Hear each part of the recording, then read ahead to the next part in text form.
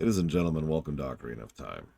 I am ever and always your host, the guy who apparently doesn't know how to review things with beans.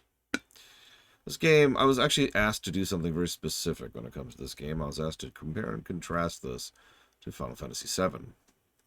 Now, one of the biggest things that was mentioned in regards to that was how this game was a direct competitor to FF7. And if that's true, then we need to talk to that person about what direct competitor means. For a bit of perspective, Final Fantasy VII came out on January 31st of 1997, or outside of Japan, September 1997. This game came out in November of 1998. So that's either roughly 2 years, or just over a year, depending on how you count that. That's not a direct competitor. Dungeon Siege 2. There we go. Persona 3R Heaven's Vault. Thank you very, very much, Narset. But I am going to compare and contrast these two games because there was a bit of in-office hostility towards Final Fantasy VII when it came to the production of Ocarina. It's not a joke. Now, how much of this is blown up over time? How much of this is drama for drama's sake? Who knows? But there was at least a little bit of rivalry against Square. Probably at least partially because of the fact that Square, had been such a Nintendo... I mean, they'd basically been a second-party developer for Nintendo for a long time. And then they jumped ship to PlayStation. And they did it specifically because Square wanted to make movies and not games.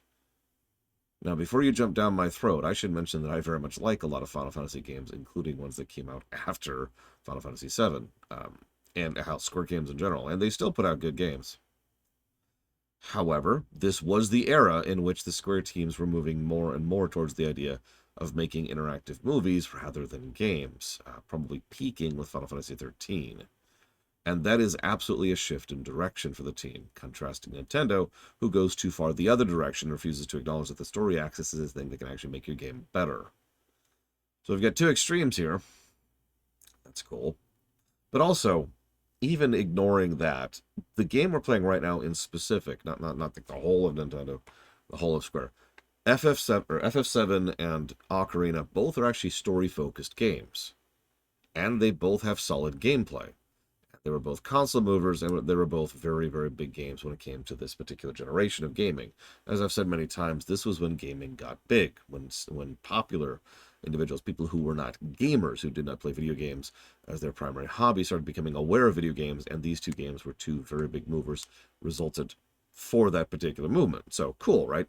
Remember, both of these games had substantial releases in Europe as well, which was something that was considered unusual at the time.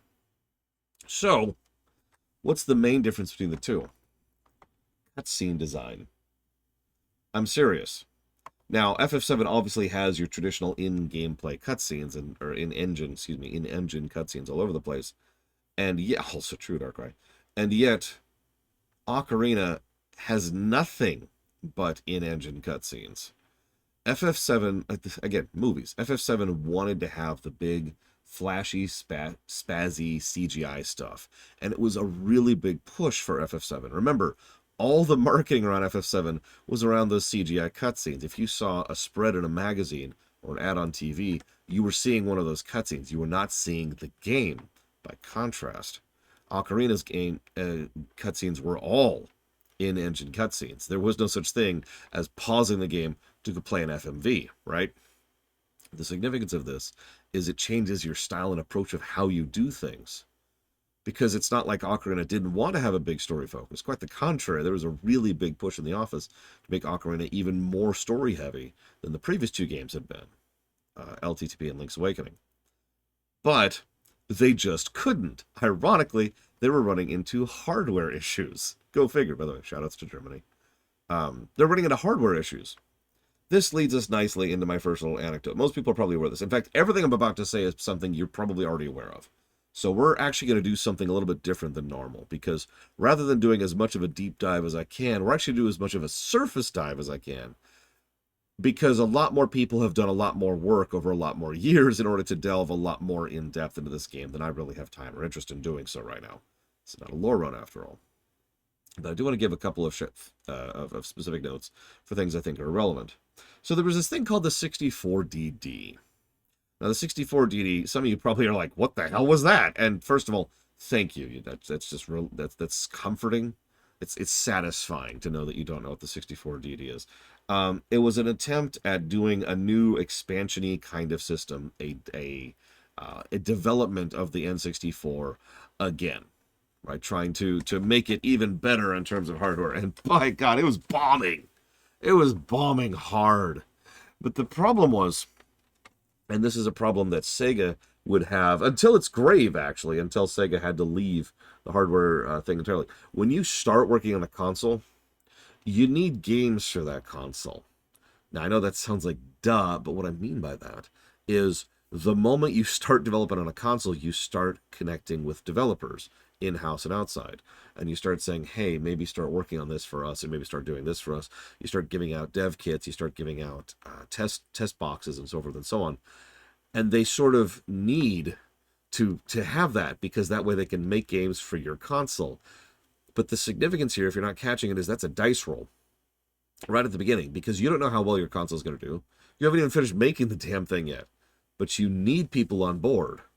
So there were actually several games that were in development for the 64DD, some of which have never actually seen any kind of development, some of which got released on the GBA later on. Points if you get it. And so the DD was just, it was bombing really, really badly. And they would actually been developing Ocarina for the DD. And the disk drive, obviously, was doing so badly that thankfully someone in the office was like, hold up, guys, we can't pull a Sega. And they're like, what do you mean? What's a Sega? Well, Sega had this strategy where they would release a new console that sucked and wasn't doing well, and they would put a mainline Sonic game on it. And what would happen every time, and because this happened multiple times, is that Sonic game would sell reasonably well. And then people would buy the console for that Sonic game. And then the sales would die immediately. And the console would just rot on the vine. So they're like, hold up. Let's hold on a second. Why don't we go ahead and try to make this on the N64, which was selling bonkers well and had been doing well for some time now. So okay, let's go ahead and do that. And I want you to picture that for a second, because I want you to picture that you've been developing. Let me make up terms, because this isn't quite true, but just picture this. You've been making a PS2 game, right? A PlayStation 2 game. And someone walks in and says, yeah, we need you to release that on the PlayStation 1 instead. What do you think was going through the minds of the developers when that happened? Point in fact, a lot of the data, information, resources, and otherwise of this game would not see the light of day until the re-release of this game on the GameCube, because they physically could not get some of this game working until they got it on the GameCube. Yeah. So this is just the beginning of the interesting development cycle. I mentioned that Skyward Sword had the most troubled development cycle. Ocarina seemed to have the most cursed development cycle. It was actually a smooth development by all accounts. Started off with the essentially just taking Mario 64 and smacking a coat of Zelda paint on top of it. But they kept working with it. Again, they had that new hardware to work with. Oh, now we don't have the new hardware to work with. Okay, and there was a whole lot of trying to finagle around that, but because they already had so much experience with Star Fox 64, specifically, they really knew how to kind of stretch what the N64 could do already, and so they were able to push the N64 pretty much to its freaking limits, which was what ended up happening with Ocarina. This is also one of the specific reasons why Master Quest, which was originally called Euro Zelda, was made, was kind of a thing that was tacked on later. Unfortunately, it is part of the game we're playing today, so we are going to be including Master Quest in the review.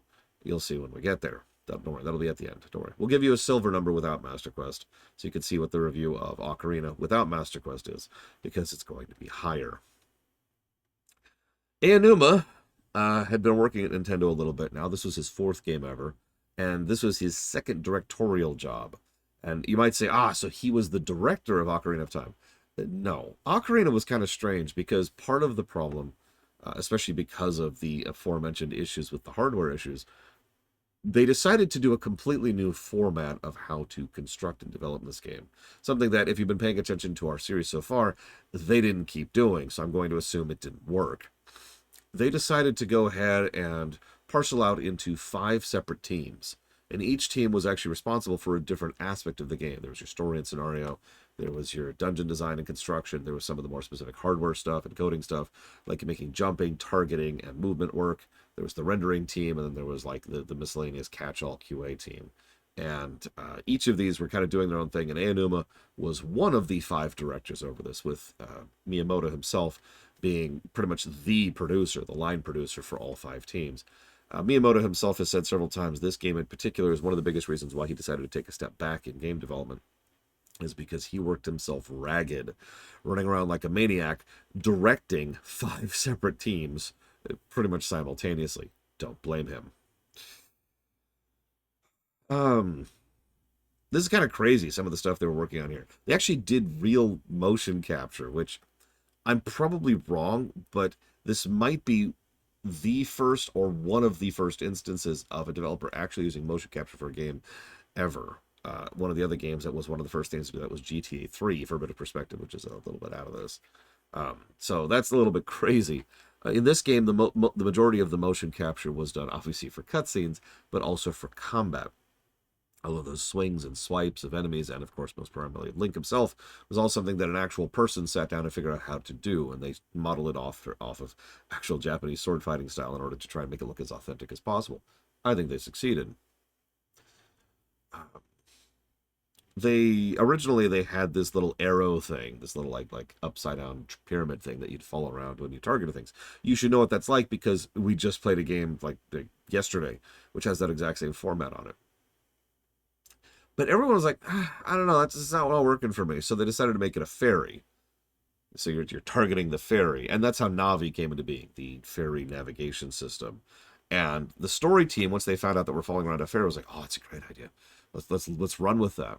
And from that, the intro was actually constructed, because the original intro of this game was completely different. Which, again, I'm surface level view. Trust me, there's so much behind the scenes on this game. For a reason I'll get into in just a second. But they decided to make the entire Deku section and the very nature of the forest children and the Kokiri, in other words, the Kokiri and the fairy things, because of the fact that we're now following around a fairy. That whole thing was built out of that concept. It's just another example of how story was informed by gameplay, which was actually kind of cool. But I mentioned a leak.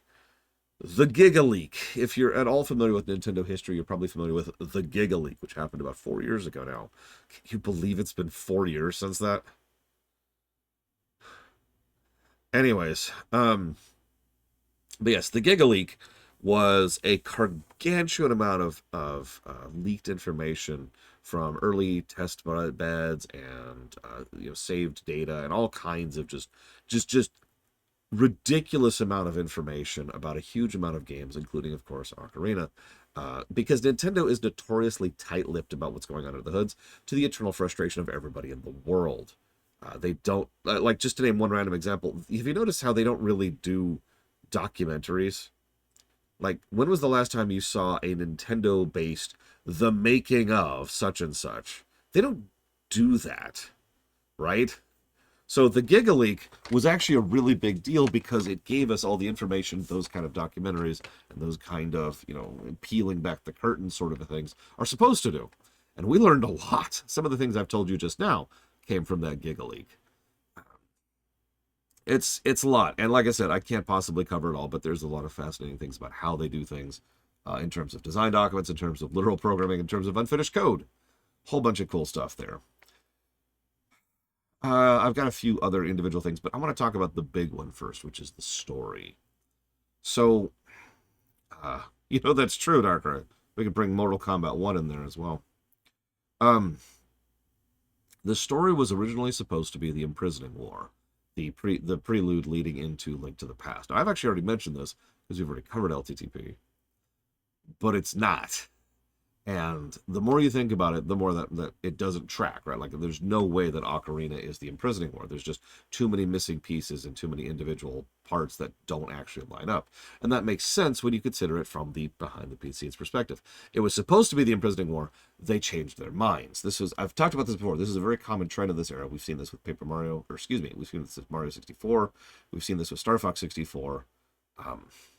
They just had this thing. And I've never been able to narrow down why.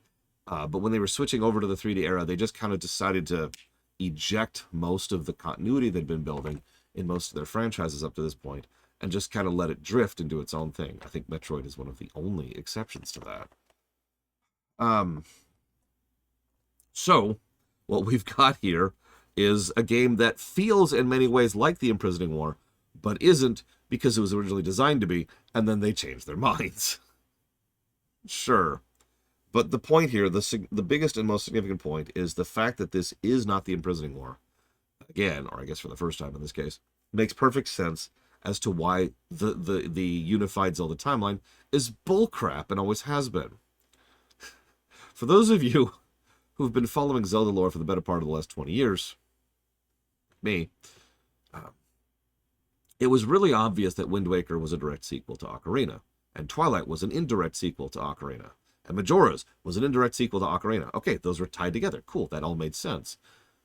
But Nintendo themselves kept talking about the Nintendo timeline. There were interviews they talked about where they have a document, right? They've got a central document. They still say this, by the way. We've got a central document which shows how the whole timeline lines up. They said that even when Breath of the Wild came out. Bullcrap, by the way, but ignore that. And they're like, oh man, this is totally how this lines up. Sure.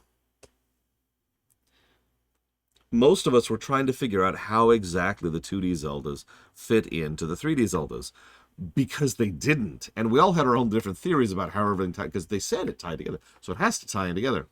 And then they came out, yeah, no kidding, I see. That's a good point, actually. Then they came out with the third timeline, which was released right about when Skyward Sword came out.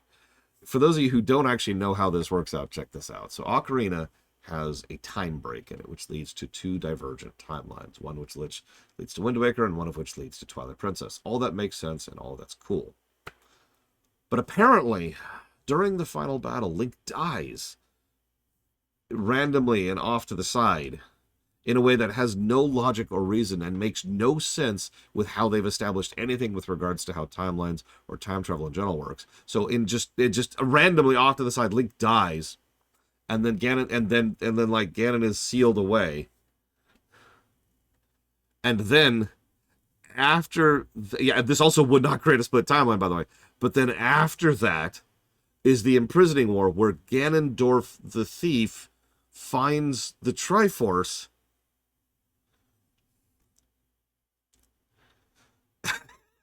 I can't even get two sentences into this because of how nonsensical it is. But that is the official explanation. Is that Link goes, and that leads to the 2D timeline. And that's stupid. And it's why the timeline is and always has been bullcrap. Yeah, we're not talking about tears yet. We'll see what they do with that. Ocarina being a reboot makes a lot more sense. Ocarina and its subsequent games, which is Ocarina, Wind Waker, Majora's Mask, Twilight Princess, Phantom Hourglass, and Spirit Tracks. These 6 games connect with each other logically in a way that makes perfect sense. Boom, there's your 6 games. Those are part of their own story. That's fine. Twilight Princess does not lead into Four Swords Adventures. That's stupid. By the way, that is the official timeline. Yeah, Link's in the middle of the battle, just heart attack. No. In the final battle, Link's just going to fight Ganondorf. He's like, I'm ready to fight Ganondorf. And then Girahim shows up and is like, push. Link's like, I'm too weak. I can't get up. It's too strong. I'm too weak. And that was the end of it. It's dumb. But that's my job to report on it. But I wanted to bring this up too. I really don't mind that they wanted to reboot the series. I don't. Ocarina being a new origin point makes sense and ties in neatly with the 6 games that it ties into. Cool. Or 5 games, I guess. That is cool, and I have no problem with that, really. The problem I have with that is the fact that they are trying to lie to us about that. That has always been my problem with the Zelda timeline. The Zelda timeline, because it's not. As I've pointed out already, because we've already covered all the 2D games, most of the 2D games connect with each other pretty well. Over there, in their own arcs. But I'm getting too much into it. We've got a few other details, some little things I'll point out as we go. But for now, why don't we go ahead and watch that intro everyone remembers.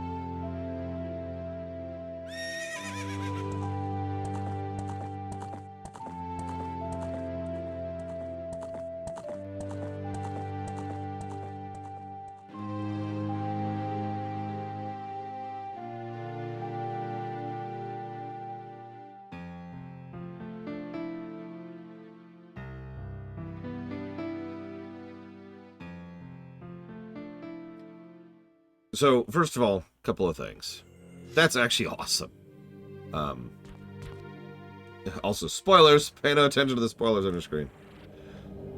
Dang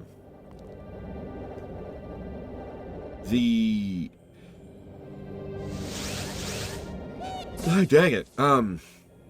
I do think the 3DS version of Ocarina is superior, like, near universally. Like, 99.8% superior. There's a microscopic amount of changes that are what I would consider inferior, and I think most people tend to agree with me on that point.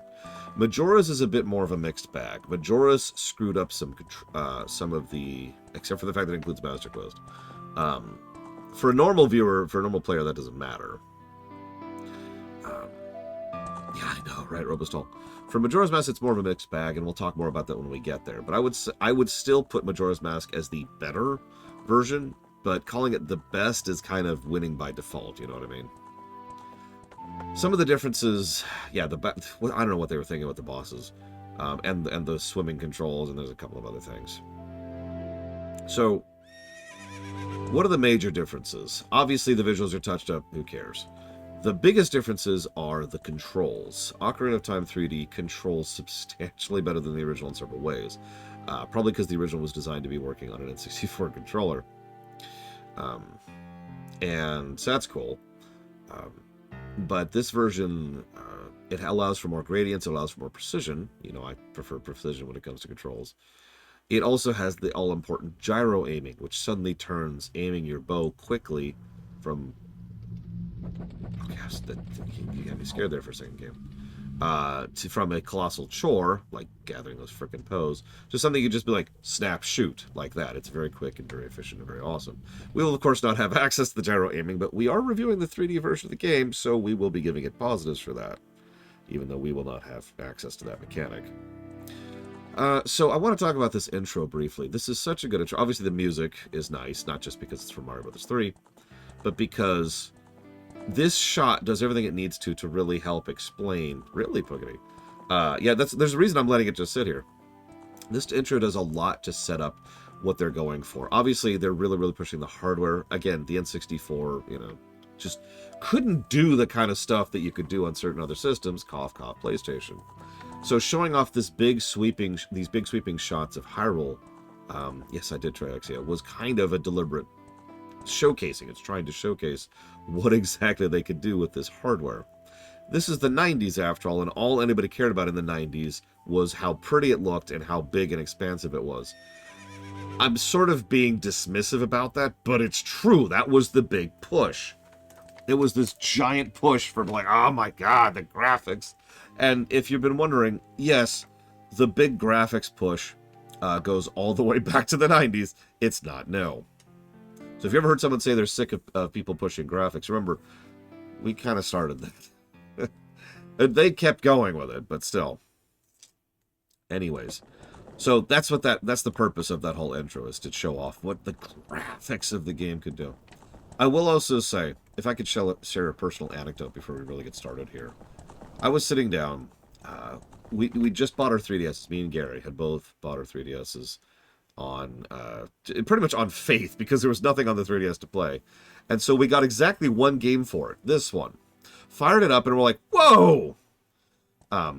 Because this looked nothing like the original. But then we were like, nah, our memories are playing tricks with us. So we actually fired up the N64 version right alongside it, and literally physically held up the 3DS to the screen and played the two versions side by side. And let me tell you, it is night and day. This game, I will give them credit, as much as I say, who cares about the No, Yura. As much as I don't care about graphics that much, Grezzo did a really good job of touching up the graphics of this. So, the original, one way in which this game will demonstrably be scoring better is on the visual storytelling, the brickwork, and the sprite work, because holy crap. I am aware of it, B to the K to the G, but I haven't actually seen it myself. All right, so let's delete this lore guy. Nobody needs him. Get out of here, get out of here. Dynafire. Yeah, exactly, Talia. Or Metroid Prime R, for another recent example.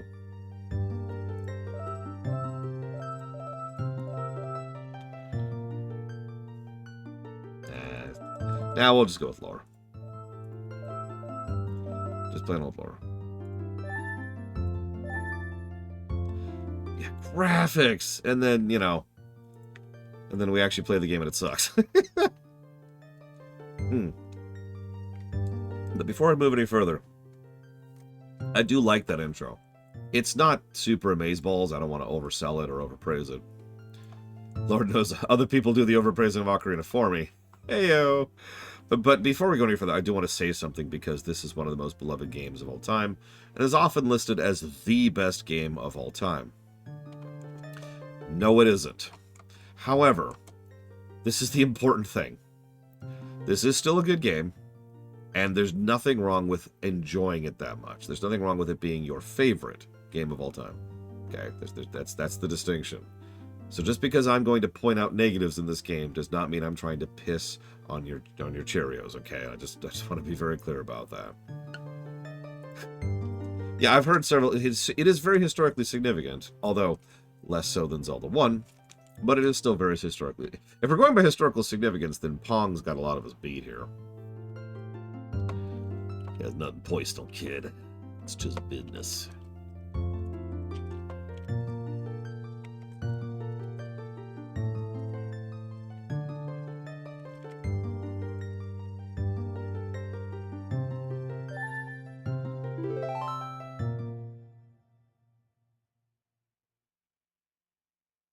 In the vast, deep forest of Hyrule, long have I served as the guardian spirit.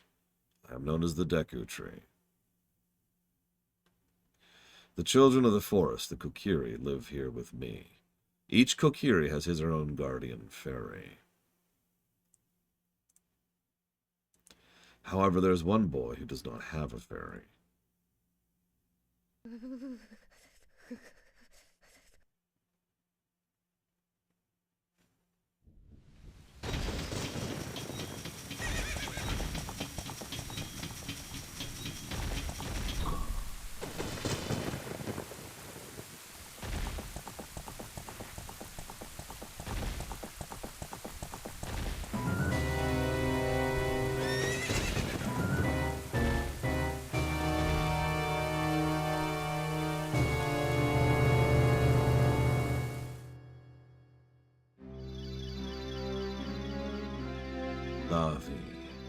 Navi, where art thou? Come hither.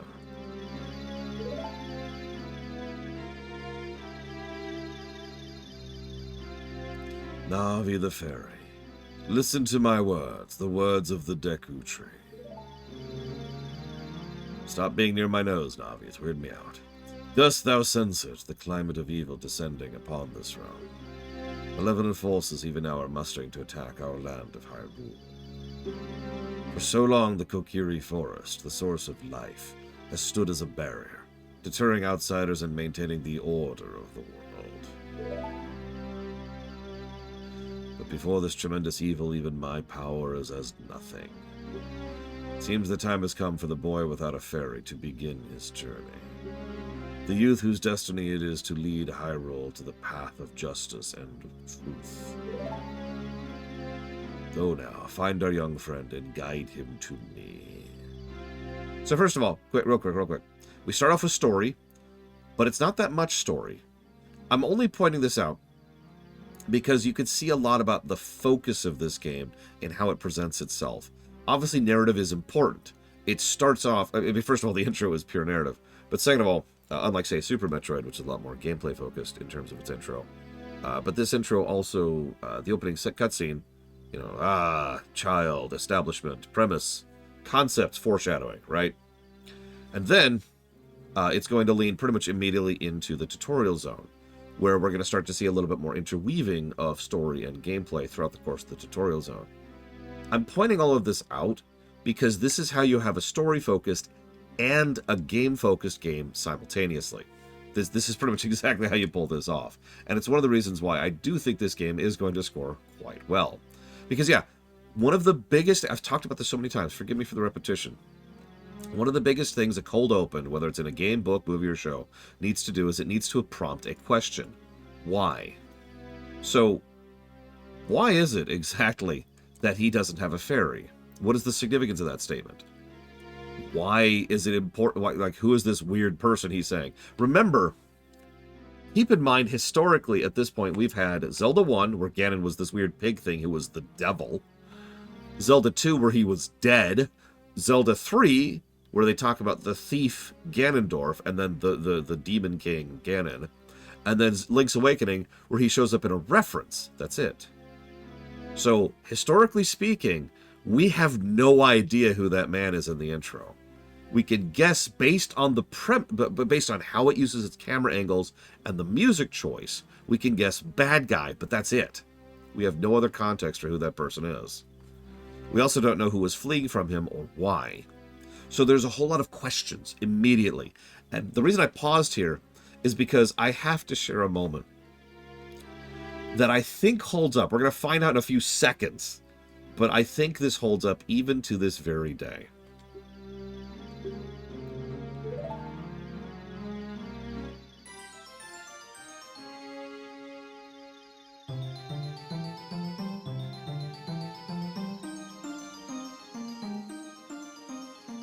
Notice the specific choices it makes, too. Starts by looking down. Goes under the guy's thing.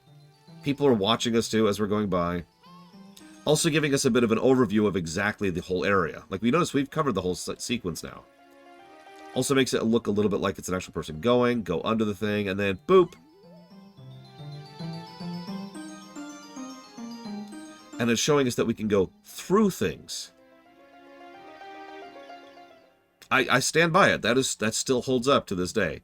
It's not as mind-blowing as it used to be, but that still holds up. Back in the N64, that was them showing off what they could do. That was the biggest thing, and we'll talk about this actually again in just a moment when we get to the Deku Tree. They really wanted to showcase what their engine could do and how 3D it was. Back in the day, 3D was the new hotness, right? And we've actually talked about this several times because we've already covered Castlevania Symphony of the Night, a game that didn't sell well when it came out because it wasn't 3D. 3D, and everything has to be 3D. It is only until much more recently, like within the last 10 years, that people started awakening to the fact that 2D games are perfectly fine. Yeah, exactly, Shaludo. So they really had to lean on that 3D button. Oh my god, look at how 3D it is. But let's ignore that for a second. It's a nice, lighthearted little moment. Adds a little bit of levity to an otherwise serious intro. Notice the music that fires up immediately after this, by the way. Now, you've heard this song like 5 times already because this song, and every song in this game, has been remixed to hell and back in future games. This is the originator right here. This is a new song for this game. A lot of songs, actually, were new for this game. Koji Kondo did something he almost never did for this game. He went out of his way to create motifs for areas rather than people and characters, which was considered unusual at this point. Keep in mind, this is mid to late 90s at this point. Video game music was well and established by this point. Nobuo Uematsu had already trod the initial ground there, and people had figured out you could use actual sound design, so the idea behind having, for example, a character theme was well established by 1997. Having area themes was a little bit more unusual. Usually you have town theme, right? But in this case, you have more like homely, like home theme. But then there's also Kakariko. But then there's also Castletown. But then there's also the Goron City. But then there's also the Zora Domain. Each area getting its own thing, right? And you understand the significance of this. He also, and the Gerudo, Koji Kondo went out of his way to try and add a bit of flavor to each zone. And much smarter people than I have actually dug into the music of this game. All I'm going to say right now is it's genius. He uses motifs in ways you've probably never even noticed. Lord knows I never noticed.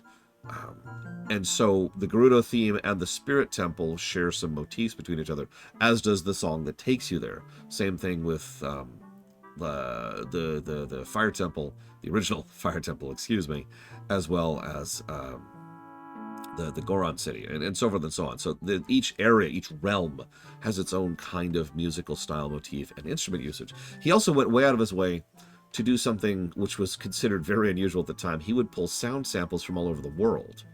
He would buy... so back in the day, what you would do in order to get a sound sample is you'd buy a CD.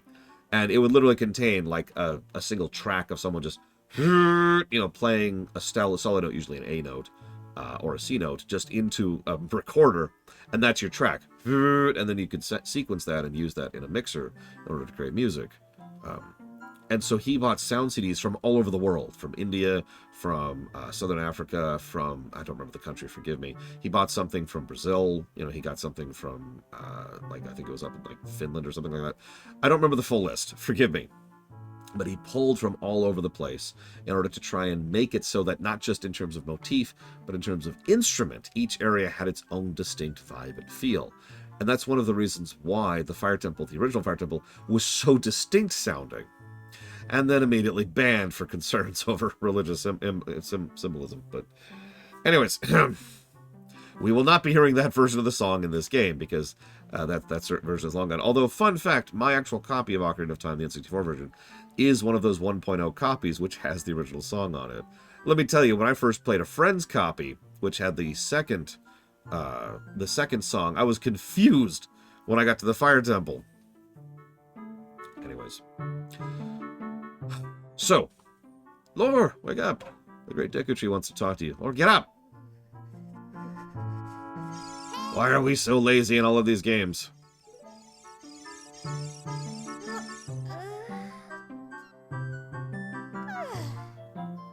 Actually, no, believe it or not, Darkrai. Not that I'm aware of. And yes, Red Blood was in the original release, too. I forget the full list of changes. I'm Navi, the fairy. The great Deku Tree asked me to be your partner from now on. Nice to meet you. Great Deku Tree has summoned you, so let's get going. Right now! Whee! So yeah, it controls completely differently from the N64 version, and thank God for that. Yes, Ganondorf has green blood in the 1.1 version for reasons best left to the imagination.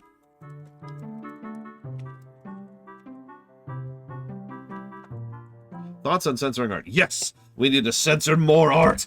Censor it! Censor it into the ground! So, I'm not pro or anti-censoring. I am pro using your brain.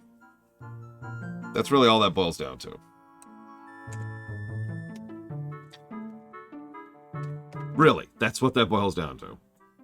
Time and place.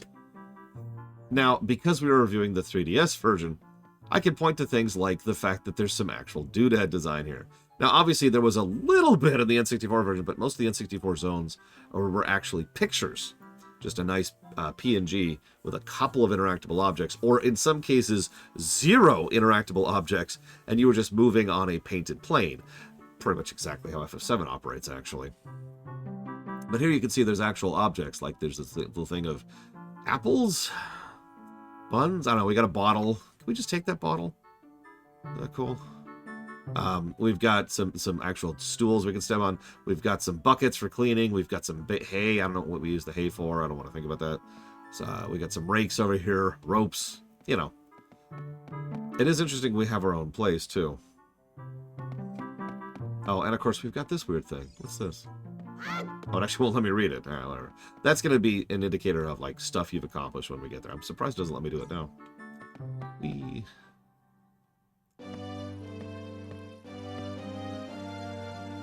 Again, with the panning shots, they're really trying to use the camera in this one.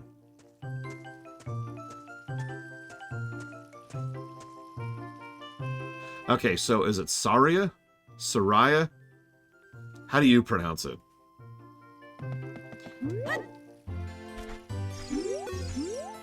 Wow, a fairy.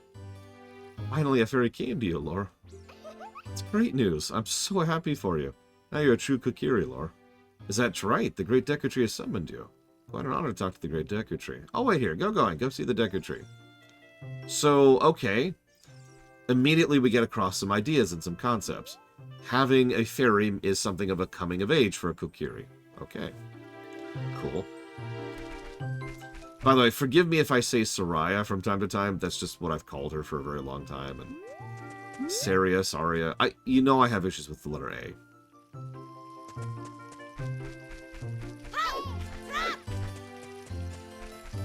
So naturally, we're gonna pretend we have no idea what we're doing. We're gonna go straight to the Deku Tree, which of course we know where it is because A, we have a mini map. B, we have a map.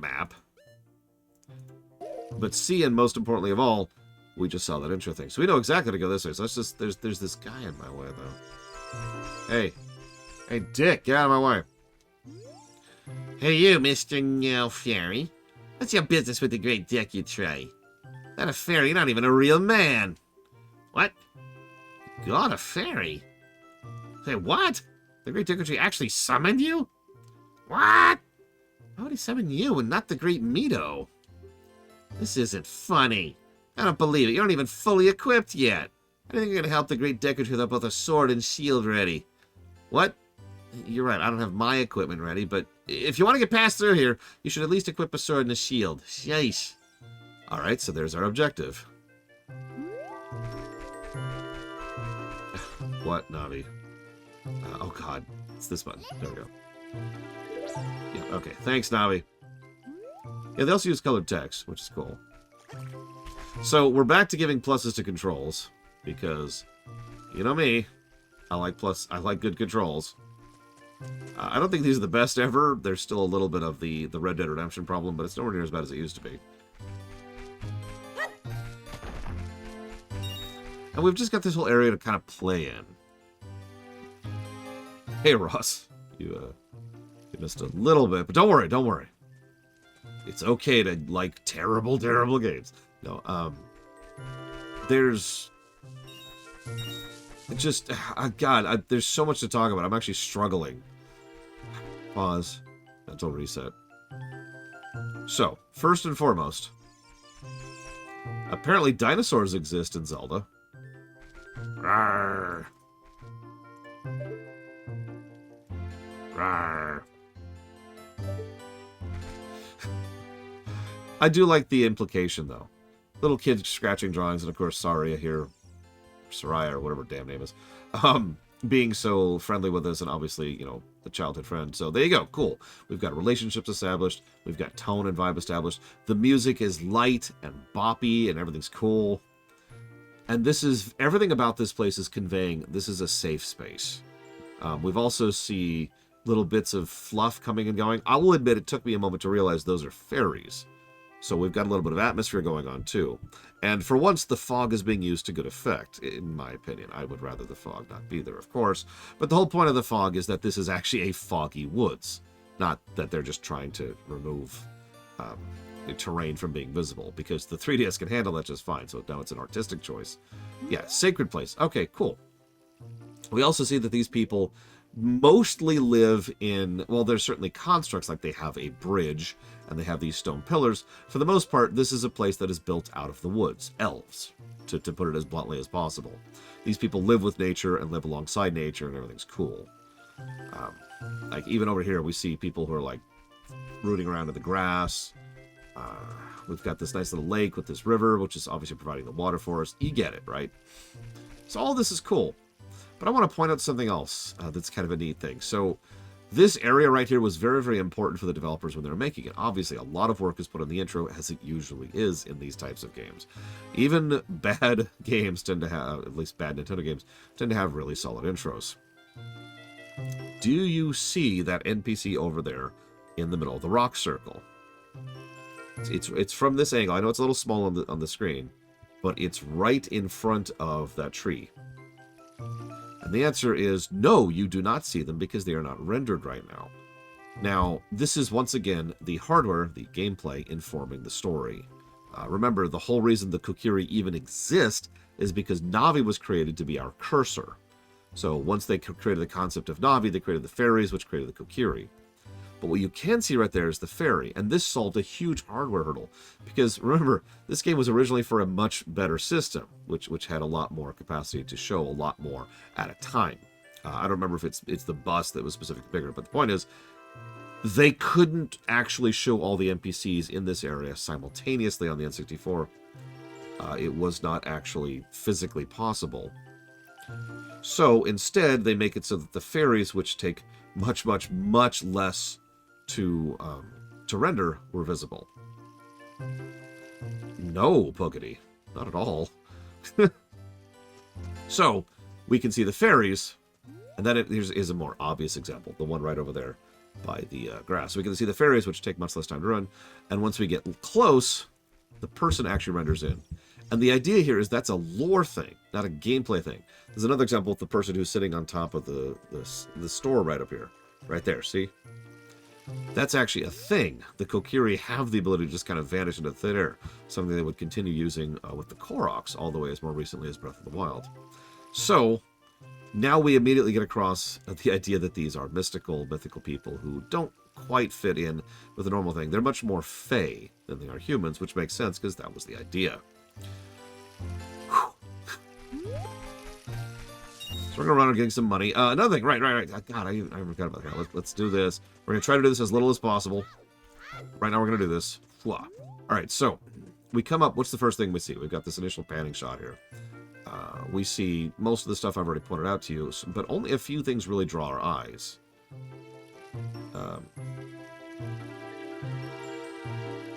So we see stuff like the rock pile over there, and we see those grass tufts.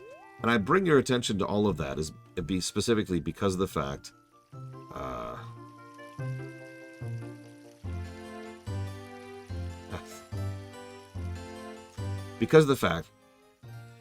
that those are things that we're supposed to interact with gameplay-wise.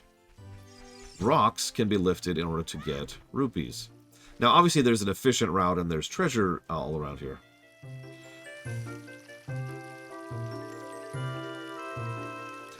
But that's more from a gameplay perspective.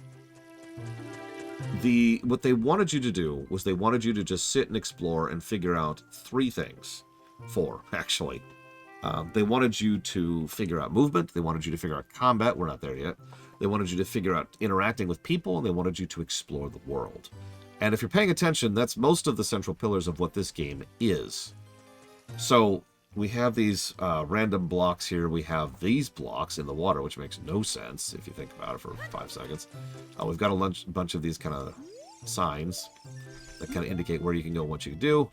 And because it's essentially impossible, do you notice this, by the way? It's essentially impossible to reach the Great Deku Tree's hole without actually jumping, thus showing off jumping, even if you ignore the stuff up in the sky. So, whoop! And there's jumping. And the moment we figure that out, we see things like this, and we start to experiment a little bit. And then we see this, and the moment you do the jumping thing, you're rewarded with 5 rupees. There's a lot of that, rewarding exploration as the player just roams around this area and can do all kinds of things and interactions to try and see what kind of world that it is that they're playing in. This is a playground, and it is actually a fairly well-designed playground, all things considered. They also put most of the really good rupees elsewhere. Let me explain what I mean by that. Like here, for example. Or another good example of this. Whoop. It's from me accidentally hitting a thing. I didn't mean to do that. Sorry. This is, believe it or not, a control tutorial right here. And we're rewarded for successfully getting across the controls by going over here and getting another 5 rupees. We also just got shoved off the thing. Don't worry about that. And this is where they show off the view thing. Cool. Ignore it. Oh yeah, by the way, that bridge, I could not freaking get across that bridge in the N64 version because the controls are just that bad.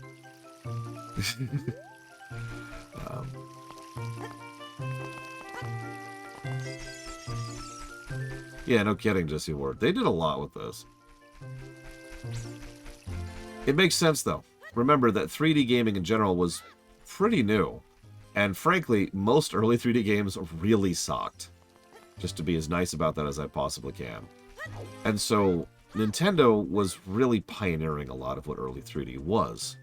I already talked about this a bit during Mario 64, because Mario 64 practically invented what a good 3D platformer would look like. And I know that game didn't score particularly well, but please trust me when I say that the other 3D platformers of the time would have scored much, much worse.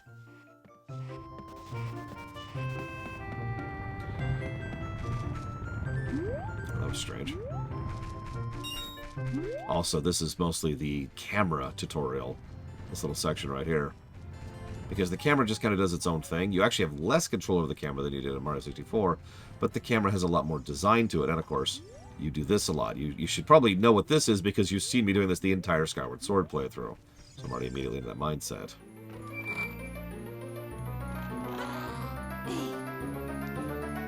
This is a 3DS game, the one we're playing right here. So there's our sword. Which we'll go ahead and equip really quick here. Yep. Yeah, Spyro does some good stuff, and Spyro 1 is a very solid game, but yeah, it doesn't introduce 3D platforming the way this game does. Well, platforming is the wrong word. 3D gaming the way this game does. Oh yeah, hang on. Also, there's this little tuft of grass right here, just to kind of indicate how that works. And of course, immediately after we get it, the only way to get back to the rest of the village, the Kakariko village, is to go through this hole. Why is that significant? Because now we have a sword.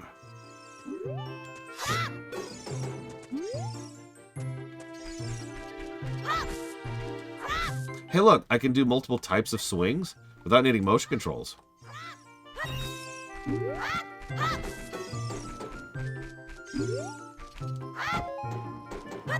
See? Point it out, Nintendo. You figured this out years ago. Point it out.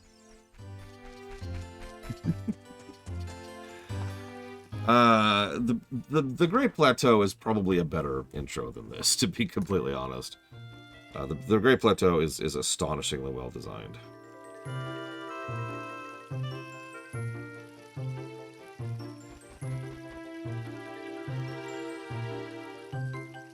I'm sorry, one moment, please.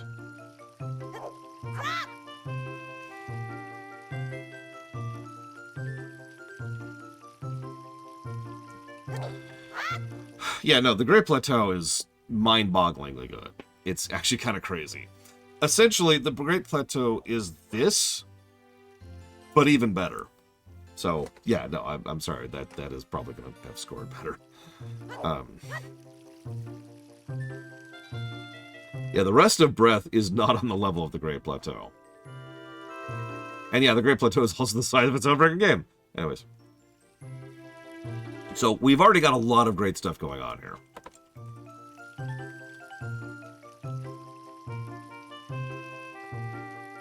We're going to jot down a lot of great stuff here. So, we've got...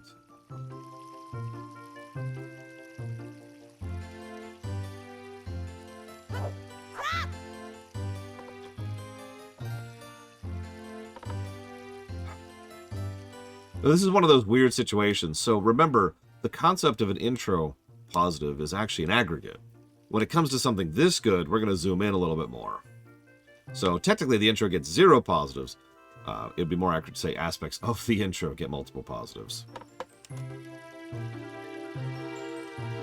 And we're not even at the first dungeon yet. Yeah, probably, Ross. Okay, so what's my rupee count? I need 6 more rupees. That's easy. But let's go in here first. Just to see what's going on. Oh, there's just some treasure chests in here. That's cool. Why do you keep hearts in a treasure chest? Oh my god!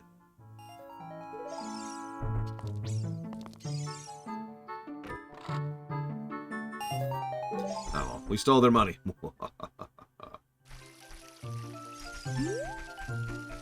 I mean, look. We also talked to some people. I haven't done that. This is how you pick up stuff. Mean old Mito's making me pick up the rocks in front of his house. Oh yeah, this is Mito's house, by the way. The guy we just robbed. Oh, sorry, I should read that out loud. What it actually said is, boss of the Kokiri. So, I mean, do I feel bad about robbing from the rich? No, I do not. Oh, a fairy finally came to you. Now you have a lot to learn. The best place to go learn is some new skills in the Forest Training Center. It's on the hill just above here. And yeah, that's what all these signs were. Each of these tell you how the control works. In fact, they even tell you, don't cut the signs, even though they then tell you exactly how to cut the signs. It also shows how to do multiple different types of sword swings, which is something I've already shown off. But my point is, it's not just something they expect you to intuit. They do tell you flat out how to interact with a lot of these things. Oh yeah, speaking of which... There's also this, and this. So, we've already got the bones of a good combat system, and one of the better combat systems in the franchise. I'd say probably the third best. We'll see if that's contested as we go throughout. Let's go to Saria's place here. Okay, so all she has is hearts. Get it?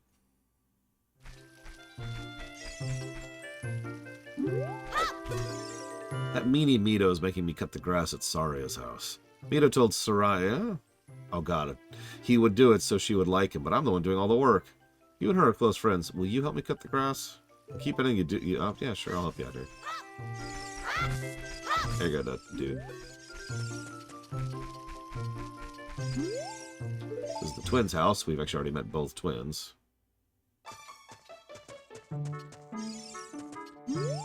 My sister took some rupees and went shopping to the store with the red roof. A green one's worth 1, a blue one's worth 5, a red one's worth 20.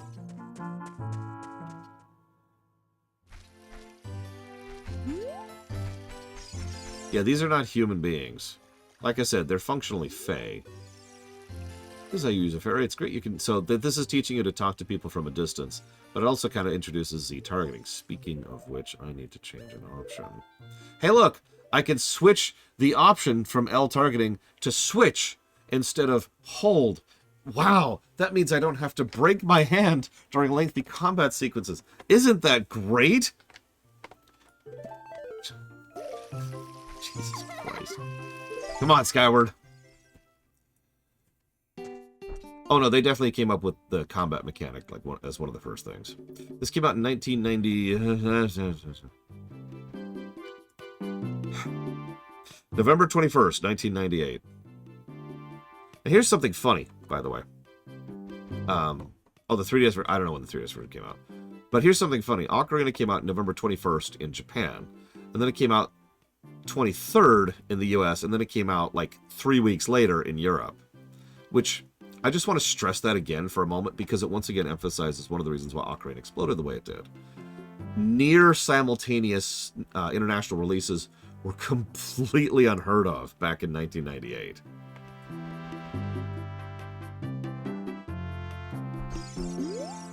The shop sells things you can get in the forest for free. And here's how you do the Deku shield, if you get that. Yeah. Whoops, didn't mean to do that. So yeah, we can buy stuff if we feel like it. There's some interesting pictures in the background there. But what we want is this. Yeah, exactly, Jesse Ward. And it absolutely contributed, in my opinion, to the popularity of the game. Oh yeah, global releases are normal now. But this is 1998. Go ahead and grab that hidden rupee behind the shop really quick.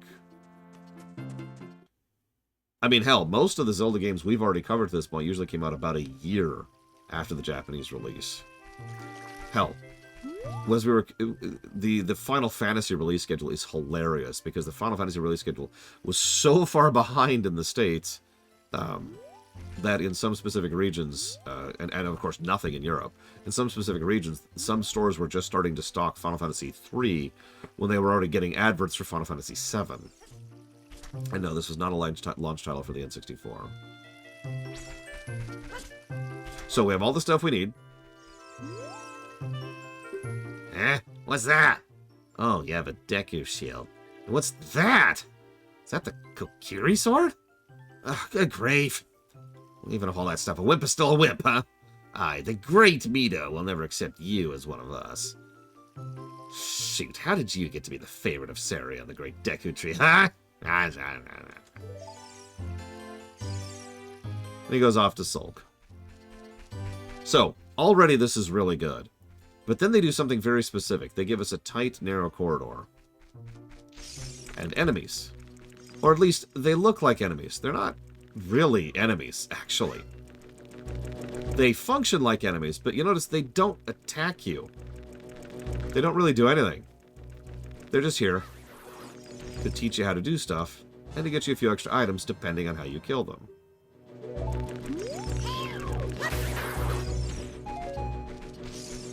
Oh yeah, the combat music switches too. This is a Deku Baba, though. It looks withered. It will hurt you if you touch it.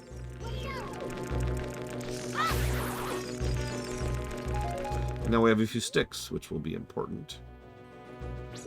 Let's go ahead and put those over here. There we go. So, back to story.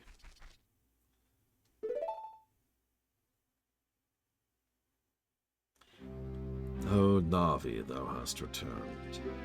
Lore, welcome. Kill me! Listen carefully to what I, the Deku tree, am about to tell thee. Thy slumber these past moons must have been restless and full of nightmares. As the servants of evil gain strength, a vile climate pervades the land and causes nightmares to those sensitive to it. Verily, thou hast felt it. Lore, the time has come to test thy courage. I have been cursed.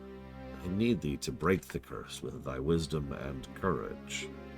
Dost thou have courage enough to undertake this task? No. Perhaps thou dost not yet have confidence in thy abilities. Return to the Kokiri Forest to learn the skills of combat. When thou art ready, return here and speak to me.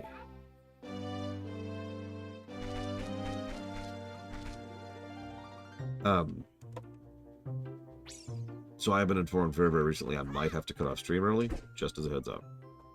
Just FYI.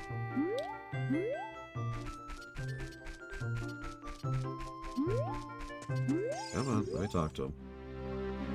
So, wilt thou do the curse? Or the undo the curse, rather. Then enter, brave. Here. What's this? I'm supposed to. I forgot to make it from you on Grandfather's Day, but on Uncle Day, but we got past that so I made it for you today. I was supposed to give it to Edie. No, it's mine now. You can't eat it. Edie lives too far away, so I went for you. I like all the hearts, but what's this? Oh, that's the heart. That's the heart letter. Oh, okay. It's a very pretty heart. Thank you. I used to reveal for all the hearts. You did. So it's like a heart of hearts, isn't it? Mm-hmm. And then on here we've got some special hearts. Mm-hmm. So hang on. So that one's me, obviously.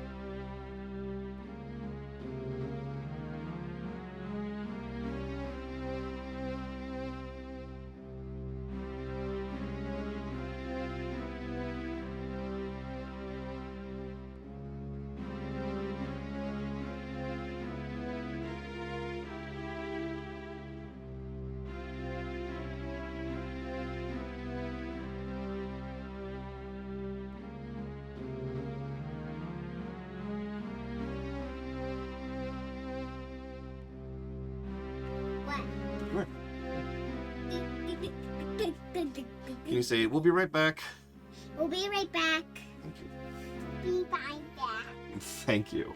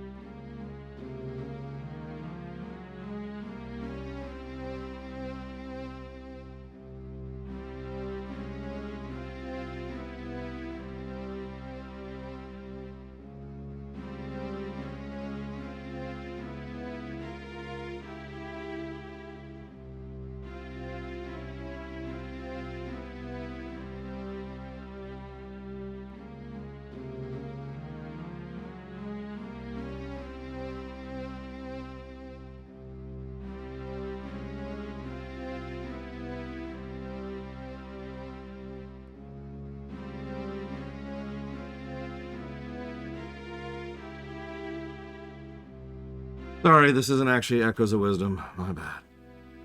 Oh, man. It is hot out.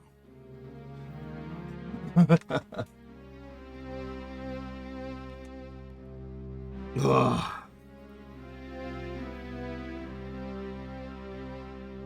Okay. Now I'm done moving heavy things in heat.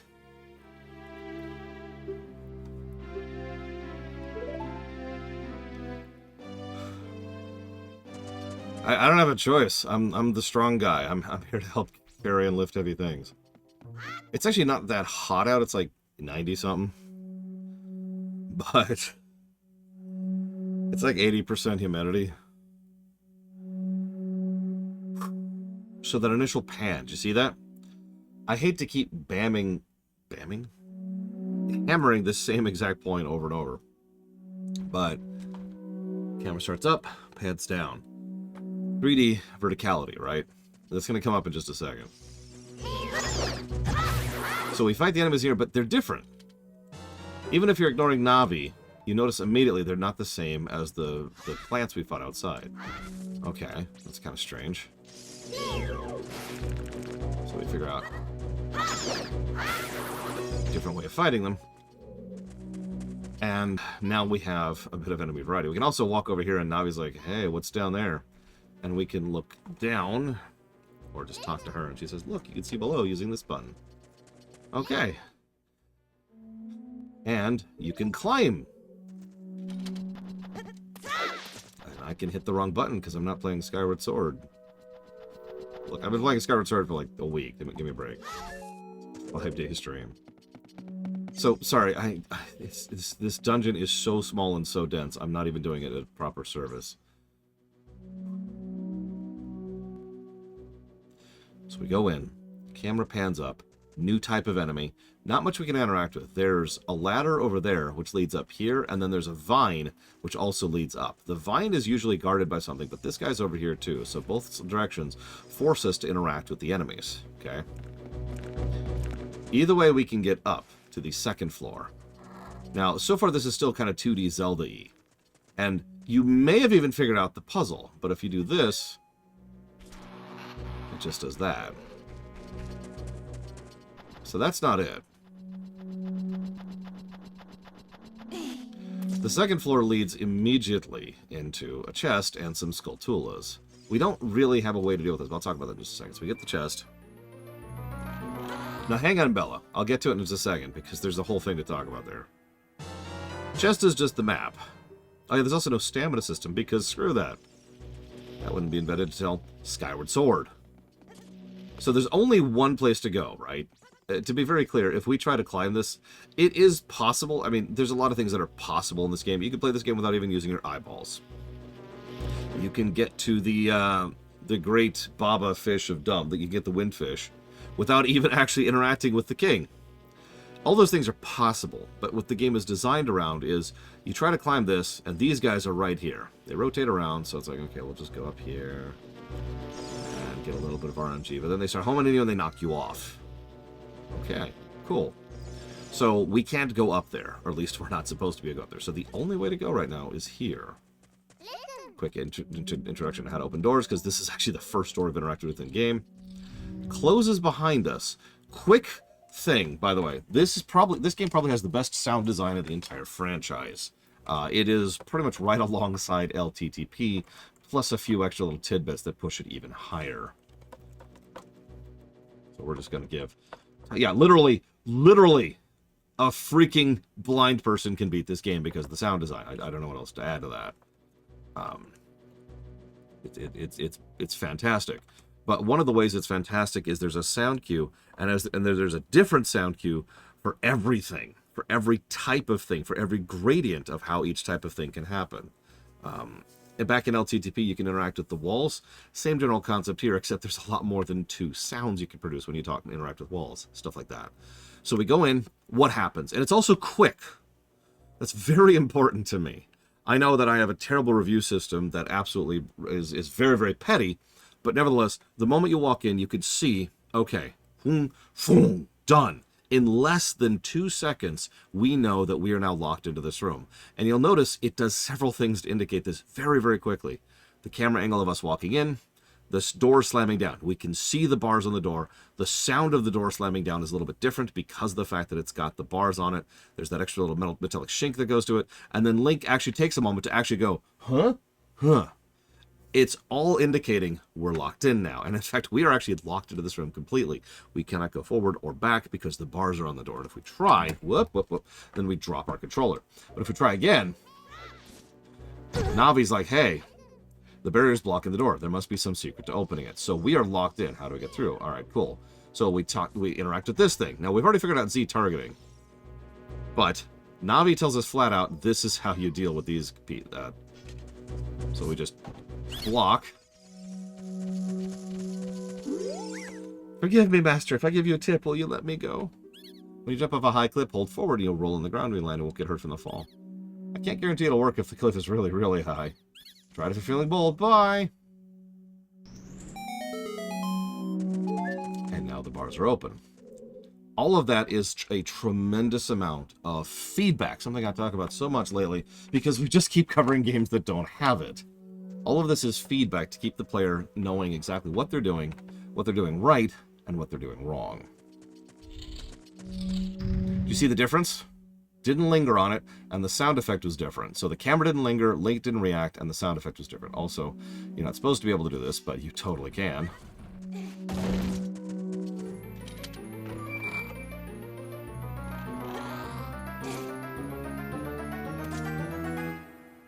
And now we have the item of the dungeon.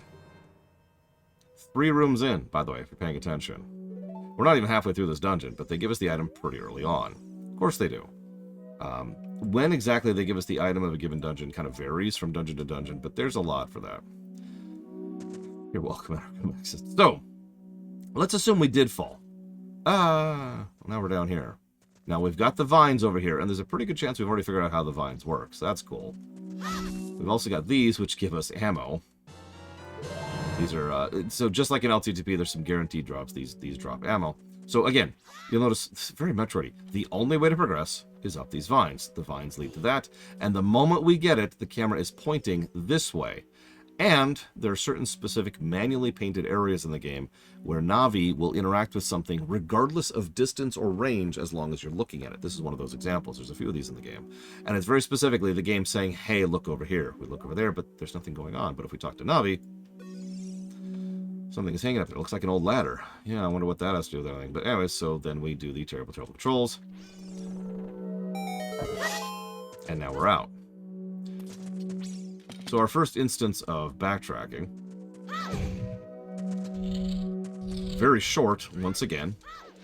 Even on the N64, all of this was very short, very tight. But now we have access to one thing we didn't before. So we can do that, or we can do it manually if we prefer. Boom. Oh yeah, there was also the musical cube. That's, again, that audio, that wonderful sound design audio feedback. So now we can go up to the 3rd floor.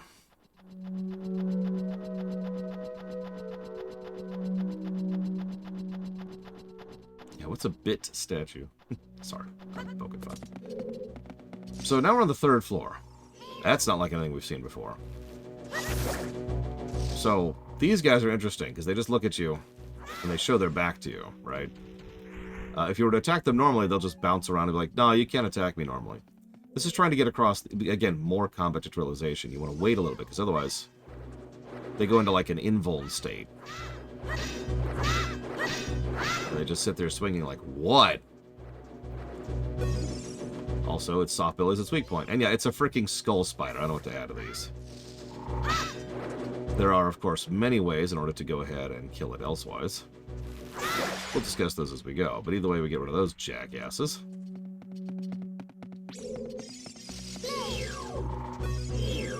There's actually no... So, I should be doing the whole dungeon, because it's me. Slow down, slow down. Okay, so...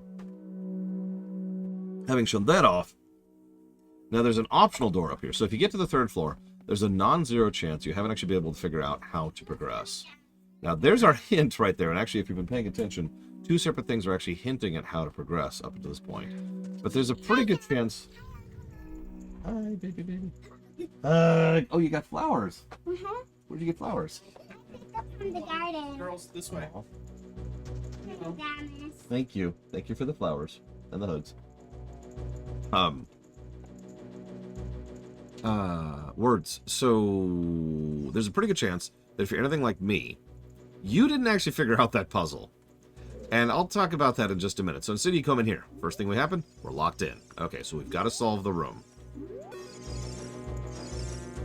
So, stand on this, and that makes these happen. Sound design.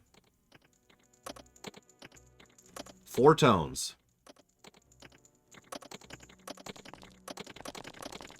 And there's actually 3 iterations of that sound effect to indicate how much time you have left. It's actually pretty vague. They don't tell you the exact time or show you an exact timer.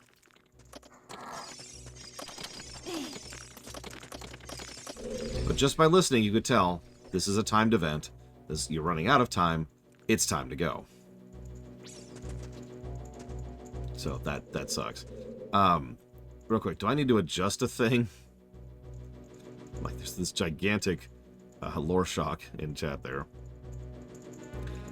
Yeah, no, exactly, Anarmactus. I know multiple people who did not, or in some cases still do not speak English, and were able to play games of the core Nintendo team, of when they were really popping, when they were firing on all cylinders, just because of the visual design. I've talked about this in Super Mario World as well, which had the exact same thing going for them. So...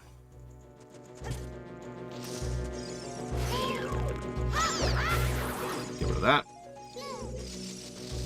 Get us a thing. Okay, so we can get up there, but I don't know. Maybe I should use this new slingshot. Oh, God, I just tried to do the gyro controls.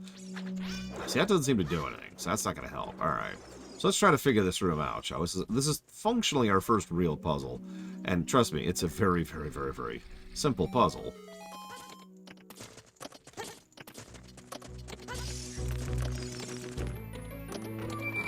And yeah, American speedrunners play in Japanese all the time, although, to be fair, they probably already knew the game before they started speedrunning it. This gives our compass. Compass is a little bit more useful, and by that I mean it's a lot more useful than it was back in LTTP. In LTTP, the compass was the joke item that nobody got because you cared. In this version, it accomplishes 3 additional things which are very, very, very useful. So first and foremost, can I pull this up to the top screen? I cannot. First of all, it labels the map where the chests are. Okay, cool. It also labels your mini-map with where the chests are, so that's doubly cool. But then, and this is the real use of the compass, it shows you where you entered a room and where you are currently. It's a live update. You can see it in the lower left there. That is the real usefulness of the compass. There are several dungeons in this game, especially if you're playing this game for the first time or don't know what you're doing, where it is extraordinarily useful to be able to tell immediately and at a glance where you're at in the room without having to just look around and try to figure out based on landmarking. Overall thoughts on Dragon Age Veilguard. I still haven't watched the trailer. Sorry. I haven't had time. This morning I was sleeping. I'm currently fighting off something. I'm dealing with something. And if you're hearing noises, it's because there's some construction going on over there. In preparation for the move. So, I haven't had time. I haven't had 20 minutes to sit down and watch the damn thing. Okay, so this is going to sound like a joke. But I just went to catch the coin to see if it worked or not. And I don't know if you're going to be able to tell here, because I haven't moved it since I caught it. But that's where I caught it.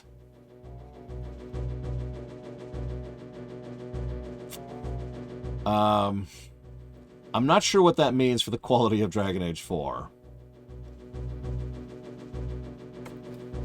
Anyways.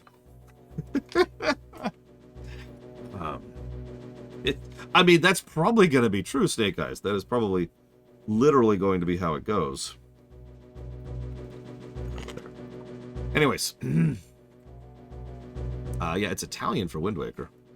Pausa, pausa, pausa. And yes, mini-mapping. So, I've already talked... We've already covered several games that came after this, but let's be clear. This is a good mini-map. It shows the shape of the room. It shows the position of chests. It shows your current location and facing, and where you came in and where you were facing when you came in. it's a good mini-map. So, yeah, let's go ahead and jot down. The map is okay. The mini-map is much better. So that's awesome. But, you know, we still can't get out. Now, this is funny, because how many of you are stuck here for a minute like, wait, oh, wait, I've got it. I've got to go kill the Skulltula. Of course. Of course, that has to be it. That's the only possible solution. So let's go kill the Skulltula. Let's do it. Oh, no, the Skulltula killed me now. And long story short, you can kill the Skulltula and it doesn't do anything. No, the actual way to get out is actually very, very simple. It's to teach you this interaction. Notice the room is locked until you do that. You cannot get out until you have figured out how to do that. By the way, a tip, which is as old as some of my viewers are, that I didn't figure out until I wrote a strategy guide for this game, is that you could put away the damn stick and prevent it from burning away. I used to just burn through sticks because I didn't know you could put them away. Okay, so we've got everything we can get right now. There's no way to progress, but if you're paying attention, all three of those platforms going into the middle all have a little bit of a runway. Just a bit. In fact, in the original version, it had more of a runway, but that actually interfered with the arc of the jump, so they had to shrink that a little bit. So, this is the solution to the puzzle. Now, that's a little obtuse. I'm not going to lie to you. There's a little bit of... and I will freely admit, I will count myself as one of the many, many people who couldn't figure that out immediately back in the day. But the thing is, the thing that this puzzle does that is so smart is it gets you into the mindset of the fact that you are playing a 3D game. And I know that sounds like such a banal, dumb thing, but no, I mean that with total sincerity. The reason so many of the puzzles in this dungeon, including that one, are all about the Z-axis and the vertical plane, is to get across the idea that this is no longer being played. I want a game. No, so hey, look, come on. I don't have a game. Come on, let's go upstairs. You have a game. There's no game. Well, okay. Why? Thank you. The other... Here, smell. Yeah, I smelled it before. It smells pretty. Down, come on. It smells like heart. If you need my help, just say something. Oh, No, hold we're on. gonna Hey, Come on. What's this?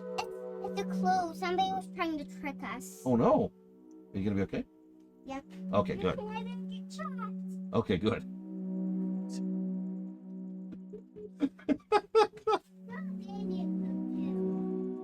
Yes, she is. For those of you who didn't see what she just gave me.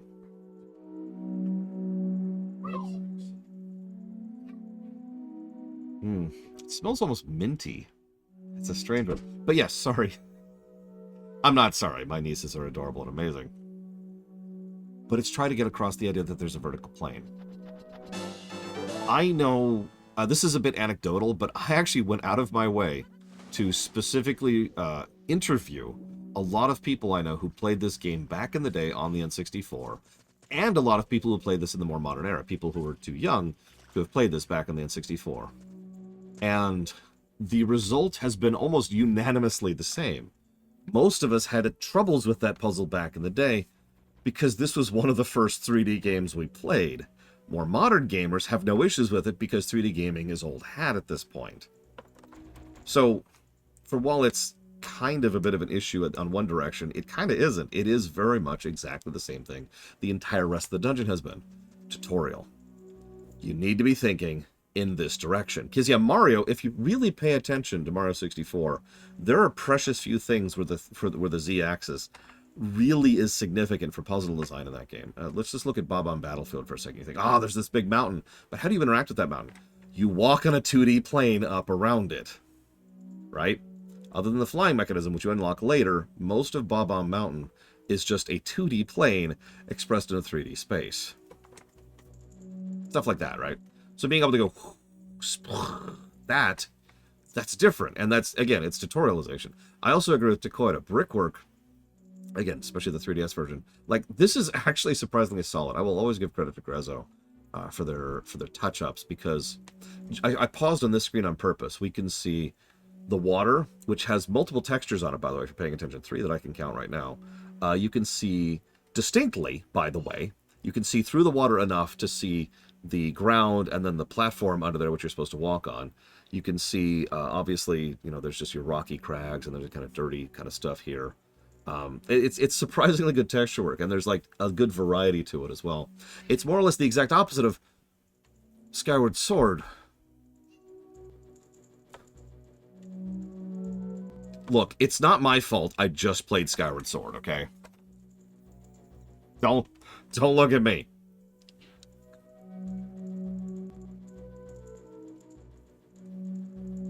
I mean, I actually agree with that. These textures legitimately look better than Skyward Sword's. My honest opinion on that. Okay, so hang on. So give me a moment. I gotta jot down some notes here. There's so much to cover. I think we're on like room 5 here.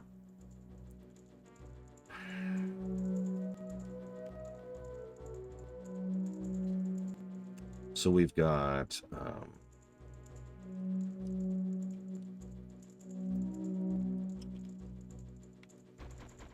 we also have what I consider to be one of the best dungeons in the entire franchise in this game. And it's not the one you think it is. We'll get there. It's not this one. I'll give that away.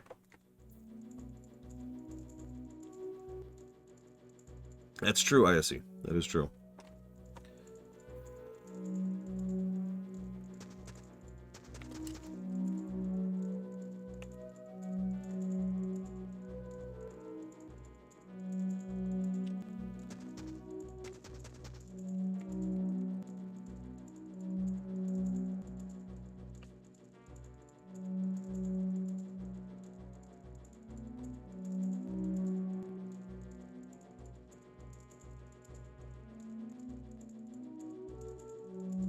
It's the water temple. I'll give it away. It's the water temple. Did you notice that the music in here is completely atmospheric? Ocarina is such a strange soundtrack. Most game soundtracks lean towards being heavily atmospheric or being songs, right? That sounds dismissive, but I don't mean it as such at all. Instead, you know, like Mass Effect 1 tends to not have much of a melody to most of its music, whereas Mass Effect 2 tends to have a lot more focus on the actual music, right? Yeah, ambience versus music, right? Ocarina has both. It's very strange. And again, that's very much on purpose. So we talked earlier about how the music will dynamically change based on environment. Mostly that's combat, but there's some other little niggles to that as we go throughout the game where music will actually additionally help us to figure out where we are and what we can do. That feedback, that all-important feedback is everywhere.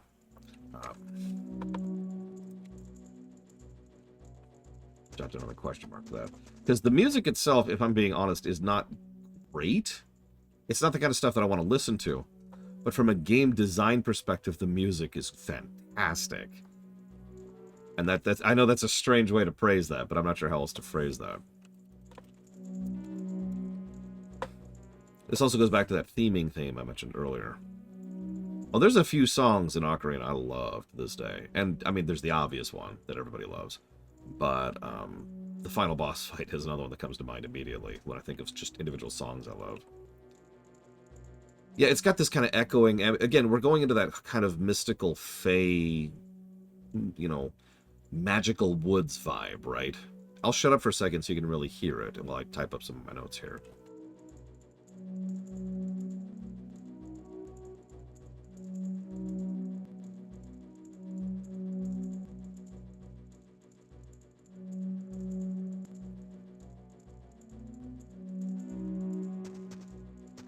Believe it or not, it's at max volume in Arkham Access.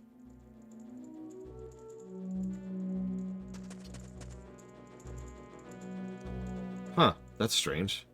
There's a sound that's playing if I go over this way.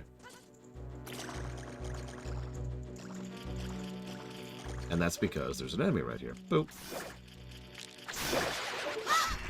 We also see these gold Skulltulas. These first 2 gold Skulltulas are actually quite well tutorialized. They're very early on. And they're very easy to get, all things considered. You're really supposed to get these first 2 Skulltulas. we'll talk more about the Skulltulas and their usage as a collectible later. I do think there are better examples of collectibles in this very franchise. We've already covered one of them because we already had the Mai over in Link Between Worlds.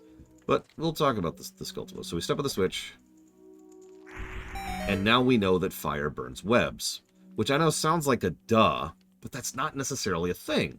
This is a video game. You know how this works. You could say all you want about immersion and storytelling and how things are, but no. Logically speaking, video games have rules. The game needs to establish the rules so we understand how to interact with the world, right? So, having that initial switch right there in the web so that we see it and we hear and see it burning away the web, that's good. So now we know webs burn. All right, we've already understand that. That's also critical for that puzzle, which we'll get to in a minute. By the way, looping dungeon design. We're going to get to that in just a minute, too. But before we get into that, let's go ahead and do this. This is also why knowing where that platform is so significant, because if we just go into the water, this thing will be it'll go out. Like, oh, let's go into the water, and it's gone, right? I think I actually burned it out there, but you get the overall point. So that's one of the reasons why being able to see where the walkable platform here is so significant. But yes, sorry, in the off chance you haven't been watching this entire Zelda series, first of all, hi, I'm the Lore Runner. I've been covering Zelda for like a month now, and will probably continue to do so until I move. At which point I'll move, and then I'll probably go back to covering Zelda, because there's a lot of Zelda games. Looping design, Metroid actually is the king of looping design when Metroid really is popping on that. But the idea is you want to go into a dungeon and then go into a fork, a side chunk of a dungeon, and then smoothly leave immediately. I do this, but it doesn't necessarily have to be an actual loop. Sometimes you could go straight down a corridor and then right back a corridor. But the importance is each trip is different. Let me use a specific example. In Super Metroid, there's a long declining hallway that you have to walk down while avoiding some enemies, which is pretty easy to do. And at the end of it, you get the speed booster. As you get the speed booster, the lava starts to rise, and you see that in that room. So you go back out to try and get out of the room, and then the lava starts to rise much quicker. You have to use the speed booster to get back out of the same room. Now, that's a really minor example, but it gets across the point. That is a loop. The way in which you go in and then come out is different. You see the point? Exactly, Anarchomaxis. Good looping dungeon design is good backtracking in almost every circumstance. Now, it's not always, because the Zelda series, you can see it on the map if you can read this down here. This dungeon is literally going to loop around, and then I'm going to come out on that side of the platform, and then I'm going to finish the puzzle there. And that's very, very common in Ocarina in particular, where you have to solve something by going off the beaten path to get back to where you started. But it is still ultimately looping design. What in the world? I'm sorry, one moment, please.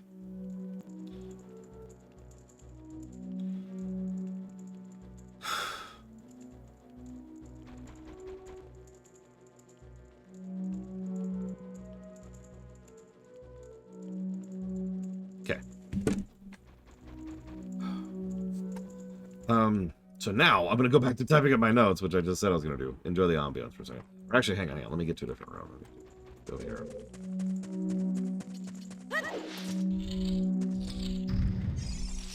Of course, we already know how to deal with these. Forgive me, Master. I'll never do it again. You'll beat my brothers up ahead unless you do it in the proper order. 23 is number 1. Do you think I'm a traitor? Yeah. So, sorry.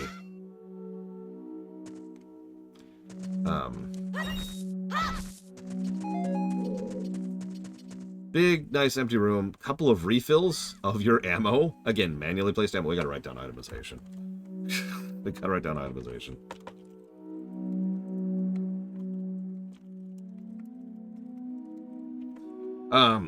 Not much to do here, but there's this big old eyeball over there. And what do we have to interact with the world?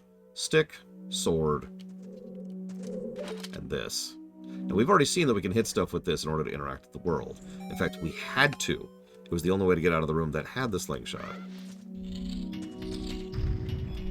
So now we get... This is our first example of escalation we've seen in the entire dungeon. Because everything up till this... Oh yeah, I haven't yet, actually.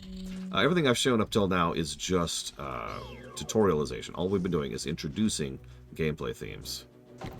like the block, or hitting something with the slingshot. I think there actually is Yura, but I'm on a controller, right? So I don't want to do that.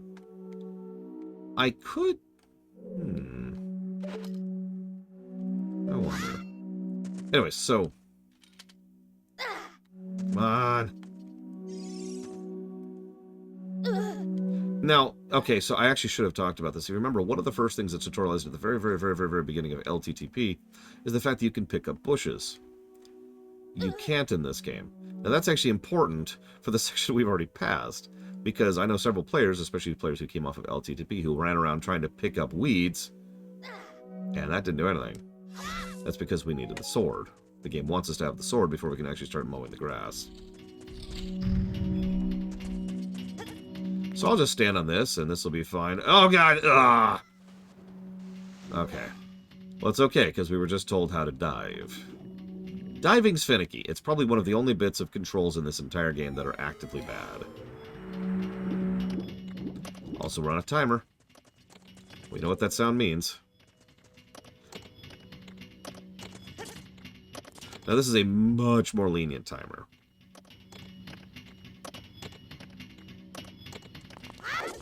So that's probably the first bit of escalation we've had in the entire dungeon. Notice it's still going. And you notice, some people have criticized Navi for being a little too tutorial-y, but almost every time she's popped up, at least in this dungeon, it has been something that, I don't want to say I would consider it mandatory, but it's definitely been helpful. This is how you climb. This is how you dive. This is how you pull, right?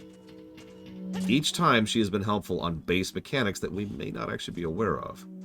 And in most cases, you can muddle your way through even without her telling you what to do. Oh yeah, by the way, the camera, that's another example of that. But we'll talk about that later. So we've got a bunch of guys who are giving us sticks, in case we're low, which we actually are. A little low on sticks, so we'll grab a few here.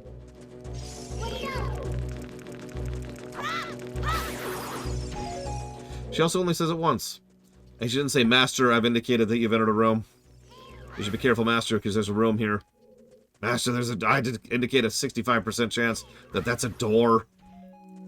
And I know what you're thinking. Lore, you're being exaggerative. No, I'm not. I actually showed on camera that Fi would literally point out a door.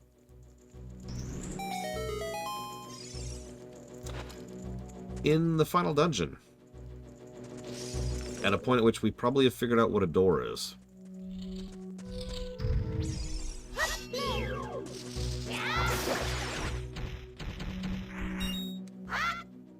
So, I really need to pause and write down my thoughts and notes, which are now called thotes from now on. You can quote me. See you around, Jesse Ward. Have a good appointment. No, not thoughts. That's different.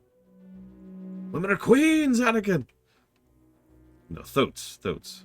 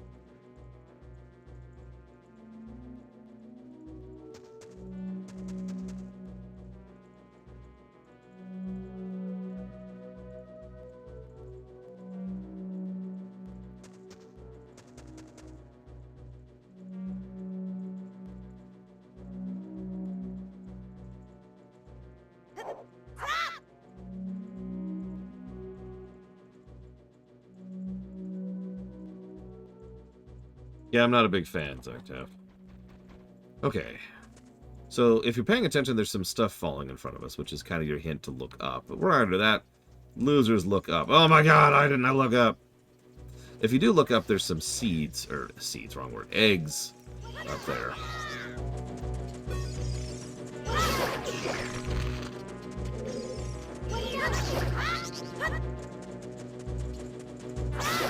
By the way, it probably sounds weird, but I do actually appreciate the style put into how you swing your sword. As I mentioned before, they actually did have real-life sword masters and did motion capture on them in order to gather most of the attack animations. Now, that's more obvious with Adult Link, but still, sorry, spoilers. So we're going to go ahead and do this.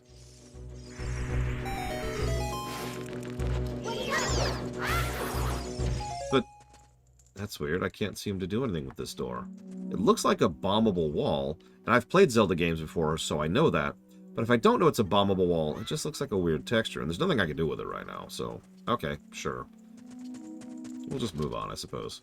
But that's probably the first tidbit of, hey, there's more stuff to come back into the dungeons for, which is arguably a bad thing, and we'll talk about that later.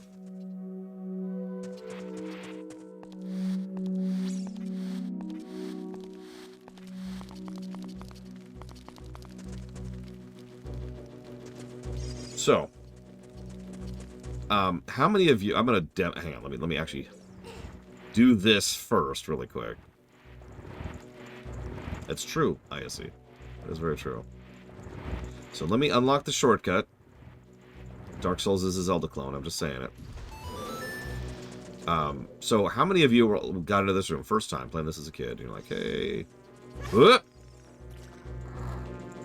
And then looked back, and you didn't unlock the shortcut because you went off either on purpose or on accident. And now you had to go back through the loop again.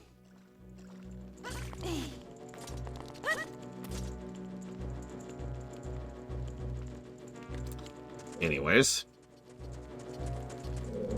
But we do need that shortcut. Actually, do need the shortcut in order to progress, so they really want you to do it.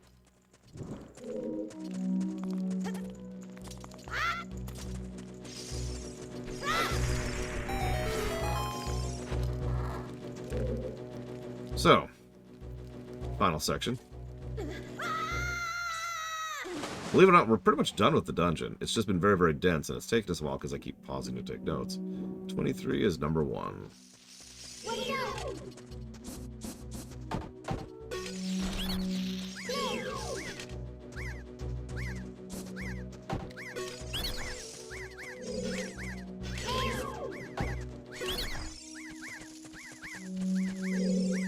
How did you know our secret? How irritating!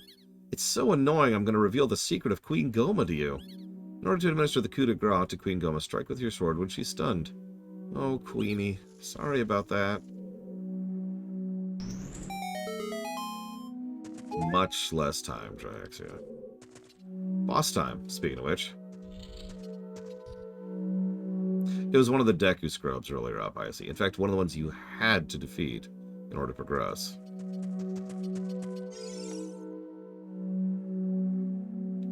So almost everything in here is covered in webbing. And now we're locked in. Now, it's pretty likely we're going to see her. But she won't actually activate until we look at her.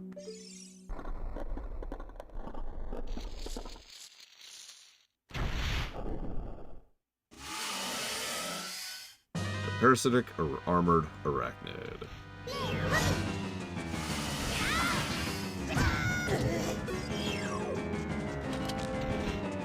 So, that didn't work. But if we shoot her with that weapon we got in here, which is kind of a new concept, using the item from a dungeon as the thing against the boss. It wasn't completely new, but remember, in LTTP, that only happened, like, once.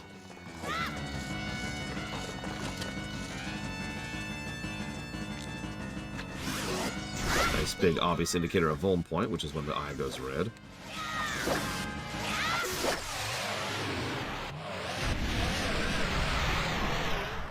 Yeah, getting sliced in your eye probably doesn't feel good.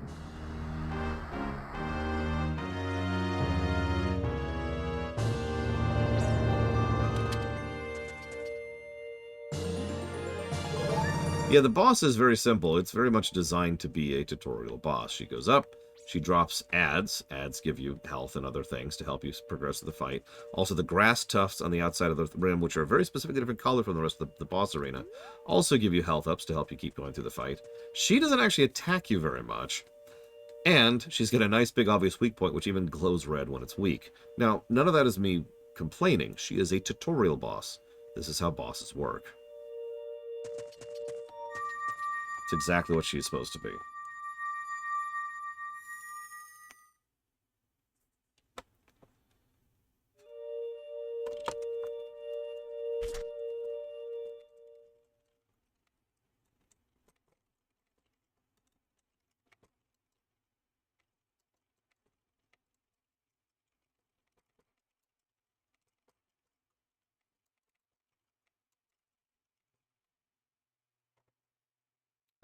No, I have not, Euro.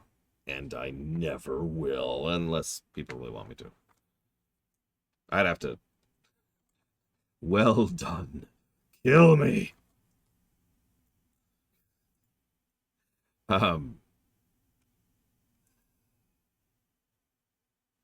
think it's it at the moment, yeah.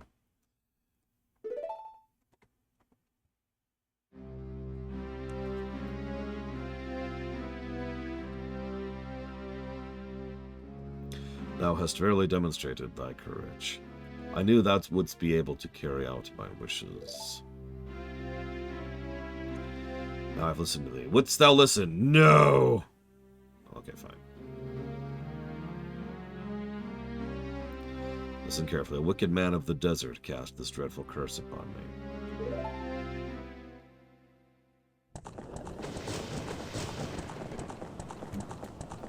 So now we have context for who this guy was from the earlier scene.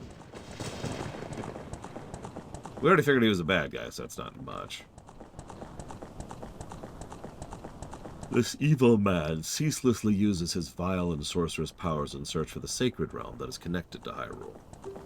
For it is in the sacred realm that one finds the divine relic, the Triforce, which contains the essence of the gods.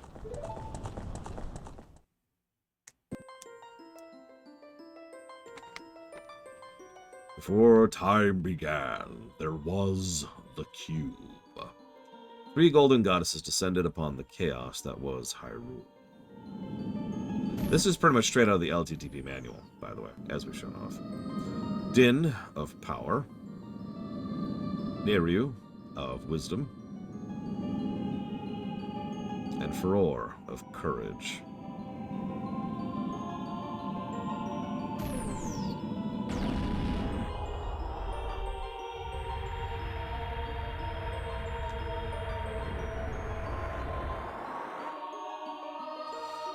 No, this is before Shadowcon.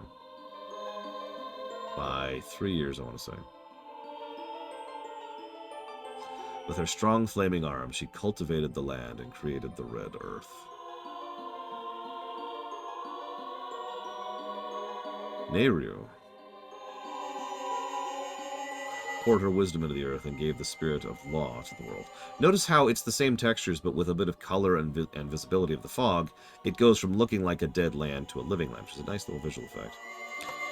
Furor, with her rich soul, produced all forms of life who would uphold the law. And there's the fairies. Furore. The 3 great goddesses, their labors completed, departed for the heavens.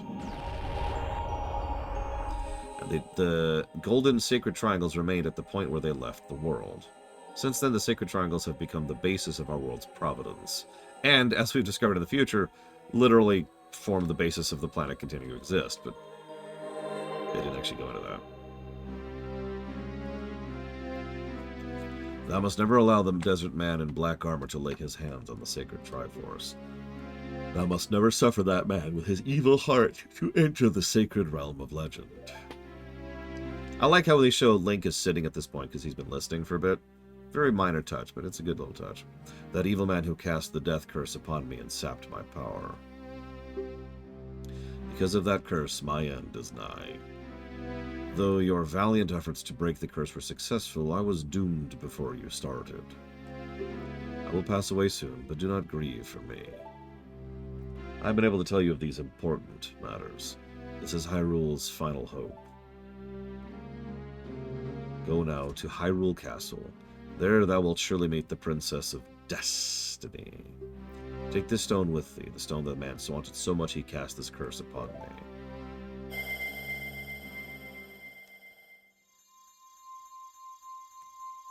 Yeah, believe it or not, the death curse actually kills him. As with most Zelda games, a lot of people die in this game. Although we'll talk about that later.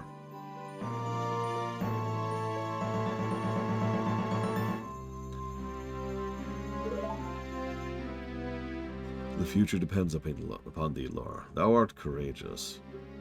Shouldst thou ever lose thy way, seek the vision of a path from the Sheikah stone that stands beside that home.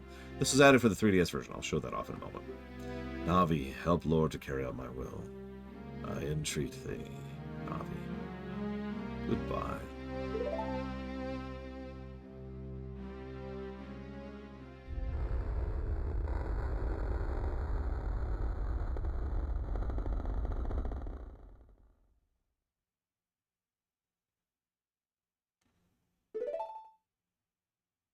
Goodbye, Great Deku Tree. So Link just leaves, but I like how Navi turns around for a second before she leaves, too. Little touches like that. That's what an animation plus to story looks like. Characterization without dialogue. So we immediately go back to the light, happy little area. Mito's blocking the way again. What'd you do? Great Deku Tree. Did he die? How could you let a thing like that happen? It's all your fault! No. Yeah, no kidding, Zavagam. A game that predates this game by 4 years, by the way.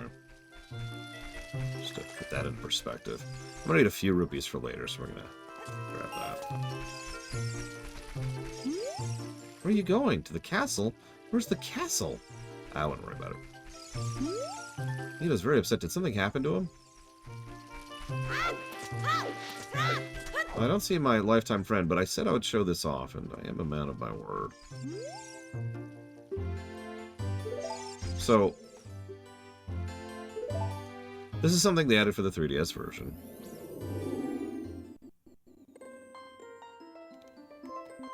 Now we've cleared this. But it allows you to see little hints. And I do mean, like, these are actually straight up FMVs. And these straight up tell you exactly how to progress through the dungeon, on the off chance you actually get stuck at some points. As I've pointed out, I don't think these are necessary.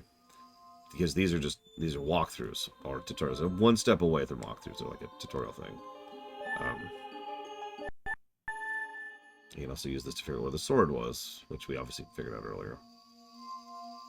These are not bad, though. First of all, they are extraordinarily optional, which is always helpful. You also have to go out of your way to get them, which isn't great, but it's still something better than nothing, right?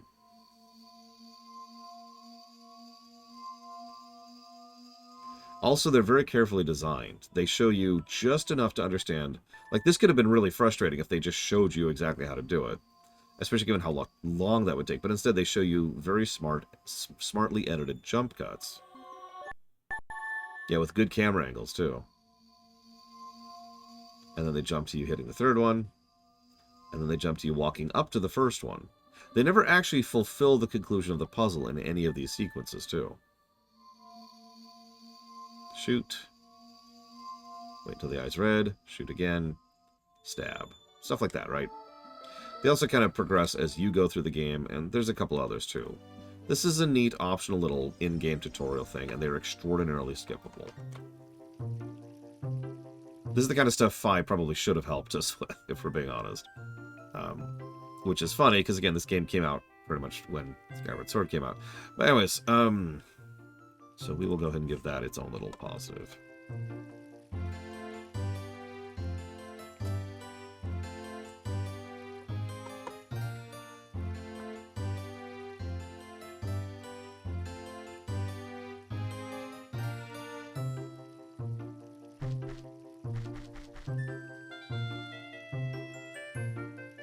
That's Bragwin's job, Dark Prince Revan. Sorry. But you're gonna have to bring her a fiver, if you know what I mean. See, I don't pay Bragwin, because I'm an evil capitalist. So, I encourage her to find other sources of revenue throughout the course of her daily interactions. And she's decided to squeeze the penny. Or, sorry.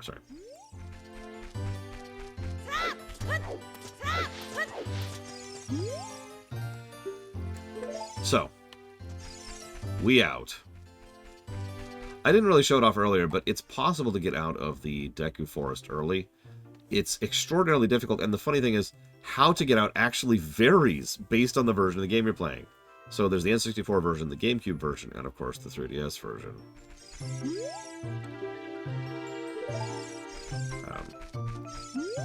Forest folk shall not leave these woods.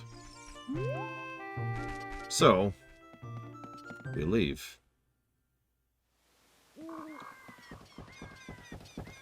Oh, you're leaving. And there they show that fading into existence thing in lore. So it's not just a gameplay thing.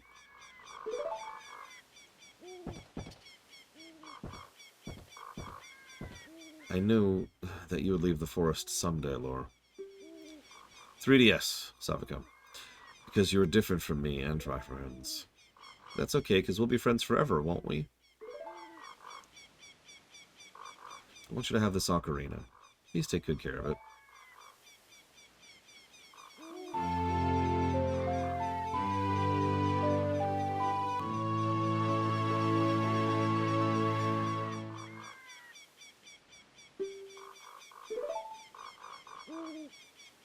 When you play my ocarina, I hope you will think of me and come back to the forest to visit.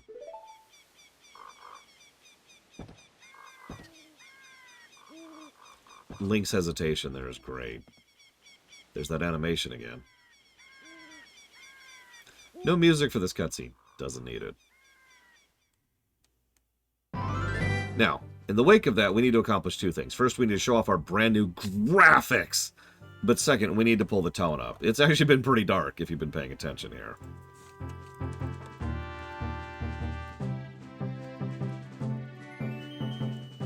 And this song starts playing. So we get a quick panning shot of, honestly, only like a quarter of the entire overworld here. And, yeah, the music pipes up. This is actually a very long song, too. Now I'm going to pause because I want to show off something. Well, that's the power of that kind of animation, Nugget Cruncher. It's kind of up to you to interpret, isn't it? It could be sad. It could be uncertain. It could be a lot of things. Who knows? Sorry, one moment again, please. I really didn't plan to be playing Ocarina the day when so much work is being done to move stuff around.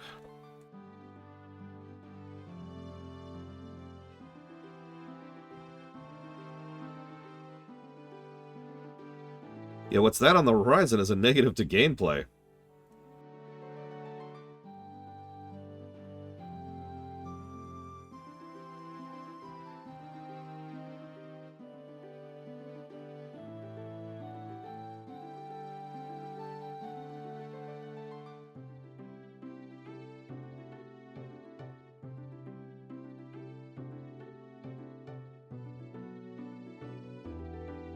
No, Dream Whisperer. No. This is like step 2 of 50. Ahem. Okay, I guess we could save. Okay.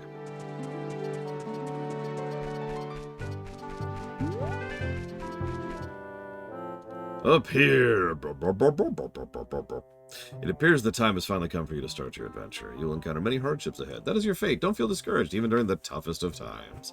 If you go straight this way, you'll see Hyrule Castle. You meet a princess there. If you're lost and don't know the way, look at the map. The areas of explored will be shown on the map. Tap this to hit the subscreen. If you know where to get, try heading in one of the locations marked with a flashing dot.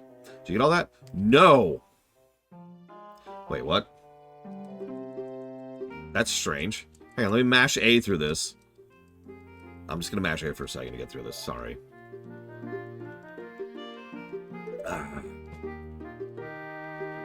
Oh man, this is taking a while to get through all this. Oh well, that's okay. We'll just look over here. I wonder what's going on over here. Man, he has a lot to say, doesn't he? My God. He just keeps going and going and... Yeah, anyways, so this is why everyone hates Hipporygibboro. It's not the fact that he's got all that dialogue. Although it's not that much dialogue, not really. The problem is when a dialogue goes down, like when a dialogue starts rendering, you can tap A to speed up its rendering. Okay? So tap, tap, tap. You also have to tap A to advance the rendering. So what you get into the habit of doing very, very quickly is double tap. Like this. And do you see the problem immediately? Because the moment we get to that last one, tap, tap. Do you see it? You get it? So, if you screw up the first time, see, this is the thing. If you don't, you're least likely to screw this up your first time. Because you've been paying some degree of attention and you've actually been reading it. But if you screw up the first time, then now you're in the trap. Because now you're in a hurry to get through this and you're mashing more. Probably more than the double tap you've already been programmed to do. And so now we have to take a moment and actually say, yes, I got it all. Go away. That is not good design. I've actually seen a few other games do that exact same trap, and it is frustrating.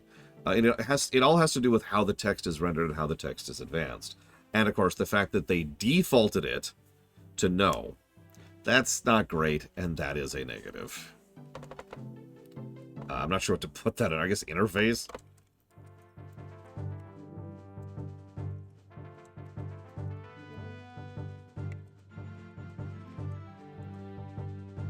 So, everything tells us to go to Hyrule first.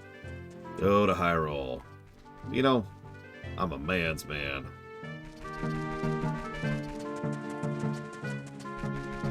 I think I already took way too long.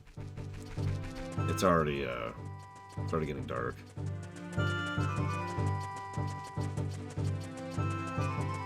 Yeah, we'll do the sideways hop when we become a man. So this is Hyrule Field. I'm not going to make it.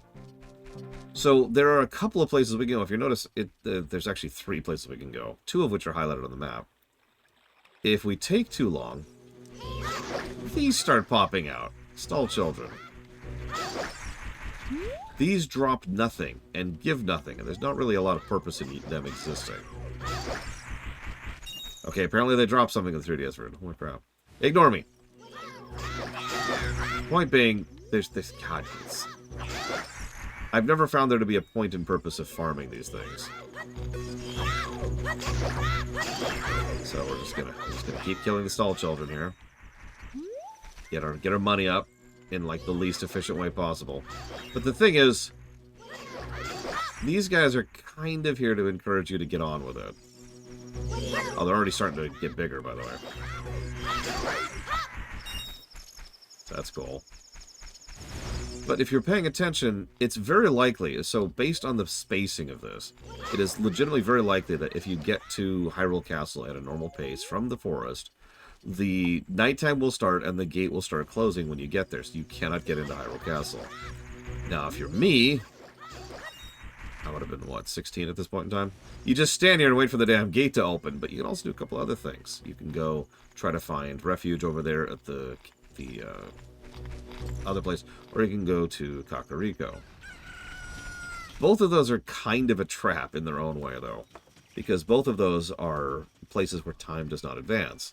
So you go there waiting for day to break, and it doesn't. We're just going to follow the intended guideline first.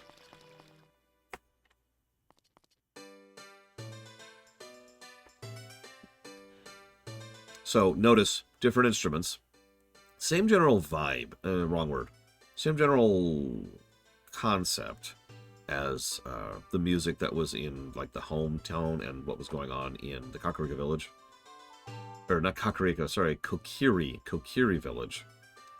But different instruments and different tempo get across a different tone. This is very, very much based off of Germany, actually.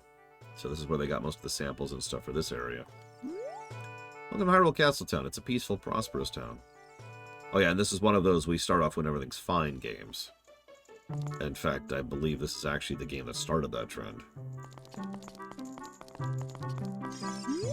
I'm so bored.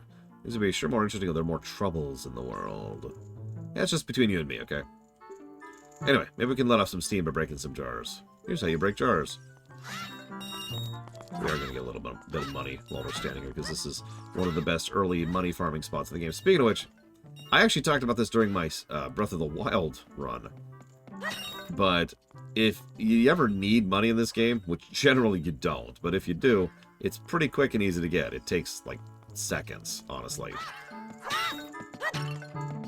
As opposed to Breath of the Wild, where I spent literal hours farming dragon scales to not have enough money to do all the things I wanted to do.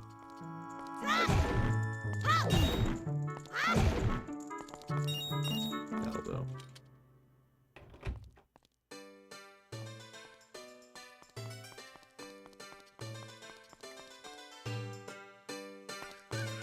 Thank you, Bregman. So, this is interesting. Remember, they had issues showing so many things on the screen at the time, and they were having very, very severe issues getting Hyrule Castle working. So what they had to do in the original version, it's not true in this version, but in the original version, this is a JPEG. So, in the Kokiri Forest, they got away with this by using that little fairy trick I mentioned, but they really, really wanted there to be a bunch of people all rendered at the same time in Castletown. They wanted it, what I usually refer to as NPC set dressing. They wanted to have as many people roaming around as they possibly could. So, something had to go. Well, that meant the backgrounds had to go. So, instead, all that was functionally rendered in the game was one image, and then, like, the crowd, right? So we go talk to these people. What about the Temple of Time we have in the northeast part of town? Legends say the Temple of Time is the entrance to the Sacred Realm. Did you know that? Come on, can't you make it any cheaper? Hey, look, it's mine. I found it first. You also notice these are all functionally one object. You can tell because every time they're being moved, they actually, you know, affect the movement of other objects as well. I wanted to see Princess Zelda. I avoided the guards, swam through the moat, and I was almost there when they caught me. I found a small hole in the side of the castle I thought I could sneak into, but I got stuck there. Interesting to note. You heard Princess Zelda sees prophetic visions in her dreams? I'm late for a very important date. Direct reference.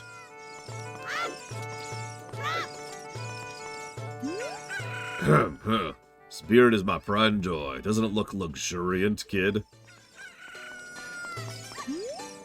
Oh, you're more beautiful than Princess Zelda. Well, I should hope so. She's a child at this point. You're so handsome, just like the King of Hyrule. Who's probably also not handsome. He's a king. Kid, have you been to Lon Lon Ranch? Their milk is delicious. They have many horses there, and the young daughter of the ranch owner is cute.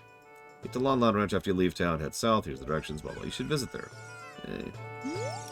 My precious puppy can run faster than any of the other mutts around here. You say that.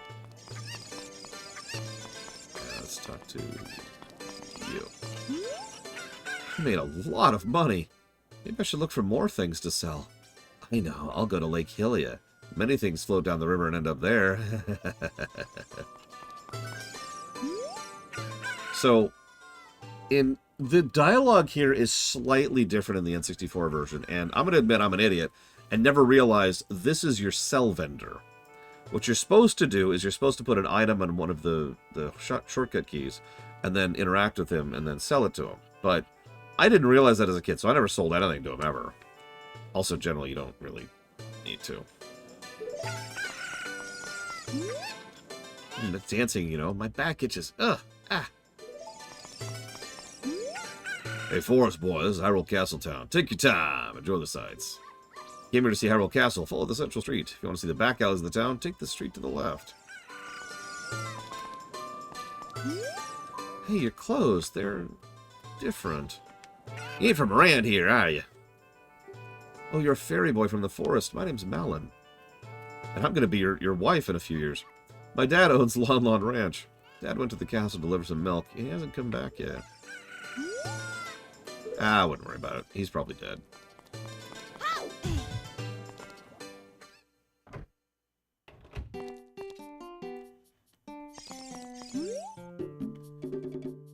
We do not sell masks to you at the shop, we just lend them to you. You sell the loaned mask on your own. If you pay back the money for the mask, we will lend you a newer model. You can borrow masks you have already sold again, however, you can sell each model of mask only once. Strange shop, I wonder what will be open for business. I read the sign, but it still seems weird. Yeah, it does.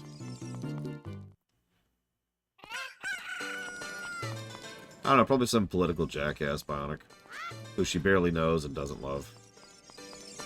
That sounds normal.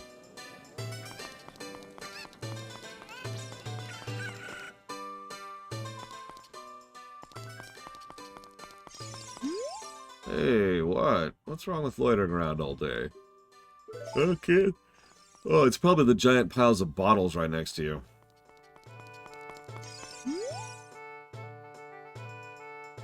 You know, fair enough, Intermission. It seems strange that packs of dogs roam our street tonight. Doesn't it seem weird to you? Yeah, he's drunk on milk. This was before the milk thing became commonplace and they started leaning into it. In fact, I believe Majora's was the first game they leaned into the milk thing. Hey, Sonny, let me tell you something helpful. I heard there's a mysterious fountain somewhere near the castle. Thanks.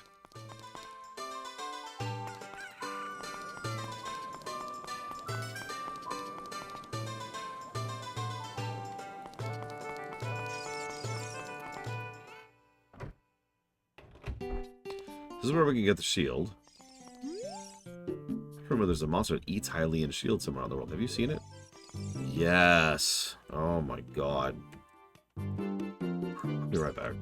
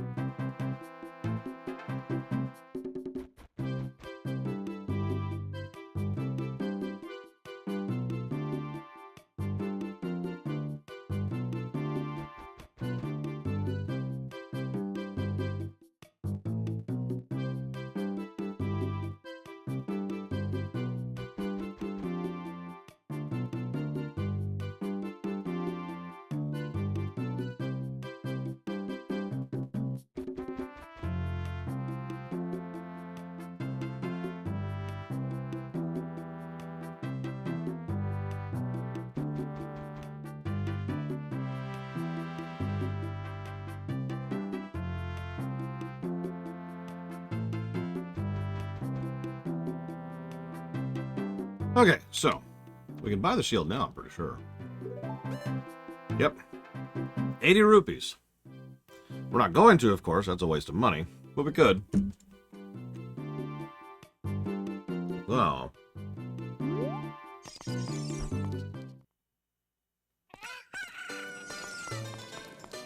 We've got the other item shop here.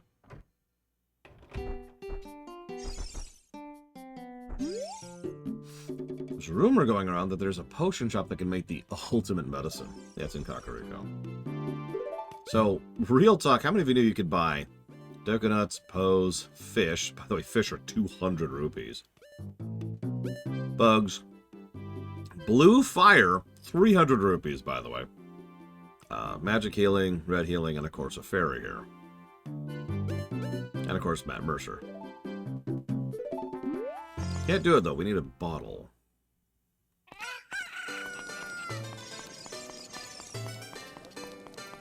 It is, it's Matt Mercer.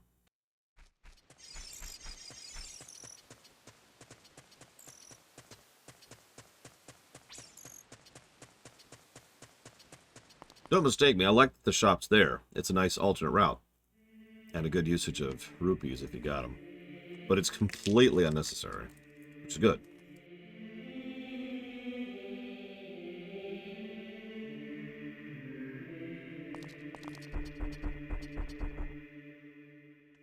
Does this look familiar to anybody else?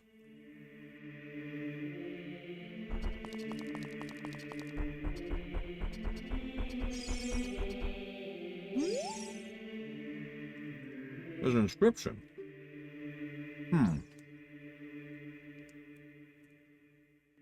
Ye who owns the 3 spiritual stones, stand with the Ocarina of Time and play the Song of Time. Huh. Weird. And there's this weird, like, inscription on the door, too. Then I'm going to do a Door of Time skip. Actually, I don't know how to do that in the 3DS version. Or if it's even possible.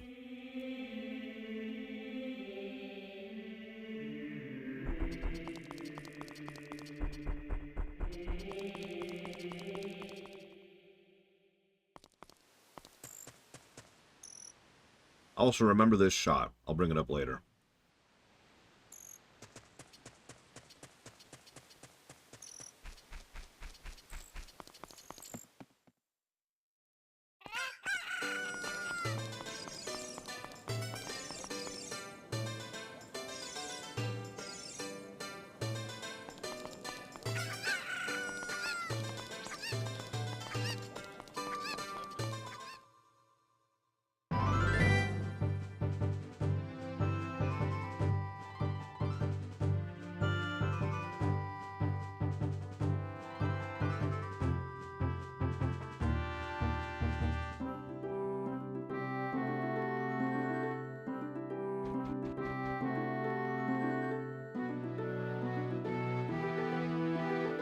No, it can't be Bionic Punk. Wrong song. Oh, yeah, I see. They did some good stuff here. No! Princess is inside the castle just ahead. Be careful not to get caught. On this ground, time flows normally, but time stands still in your Lon Lon Ranch or in a town. If you want time to pass normally, you'll need to leave town. You want to hear what I said again? Yes! Just forever. Just forever and ever. Why do you keep doing this, game? Get out of here.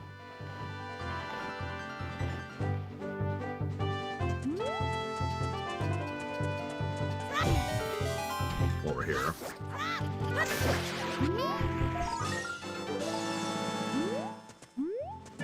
Yeah, I've heard this before. Mash, mash, mash. No!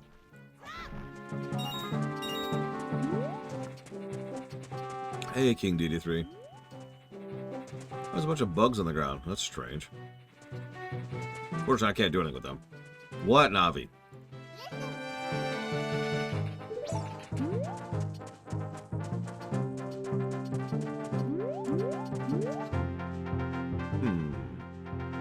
Well, let's see what happens if we just walk up to the front gate.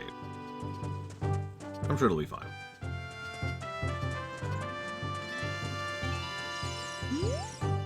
So you want to see Princess Zelda, huh? Oh my god, he's got a mustache. Probably heard about her in town and decided why don't you meet her, huh?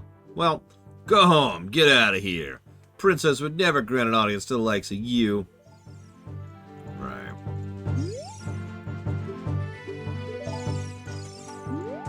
Navi is literally a better Fi. Or, to be slightly more accurate about that, Fi is a worse Navi.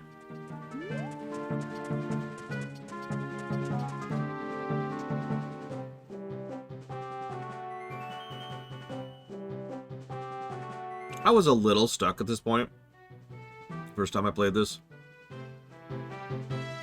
Because you can get pretty far into Hyrule Castle, but you can't actually progress.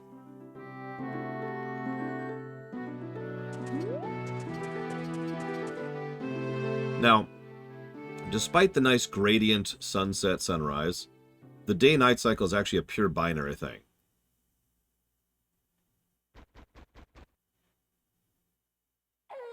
There. When the wolf howls, it is now nighttime. Everything prior to that still counts as daytime in terms of programming and design. Kids should be wandering around time at nighttime. Stay indoors till morning. Kids should be wandering around at nighttime. We're evil.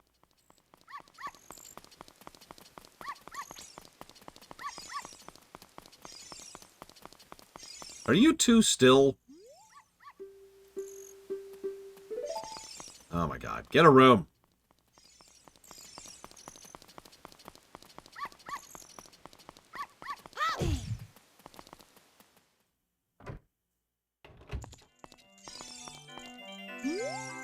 Open the chest as a surprise. If you find a key, you'll be able to advance. Left or right, try your luck.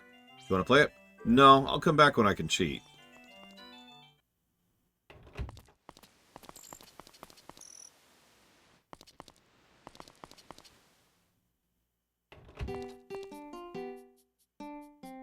Nice looking place.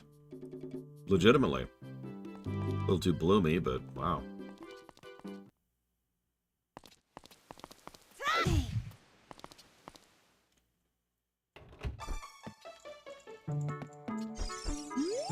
Can't find my puppy anywhere. I need you to look for it, please. Well, okay.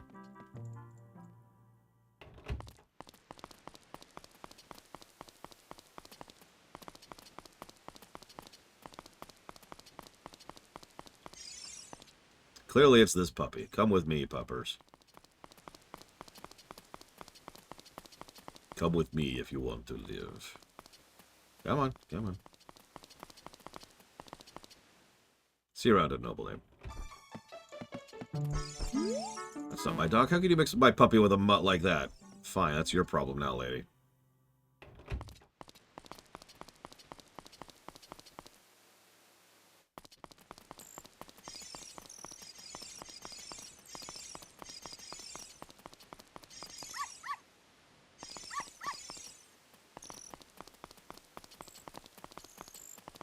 Yeah, congrats. Now you have 2 dogs.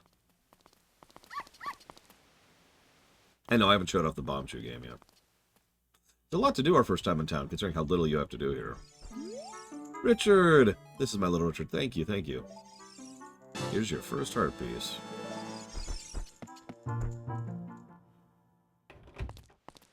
What'd you do to the other dog? She was hungry!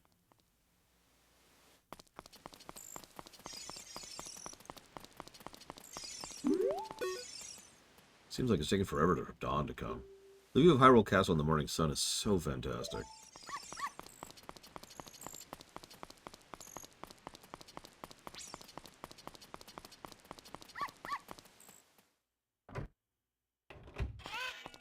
Yeah, by the way, there's a follow mechanic in this game, and there was originally, and this is not a joke. Wait, I'm going to wait until Sava comes here, because I want her to hear this. So we'll do this, I don't know, once. Wake up! Sorry, we're not open for business yet. Come back soon. Aww. But terrible mini games. Okay.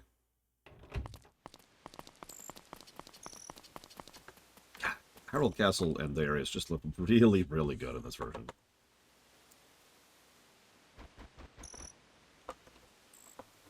Yeah, I'm not a fan of that particular minigame, but... Anyways, we of course can't do the bow minigame yet. I mean, it kind of does, Javos. You gonna see the castle, fair boy? Would you mind finding my dad? He must have fallen asleep somewhere around the castle. What a thing for an adult to do. Oh yeah, if you look for him, I'll give this to you. I've been incubating this egg very carefully. You got the weird egg. Hey, Kbora Gebora. B to the K from the G. If that doesn't explain it, then I can go into more detail, but that should be all you need to know. So, the guards are kind of blind, and that's very much a good thing. This minigame, this stealth section, would absolutely suck if they had better vision. Thankfully, they don't. Still, this, back in the day, still took a little bit of trial and error because nothing really indicates where the castle guards are. Unless you just run into one, it's like, okay, there's one there. What I'm trying to say is, while this game has been absolutely fantastic up to now, this whole sequence kinda sucks. Especially this part. How many of you got all the way up here and then didn't go in the moat and then got caught?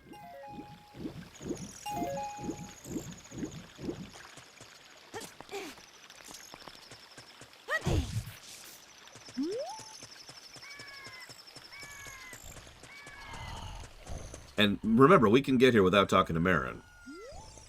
But we cannot progress because fat ass here, who's definitely not Mario, I don't know what you're talking about, is right here. Whoa, Tornation! Can a person get a little shut-eye around here? Hello, who might you be? Yep, I'm Talon, owner of the Lon Lon Ranch. Went to the castle to deliver some milk, but I sat down here to rest. I guess I fell asleep. Malin was looking for me? Oh, I'm gonna catch it from her now. I missed a bad leaving Malin to hide away from me. She's gonna let me have it! As a reminder, the Zelda series has always been weird. Wake up, Mario. We've got a princess to burn. Wait. I legitimately do think this is a bit of a negative. There's a lot of just kind of roam around and figure it out for yourself in this specific section. And it is mandatory. Nothing really tells you to wait till night. Nothing really tells you she'll be outside suddenly at night. Nothing really tells you that she'll give you the Kuko, which you need to get up here. You can trial and error your way up here, but trial and error is not really good puzzle design to begin with. So, yeah, I think we can give a negative for this. We'll just call it MSQ, put it as an aggregate.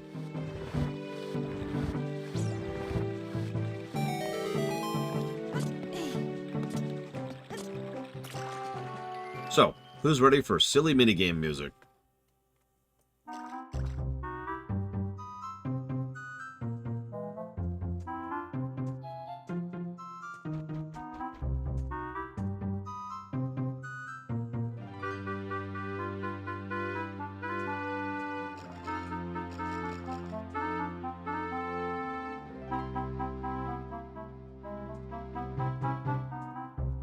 Sorry, I didn't mean to give negatives to Ocarina. I will immediately commit seppuku.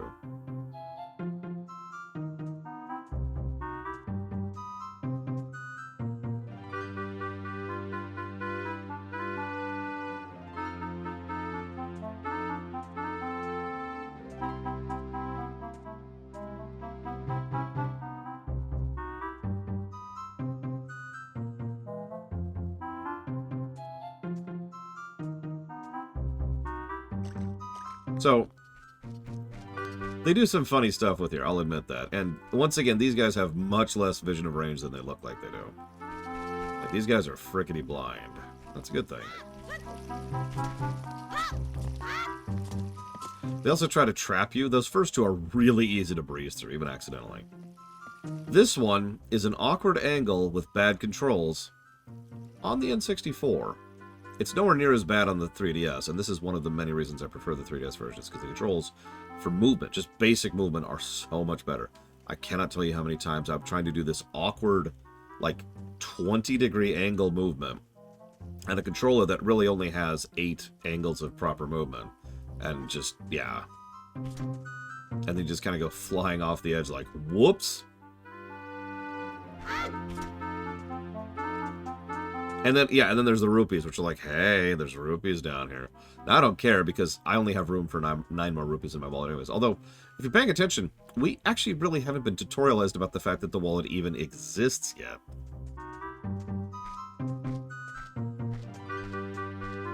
We'll get there.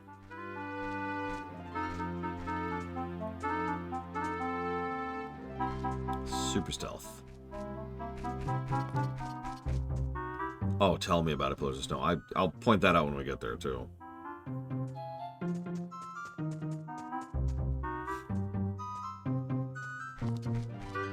Yeah, so far the game has been doing a pretty good job of what I usually call Yakuza effect. It is silly, vibrant, uplifting. It's an adventure. But it hasn't shied away from being dark, too, and we've already seen a death on screen.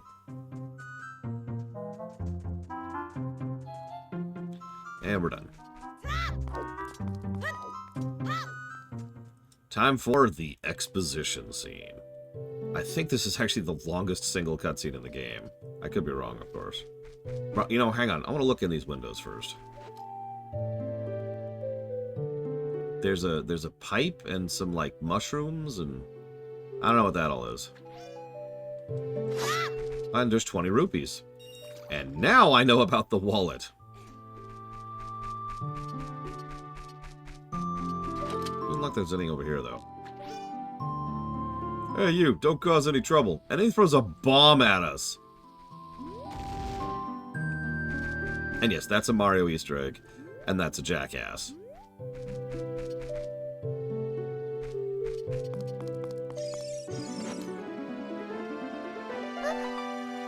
What? Who are you? How'd you get past the guards? Did you ever have a dream that was so... Oh, what's that? Is that... a fairy? Are you from the forest? You wouldn't have to have the spiritual stone of the forest, would you? The green and shining stone? Just as I thought. I had a dream. In the dream, dark storm clouds were billowing over the land of Hyrule. But suddenly a ray of light shot out of the forest, parted the clouds, and lit up the ground. The light turned into a figure holding a green and shining stone, followed by a fairy. Pretty indicative there's only one of those around, and that's us. I knew this was a prophecy that someone would come from the forest. And Zelda's always been a mage type, so sure, that doesn't bother me much. Yes, I thought you might be the one. Oh, I'm sorry. I got carried away with my story and didn't even properly introduce myself. I am Zelda, Princess of Hyrule. What is your name? Kill me. Strange. It sounds somehow familiar. Okay, then. Kill me! I'm going to tell you the secret of the Sacred Realm that's been passed down by the royal family of Hyrule. Please keep this a secret from everyone. Wah, wah. Legend goes like this. Wake me when we're done. We've already seen part of this. They hid the Triforce containing the power of the gods somewhere in Hyrule. The power to grant the wish of the one who holds the Triforce in his hands. If someone with a righteous heart makes a wish, it would lead Hyrule to a golden age of prosperity. If someone with an evil mind has his wish granted, the world will become consumed by evil. That is what has been foretold. So the ancient sages built the Temple of Time to protect the Triforce from evil ones.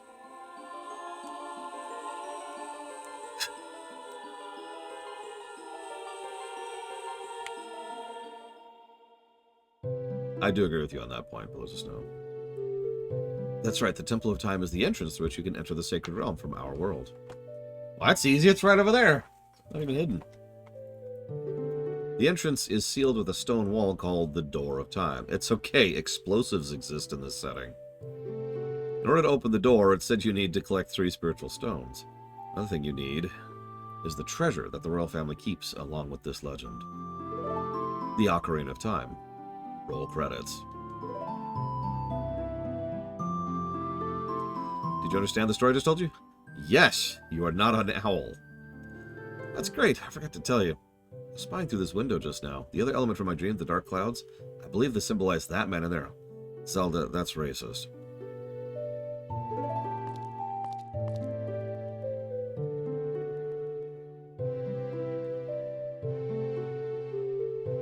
see the man with the evil eyes? I mean, in fairness, he looks super evil. That is Ganondorf, leader of the Gerudo. They hail from the desert far to the west. First name drop of the Gerudo, by the way. Though he swears allegiance to my father, I am sure he is not sincere. Also, we don't 100% know, and probably never will, by the way, exactly what role the Gerudo played in the Civil War.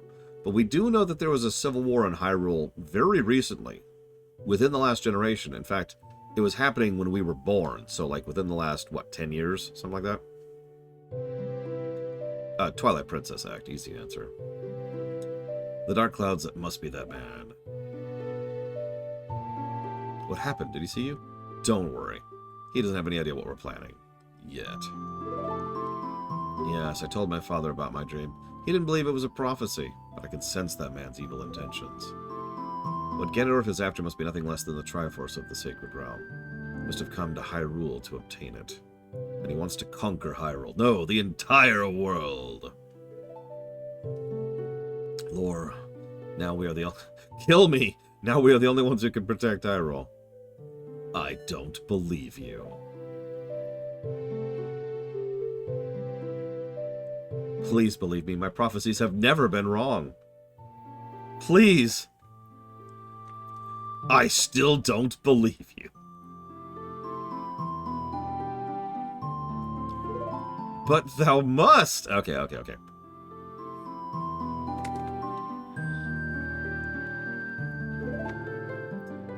I'm afraid. I have a feeling that man is going to destroy Hyrule. He has such terrifying power. But it's fortunate you have come. You must not let Ganondorf get the Triforce. I will protect the Ocarina of Time with my power. He will not have it. You find the other two spiritual stones. Let's get the Triforce before Ganondorf does, and then defeat him. Hang on, let me pull out this pen and paper that... Don't ask where it came from. Don't ask where it came from! Wow, this is Princess Zelda's autograph. Link, focus. My attendant will guide you out of the castle. Don't be afraid to talk to her.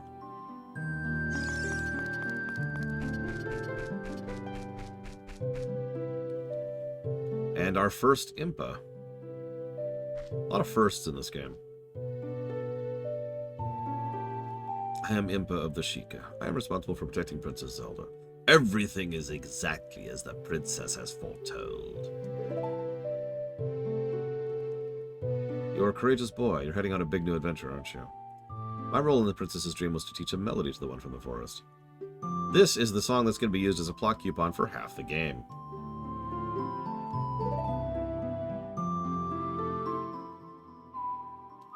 No, I'm pretty sure this is the first Zelda game that includes Impa, Mr. Red.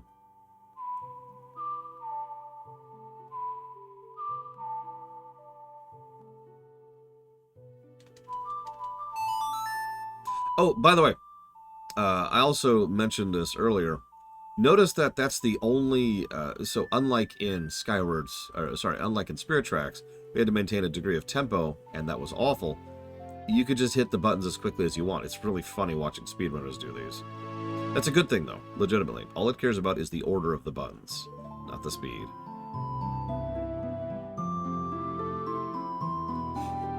Lol, Lord Emma. If the castle soldiers find you, there'll be trouble. Let me lead you out of the castle. By the way, 2038 Nightmare is the version I use.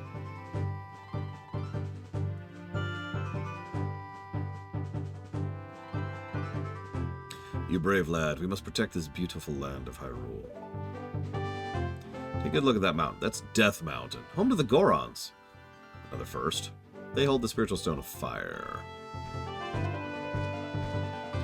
At the foot of Death Mountain, there you'll find my village, Kakariko. That's where I was born and raised. You should talk to some of the villagers before you go up Death Mountain. The song I just taught you has some mysterious power. Only the royal family members are allowed to learn the song. It'll help prove your connection to the royal family. Princess is waiting for you. Ugh, ninjas. But before we go there, we're going to do something else first. It's pretty much completely optional, but it's going to help. So, this is a good time as I need to give a negative to gameplay.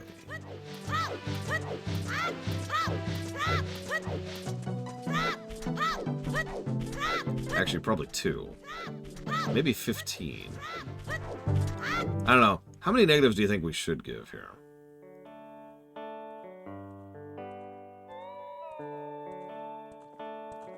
Different musical style again, by the way. Notice it. I mean, this is the most obvious example of the motifs in the whole franchise, or sorry, in the whole game. But literally, her song is baked into the song of the ranch. 512 negatives. Done. Yeah, that's a good point. 23 is number 1. Let's give 231 negatives. Yeah, Zelda's Lullaby in the Castle is another example. There's several that are more obvious, and then several that are not.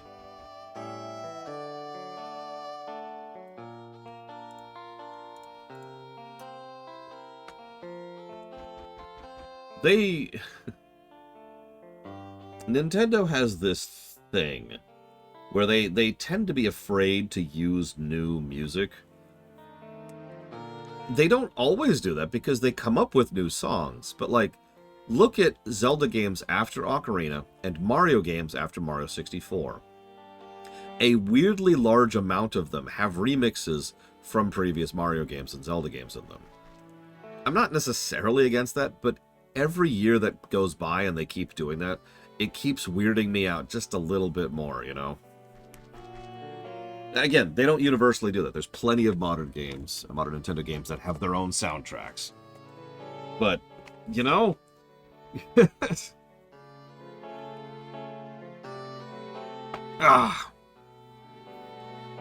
That might be ISE. He does still work there. He's a sound director at this point. So...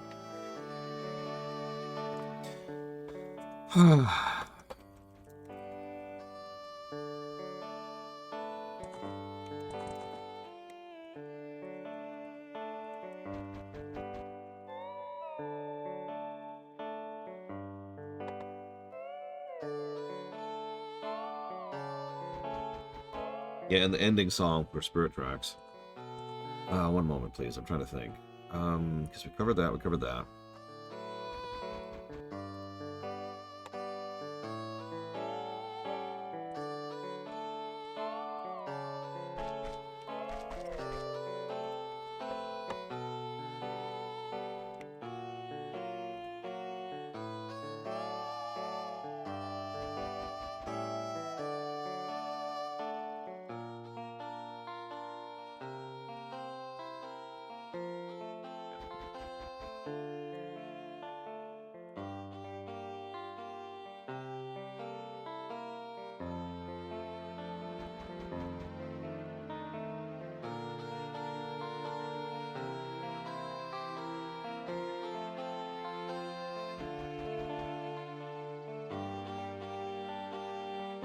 No UFO cow mutilating, sorry.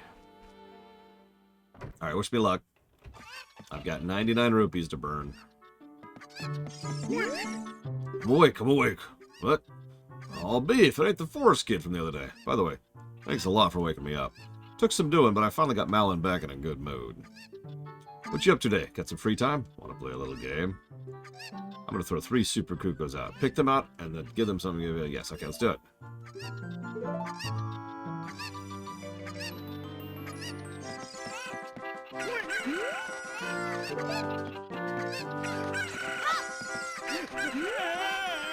There's actually a way you could cheat this. Pretty easily, too. Or you can just pay attention. You have the talent to be one of the world's best cowboys. How'd you like to marry Malin, huh? Yes. I was just kidding, I think you're a little young for that, aren't you? Yeah, give it another 10 years. Very proud to present you a sample of our own Lon milk. You'll be energized the moment you drink it. After you drink it, you can bring back the bottle and refill anytime you want. So here's our first bottle. We've already established bottles back in LTTP, so I don't have anything new to add to that. Except for the fact that bottles continue to be extraordinarily useful. Just like they pretty much always are.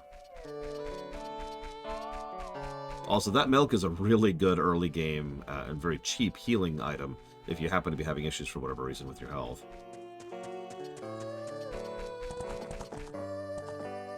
I like the layering of her singing getting in there gradually. Oh, it's the fairy boy again. Heard you found my dad. How'd you like the castle? Did you see the princess? Dad came home in a hurry after you found him. Oh yeah, I have to introduce my friend, fairy boy. She's his horse. Her name's Epona. Ain't she cute? Oh, come back, Epona. Seems Epona's afraid of you, fairy boy. That's okay. I'm not worried about that.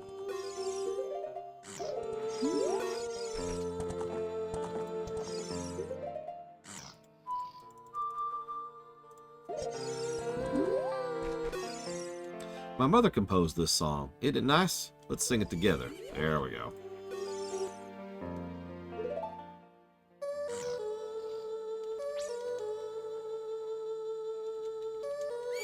So I know what you're thinking. Hold on, hold on. What if I don't actually memorize the song? Well, if you're on the N64 version, what you do is you cancel out of the ocarina, go to the menu, look at the thing, memorize it very quickly, go back to out of the menu, go to sing it, and then you're good. In this game, which is the one we're reviewing,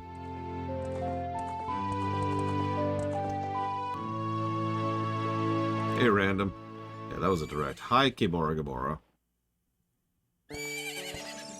In this game, we can pop it out and be like, you know what? I forget what that song tune is. And there's a little button here we can hit, which just shows us right there.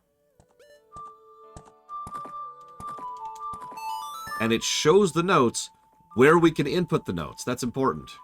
No double checking, no backing up, no having to memorize. Just boom, it's right there. And considering there are quite a few songs in this game, that's awesome. Good interface design.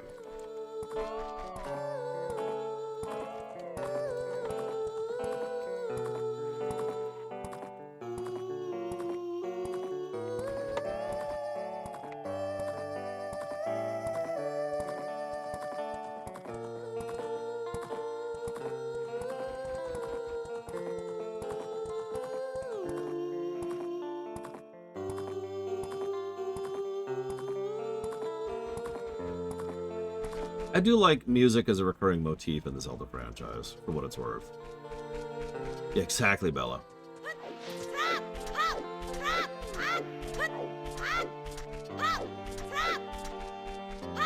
Yes, even in Spirit Tracks.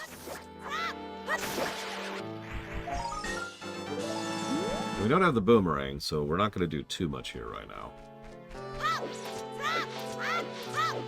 So this is negative number one. We've actually already debated this. If you're a game that's gone out of your way to encourage the player to do this in order to go faster, because it is faster, don't put an audio clip on each freaking movement.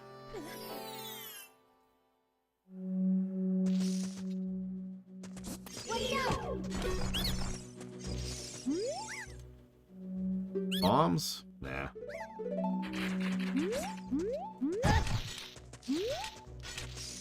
Yeah, this is not the worst example of that, so this is merely one negative.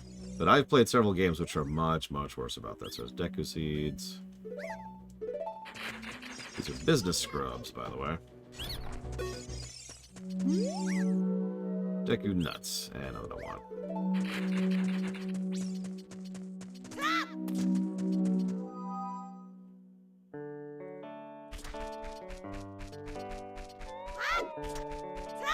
Oh, and by the way, if you're wondering, this is faster, to be very clear. It's even faster as a child to do this. Although, this is its own problem, isn't it?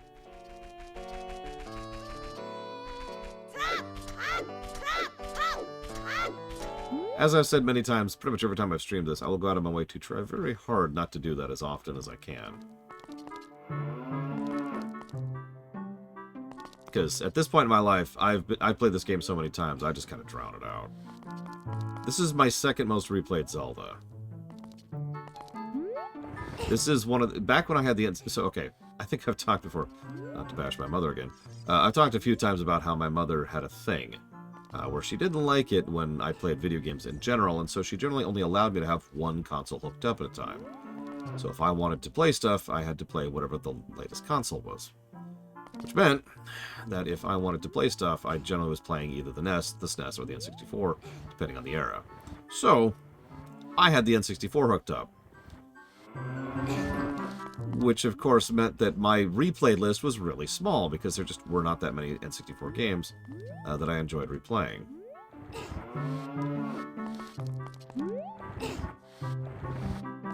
Hey, Trithon. And yes, LTTP is the first most replayed, obviously. Ah, come on, I know it's there. There we go. So yeah, I would replay Paper Mario 1, Ocarina of Time, and Star Fox 64. And those were pretty much the big three for me. Occasionally I would replay Mario 64 and Bomberman 64. And that was honestly pretty much the full list. I didn't really get into GoldenEye because I had nobody to play it with. And Mario Kart, well, again, same problem.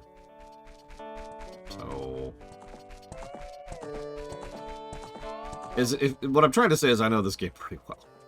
They also replayed Majora's Mask. Okay, so I was going to save that story, but since we're just walking right now, let's talk about Majora's Mask really quick. So, Majora's Mask came out, and I bought it the day it came out. I was like, yes!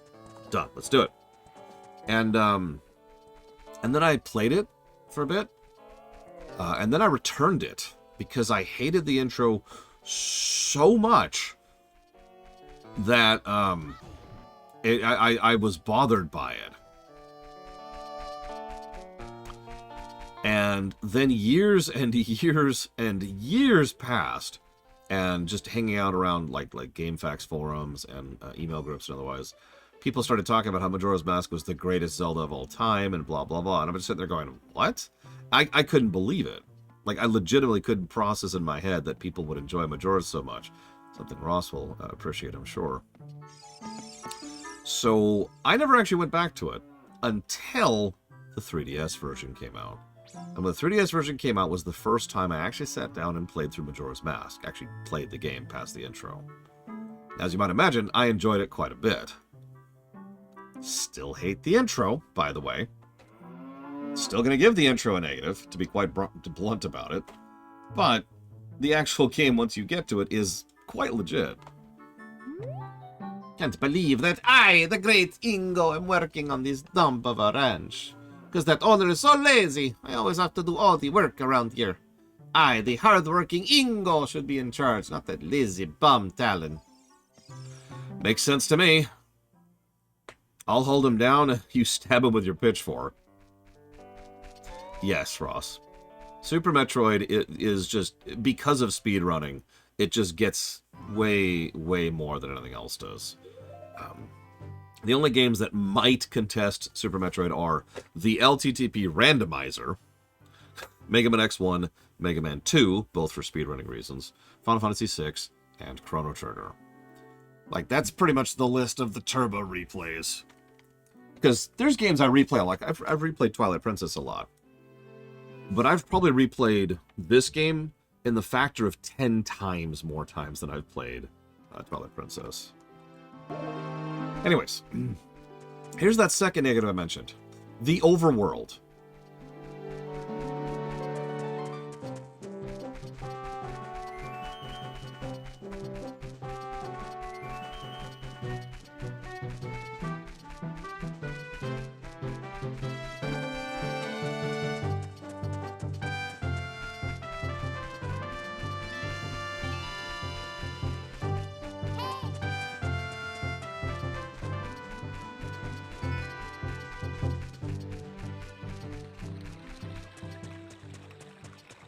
Okay, I made it to the bridge. I think I actually agree with you, Frieza. I was just thinking about that. I actually have a specific term for this negative. It's called walk, walk, walk. And the problem is, especially when you're small, there's not a lot of alternatives here.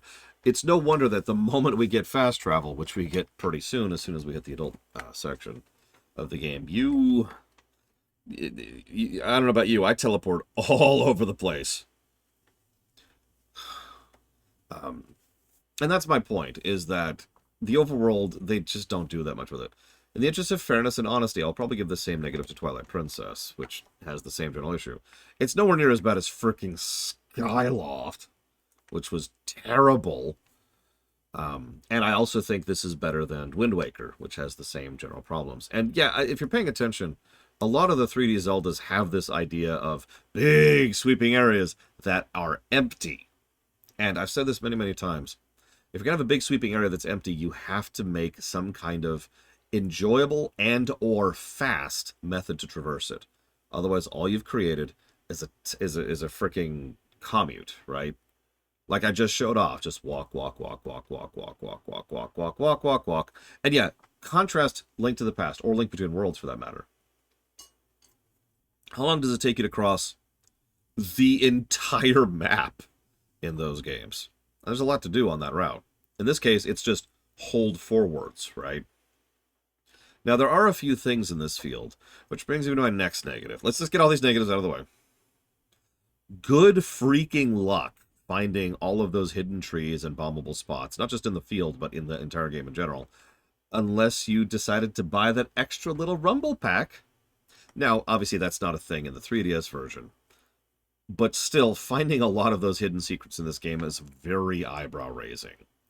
This is definitely in the we want you to explore every nook and cranny, bomb every tree, roll into every tree, slash every bush, pull up every rock, right? Not a big fan of that. By the way, I had the rumble pack, too. That's true, Dream Whisperer. Yeah, throw every chicken. You know what? That's a good idea, Ross. We'll see how long it actually is in just running. So that's walk-through-itis.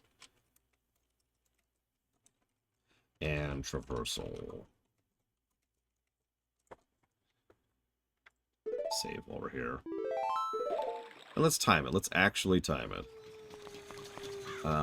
So let's go over to the castle.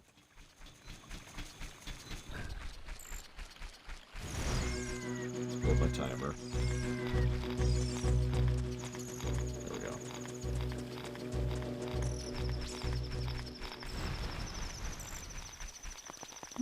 And go. I'll try to be a little bit efficient, but not too efficient in my routing. Or, whoops, I'm actually going the wrong way. Let's fix that. That's probably one of the biggest reasons why I don't mind Twilight's overworld as much. Which is funny, because Twilight's overworld is objectively emptier. But you get the horse right off the bat, and riding Epona is actually enjoyable in Twilight. Not that it's bad here. One of the things I remember, we'll talk about this later, but one of the things I remember when they were first marketing this game is one of the big things that I mentioned, the motion capture. They actually motion captured real riders and real horses. And that was considered a really big deal because, for those of you who don't remember, back in the day, that wasn't a thing. Like, video game horses were not even close to any kind of realistic. And so they did a lot to try and make Epona, in the original N64 version of this game, look smooth. And I think they did a good job with it. Oh, forgot it. Pause. Pause. Yes, I know how to get to the places. Thank you. Do you want to hear what I said again? No. Jesus Christ. Go away. Hey! Okay. So, what, Navi? Listen! What's Saria say if we're gonna save Hyrule? What? Listen! You getting tired? Maybe you should take a break. Oh no. No. We'll see how bad that is. That might be a negative exclusive to this version of the game. Time to take a break. Gotta take a break. I forgot that was a thing too. I really did. I usually don't click her thing because it's less obtrusive in this version. There's just the flashing text, which I can pretty easily ignore.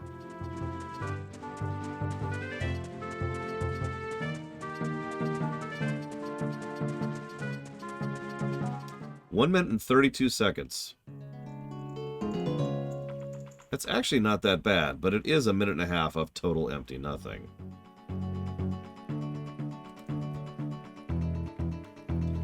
I'll let you enjoy the song for a second. It does feel a lot longer than a minute and a half.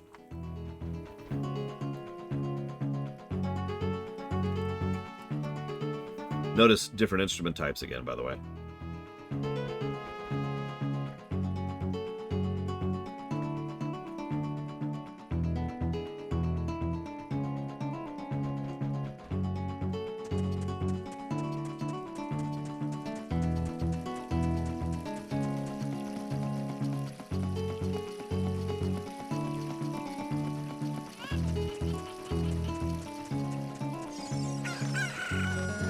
We try to enter the Gerudo Fortress, they say, nope, piss off. If you're wondering.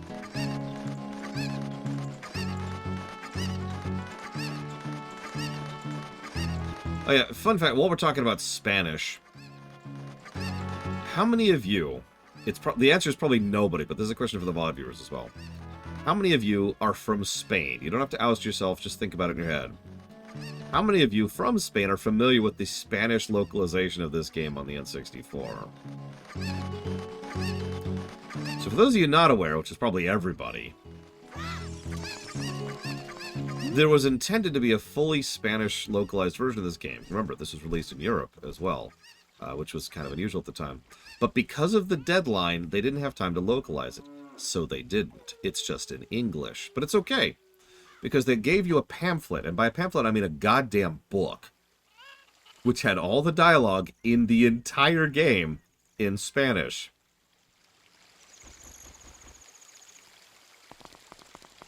Good luck finding one of those nowadays, by the way. Those are a collector's item. Why'd you come all the way down here? What, you're about to ask me the same thing? No, you're down here. Might as well make the best of things. Yeah, I guess.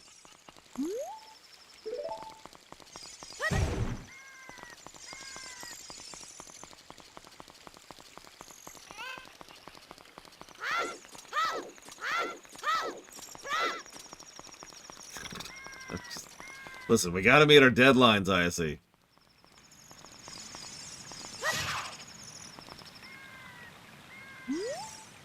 What do you suppose the stone is? I feel like it's trying to tell us something. I think there's a fairy hiding inside it too. Maybe we can lower it out somehow. Nah, I wouldn't worry about it. Well, now we're stuck down here. Nothing we can do down here now. I'm mostly just showing off how much of the world is open at the beginning. If you're paying attention, this is the same construction as LTTP. If you remember, when you first leave, like, the tutorial zone of LTTP, you have access to almost the entire overworld. There are very, very few spots in the light world in LTTP you cannot access at the beginning. That's the same concept here. We can get to pretty much every zone and do a lot of things very early. That will then change once we get further on into the dark world of Ocarina.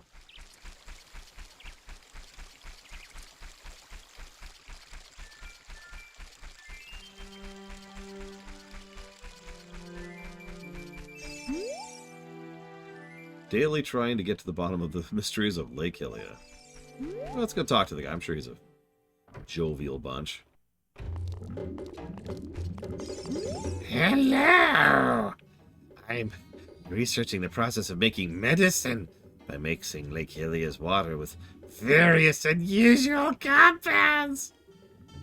Perhaps you've met the old lady from the potion shop. She's a student of mine. And we don't have the thing we need to go and get that item, so we're going to move on.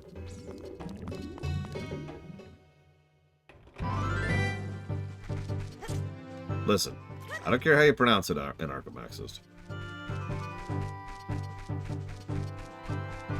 Oh yeah, these two clumps of grass are two of my biggest refill spots in the entire game.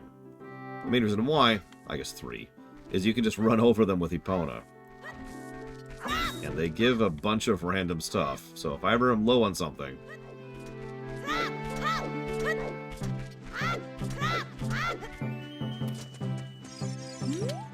I am Bonuro, the Scarecrow musical genius. I hear a song once, I never forget it. Really? Let's prove that. You have an ocarina, why don't you lay a tune with it, baby? I don't remember that song. That's what I can tell you. Oh, okay. Well, that makes sense. Let's talk to your other buddy here. My name is Pierre, the Wandering Scarecrow. Actually, I wish I could wander to look for soul-moving sounds, but I'm kind of stuck here.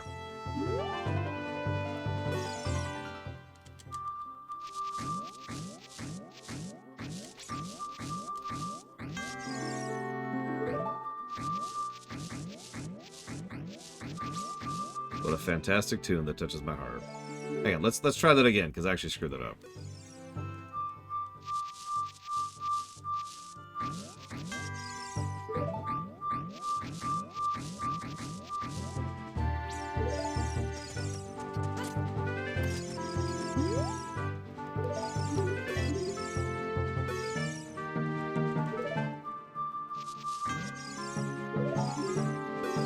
let's try one other thing.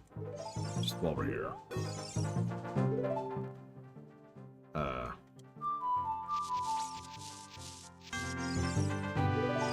I don't know if we can go fishing right now. Go find out. I don't know. Fishing was added to the game pretty late because, well, I've actually already told you this. One of the designers, in fact, I wrote down his name.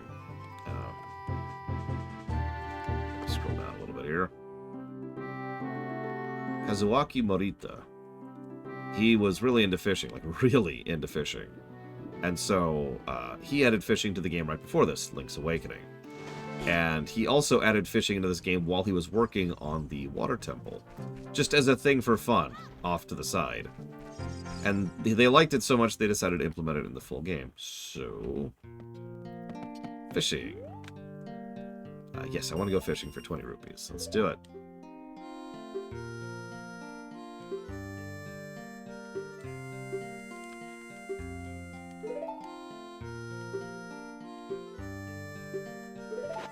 Alright. Yeah, I don't know why fishing is such a thing in Japanese games. I've only really spent like 2, I want to say, games that I feel like really did a good job with the fishing thing. One of those is Breath of Fire 3, and the other one is Final Fantasy 15. 'em.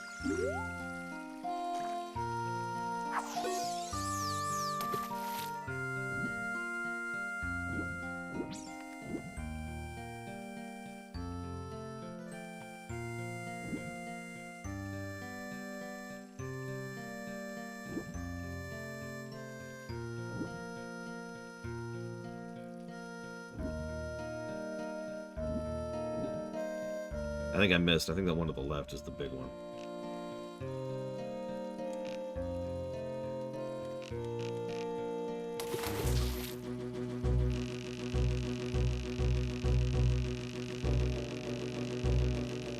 I like the usage of the combat music, too.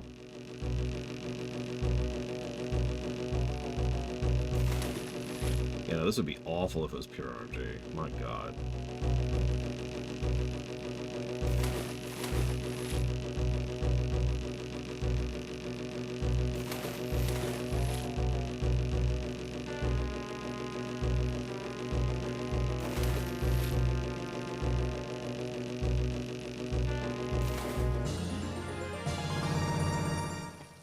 £4.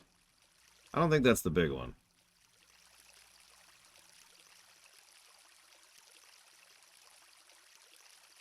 I'm trying to remember. Yeah, that's a pretty big fish for being £4. I was, Ross. Yeah, I'm pretty sure it's the other one I just saw. Let's double check something really quick here. Just super quick.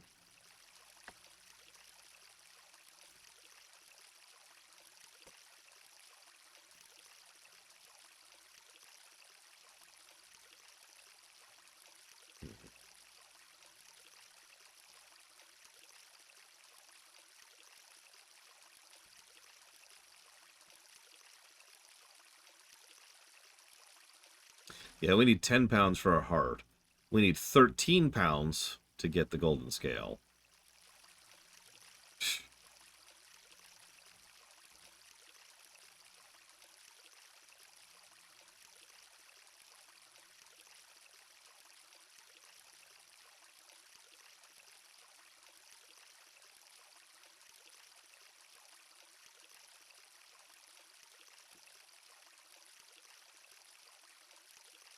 There we go. That's what I'm looking for.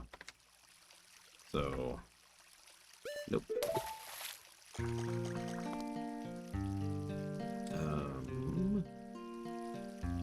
To my knowledge, no, Bella. Especially since we have to be an adult to get the gold scale. And we are not supposed to be able to be able to get the gold to become an adult until we have the silver scale. Alright, so where's the river?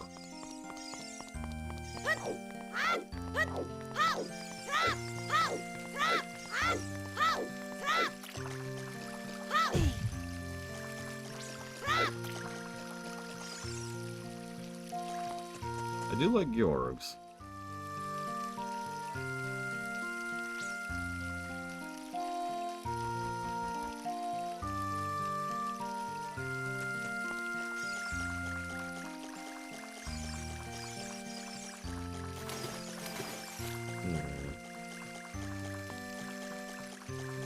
I mean, a 309 kilo fish would be kind of crazy. To say the least.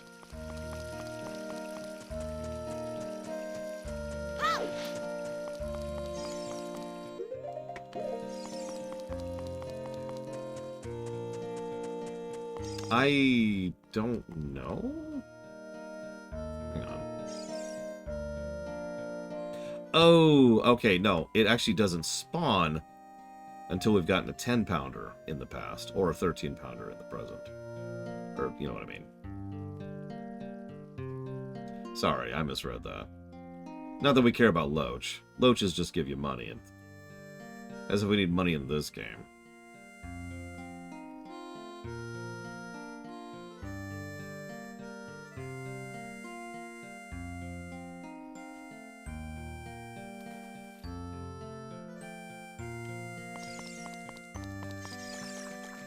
We're only going to do one more little bit of fishing. Just the one.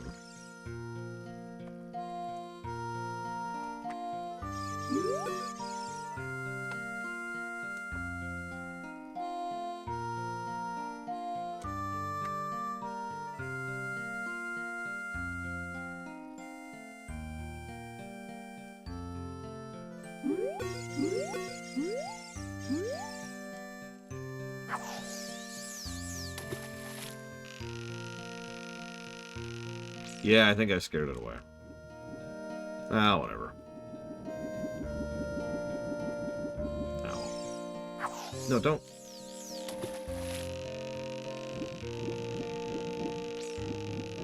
Come on, get in the boat. Fish. Come on, get in the boat. Fish, fish. To my knowledge, no, Noctis. Although there is a weirdly large amount of depth to the fishing minigame in this game.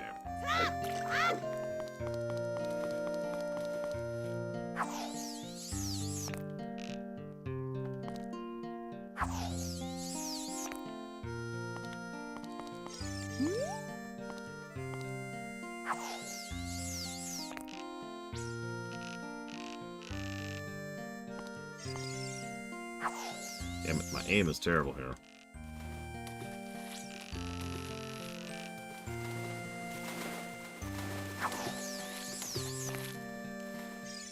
Ah, well. I'm out! Yeah, fine, here, take the rod.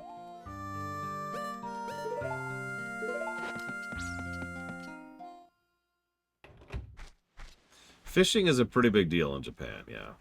Then again, so is bug catching, so the hell do I know?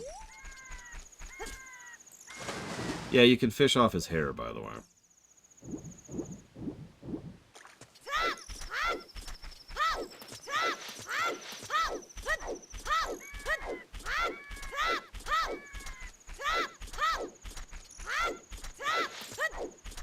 Sorry, I shouldn't even make that joke yet, because we haven't seen him as an adult yet, but you'll see.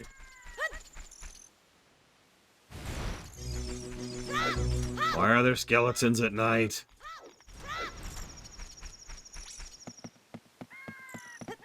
Whoop, that.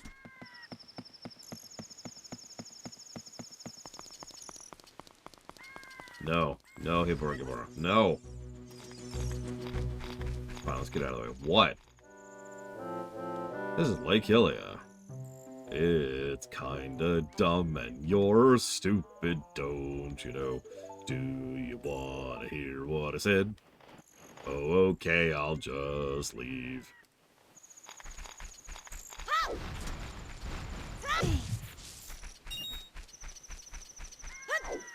Yeah, time to fill him full of lead. Okay, so speaking of the most terrifying enemies in this game, let's wait until it's fully daytime.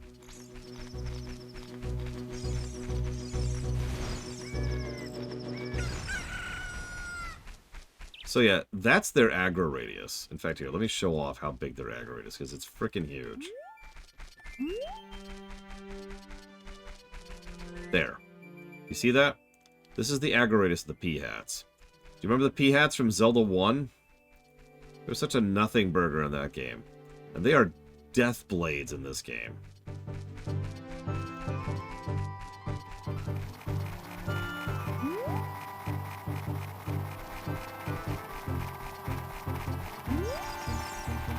They also send out those guys. Those are peahat larvas.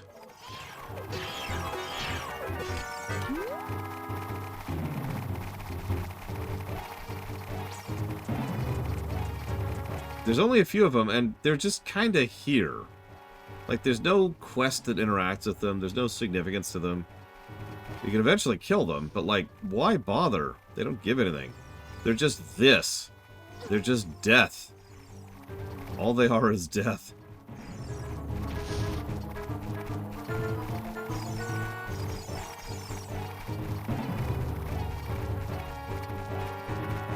Anyways.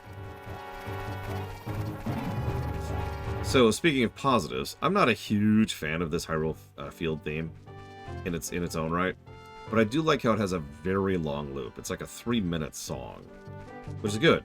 You want that for something like an overworld. Now we can do a few things, but Navi tells us flat out go talk to Saraya first. So we're gonna go talk to Saria and see what Saria has to say about things. Bark on, I think, in Archimexis. Get the raw experience, you know.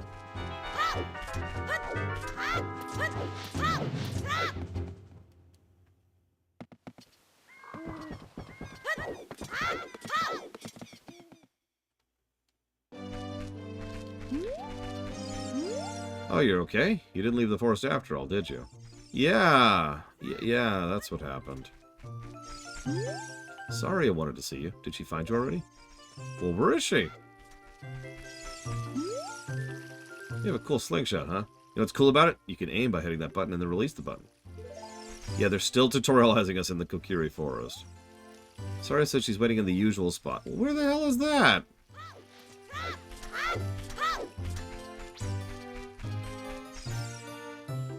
Well, Mr. Red made me do acid. Yeah, fine, what? Let's do the acid. Yeah, spread it out, Mr. Red. Get an unreasonable amount. But then...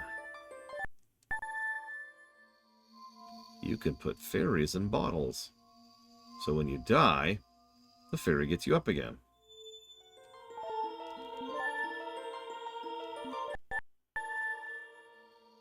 And here's the hint for the thing we just did.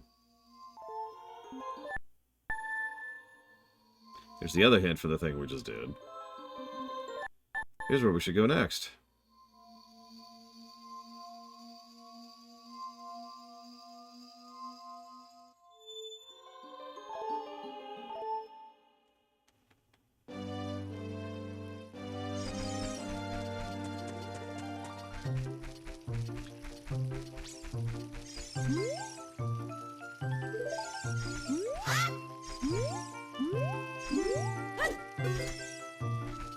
It is a built-in hint system to the 3DS version specific.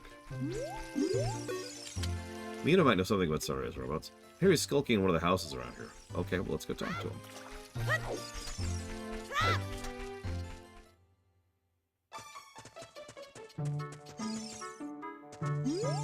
You going to go away? Yes. Yeah, could have used that guy for Skyward. Here's how you do backflips. Oh. Good to know.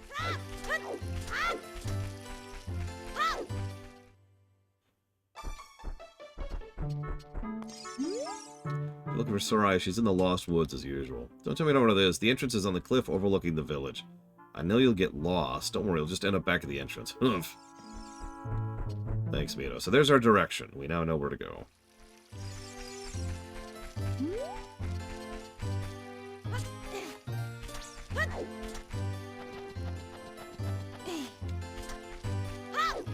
Real talk, I couldn't remember if they told you how to get into the Lost Woods. They did.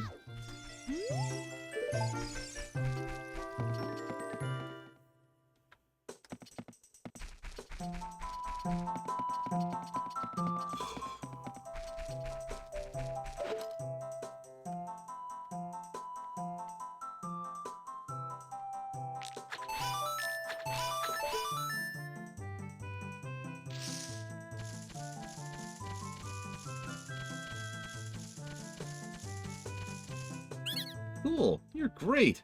You scored 3 perfect bullseyes. I have to give a neat present to such a wonderful person. Please take it.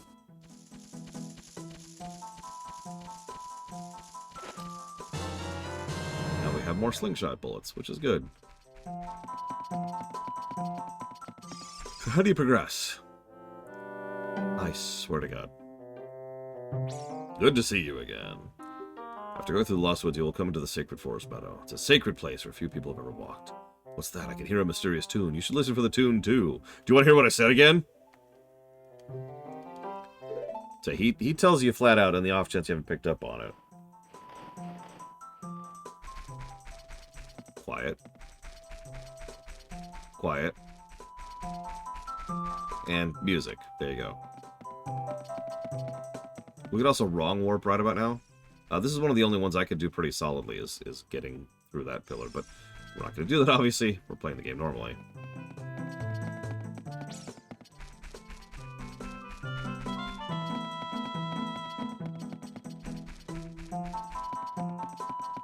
It's a lot easier to do with headphones.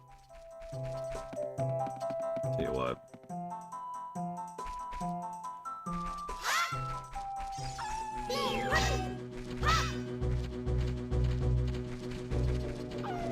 These are wolfos. They're dead. But it is one of the first quote-unquote serious enemies we fight in the game. Not as bad as a Stalfos, but definitely getting higher up than a lot of the crap we've been fighting.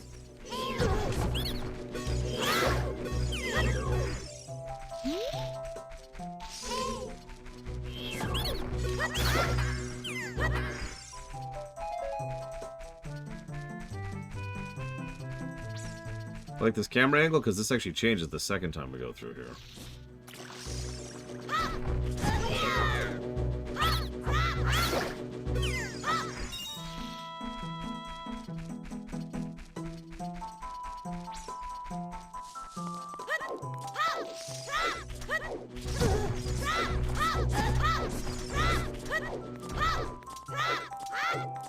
Alright, time to do the Forest Temple. That'd be funny.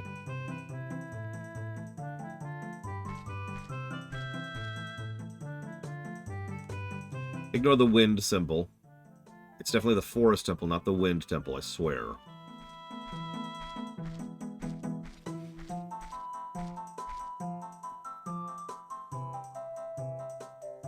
I've been waiting for you. Kill me! This is the Sacred Forest Meadow. It's my secret place. I feel... this place will be very important to both of us someday. That's what I feel. If you play the Ocarina with me, I can teach you to talk with the spirits of the forest. Would you like to play it with me? Yeah, sure.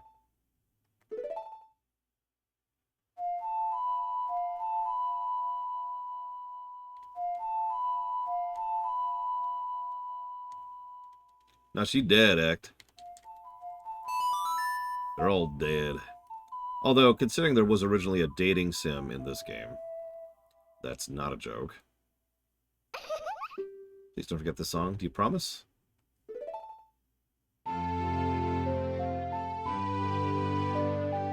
That really isn't a joke. If you ever wonder why there's so many females who all fawn over Link, the reason that got started... nowadays it's a meme, like in Breath of the Wild, but back in the day it got started because there was supposed to be a choose who you end up with, choose Link's partner, kind of a mini-game underneath everything else. And yeah, so there's Malon, there's Saria, and when you get older, there's Naburu, and of course there's Ruto. I think that's it. And yeah, if you're paying attention, this was actually kind of common back in the day. Look when Baldur's Gate came out, just for a bit of a contrast there. And of course, Final Fantasy VII, which actually had a dating mechanic built into the game.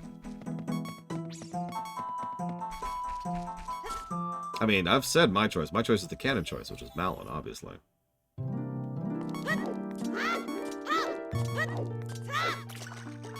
Yep.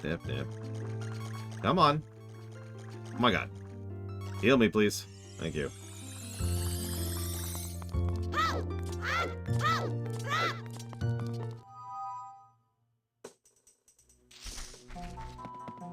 Well, thank God breath has nothing to do with Ocarina, then. So, more shortcutting design. You just go over the tops on the way back. And there's a gold Skulltula, but we'll deal with that later. Speaking of which, negative to gameplay. Beat a leap.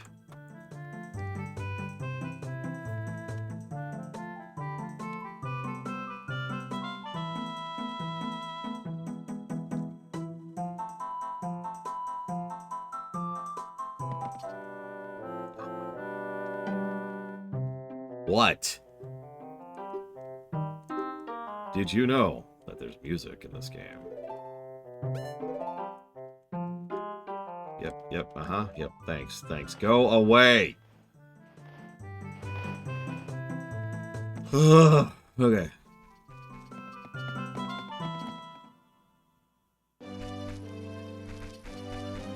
And a shortcut back, by the way, thanks to how the Lost Forest works.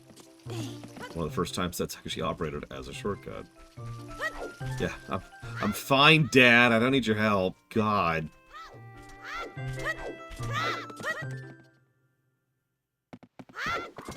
We're gonna do one thing super quick, just while we're here. We're gonna take a nap.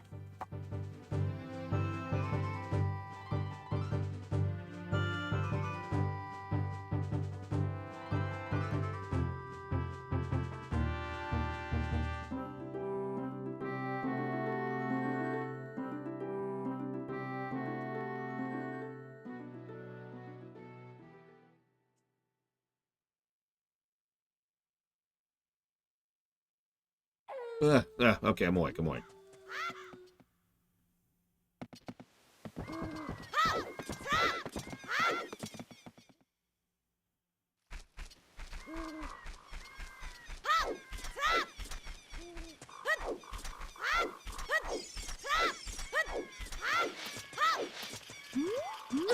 thing I do like about the Gold Skulltulas, and if you're paying attention, this is the exact same thing the Maimais did in Link Between Worlds. You can hear them. Being able to heal the Skulltulas is a huge quality of life thing.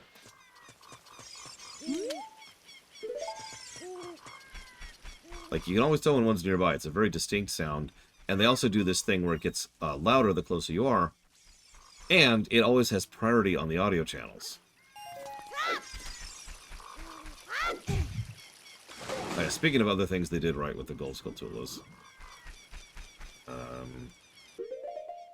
If I click a zone, which I know you can't see, there's a little icon there. Now, obviously, it's not full right now, but if I ever get all the Skulltulas in a zone, that will light up saying you have gotten all the Skulltulas there.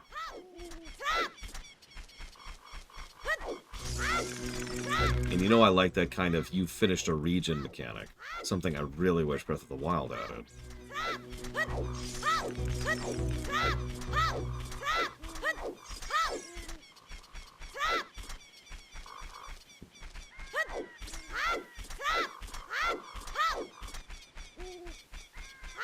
Is it not back here? I thought it was back here. Now I'm questioning myself. Of course, there's still more in the dungeon, which I can't get yet. No bombs yet. Oh, there was one more. Alright, I'm wrong. Clearly. I swear there's a second one I usually get here, right about now. It might be the soft soil one, which might explain why I can't get it right now. Hello, Hazardous.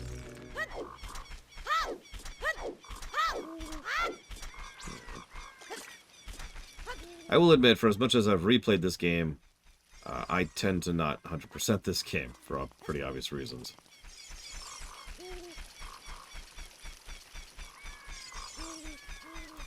What, Navi?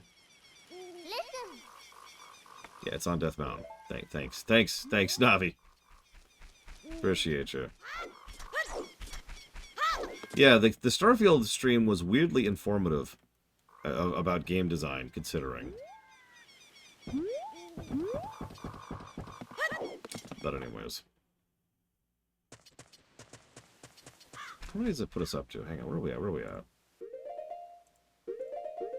up to 5 gold Skulltulas.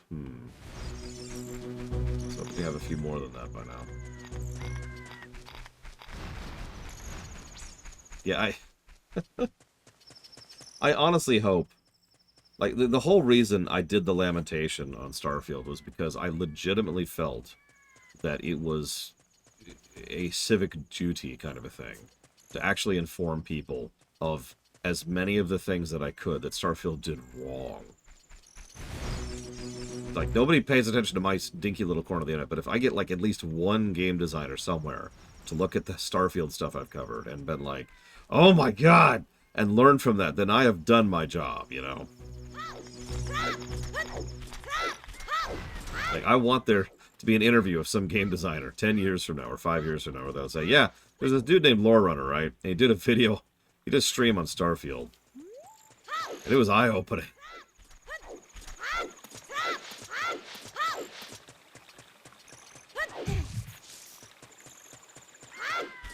Gonna wait a second. Well, I guess I can wait up here. No! Too far. Well, that's okay. It's still nighttime. Doesn't look like it, but remember, until the sound effect plays, it is officially day and or night, depending. Hey, son, what you doing wandering around this late at night? Oh, I get it. You're testing your courage, aren't you? You must want to go to a graveyard. Wait a minute. What am I doing talking to a kid? I got work to do. Thanks. He does tell us to go to the graveyard for the Song of the Royal Family, though. That's a nice touch. And here's everyone's favorite character in the game. People are disgusting. And father and mother disgusting. You must be disgusting, too!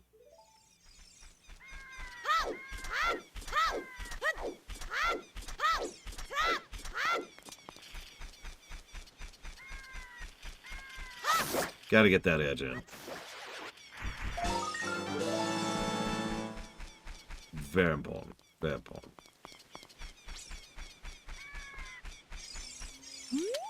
Used to be a great Impa's house, but she doesn't live here any longer. It's open to all villagers. You're free to go on in. This village used to be a Sheikah village, but the great Impa opened it to everybody. How kind of her. Everyone just conforms, except for me. I'm the only real one amongst you lamos.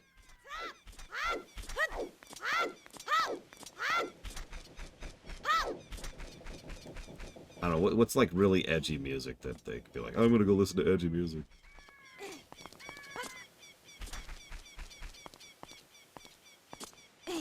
Cure. Yeah, there you go.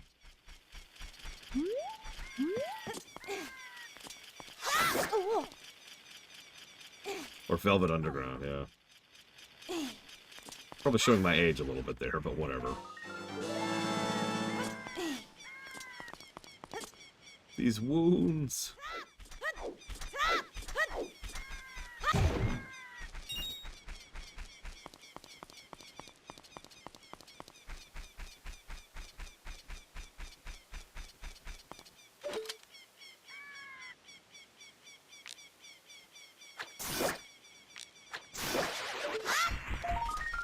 Listen, we've got to side with Ganon. It's the only way.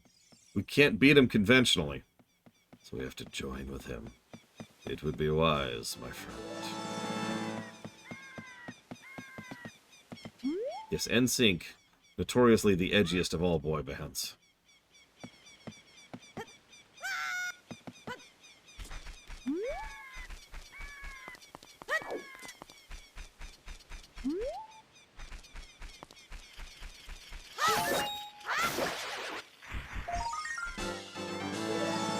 That bird is like, hey, hey, hey, hey. Listen, as long as you're not a fan of Insane Clown Posse, we're all good. The moment you are, then we're still good. But I reserve the right to make fun of you. Or I guess them. Damn it. One shy. I missed a Skulltulas somewhere. I'm not sure where. I got that one. I got that one. I got those ones. I guess I could go get this. No, I can't get that one yet. Yeah, alright, let's go to the graveyard. We gotta do that anyways, so might as well.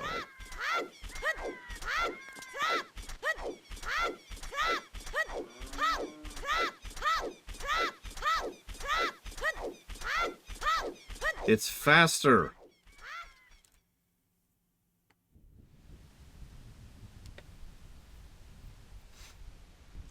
I'll try to stop, for real. It is kind of a muscle memory thing. I also do not have the boomerang, so I can't get that one. There's a lot I couldn't get right now because of the boomerang. Like, for example, there's one in there's two, excuse me, in Lon Ranch I can't get right now because I don't have the boomerang. Here lie the souls of those who swore fealty to the royal family of Hyrule. The Sheikah, guardians of the royal family and founders of Kakariko, watch over these spirits in their eternal slumber. Or is it?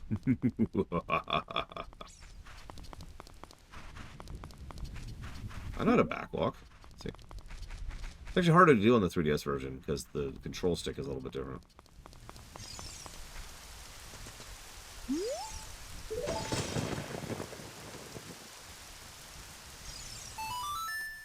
I actually don't remember what it is, so... Sure, good thing I have that interface right there to indicate it, don't I? Oh, don't worry. I'll talk about Kakariko in a second. First, we need to make a bit of a lightning storm thing happen.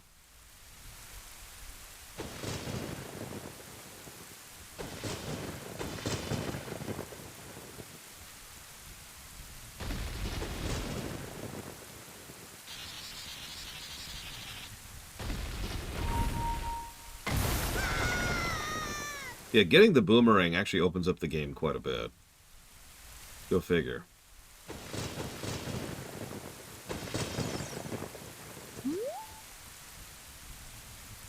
Well, yeah, of course you can, Hazardous. And being able to actually enjoy yourself on the traversal is part of the point. Like, if you make traversal fun or interesting, then yeah. Notice I do not say traversal is bad if it's slow. Only if it's bad if it's bad. Peace.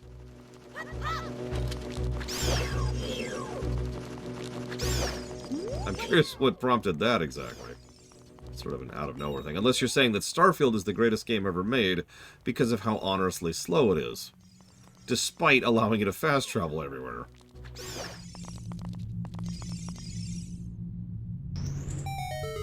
I mean, if you think about it, there's probably a lot of Zeldas in here since, you know, family tradition.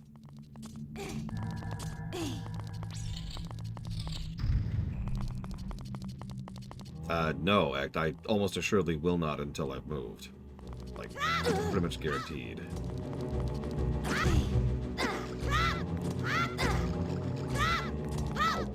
So ask me again in a few months. This poem is dedicated to the memory of the dearly departed members of the royal family.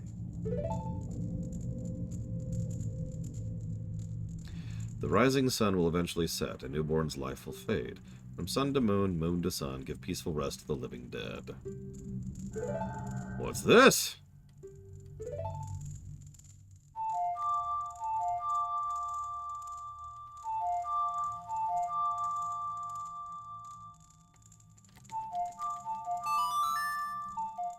Yeah, when you have a really good traversal system, you tend to not want to fast travel, right? Oblivion, Fallout 3, Spider-Man PS4, arguably Just Cause 3.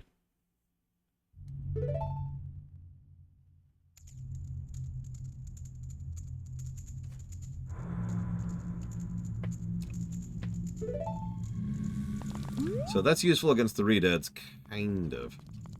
But... well, Fallout 3 doesn't have good traversal. Fallout 3, neither does Oblivion. But what both games do have is good overworld design. Anyways, these are Redeads. They do that.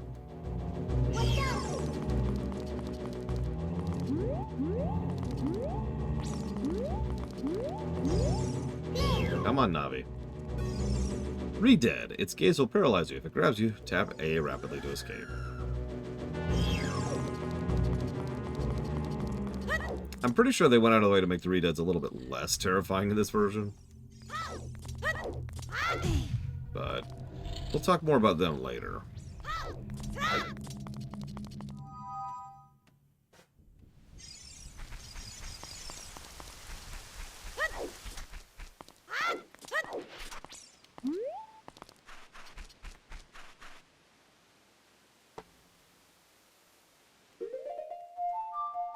Here, whoops, I screwed up the order. Shoot. So, the more practical use of the Sun Song, and this will see a lot more use in Majora's. So if you're in a zone that has no time progression, it switches it to night and then to day. If you're in the overworld, it speeds up the transition between night to day very, very quickly. Sorry. So now it's more properly nighttime. Or at least it looks like it's nighttime.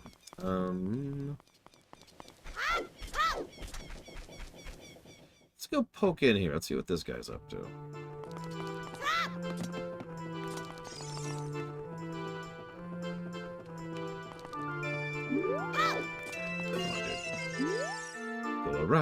Go around. What fun. I'm so happy. I'm a music man who loves to go around and around. Go around and around and around. I'm trying to come up with a musical theme inspired by this windmill. Well, if I ever hear one, I'll let you know, buddy.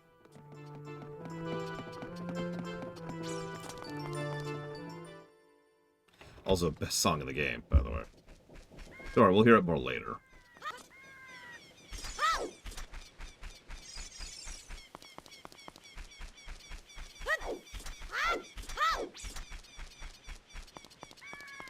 Do-do-do, do-do-do, do-do-do-do-do-do.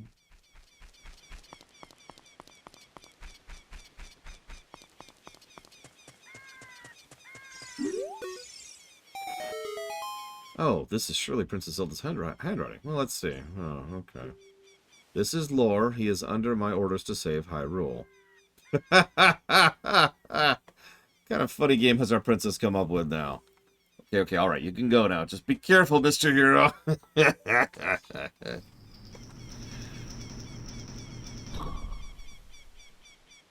By the way, you're going to climb Death Mountain, you should equip a proper shield. It's an active volcano, after all. You go back to Hyrule Castle Town, they should check out the bazaar. They sell you a shield you'll need there. Tell them I sent you. They should give you a special discount. I'd like to ask a favor of you. No, I don't expect you to do it just because of the great tip I just gave you. I'm just asking. Have you been to the Happy Mask shop? Everyone's talking about it. My little boy pesters me for a popular mask, but I don't have time to go there. So could you go and get the mask for me next time you're in the market? If you don't feel like it, that's okay, but, well, I have no choice. This is my job. And so there's our first of only a few side quests in this game.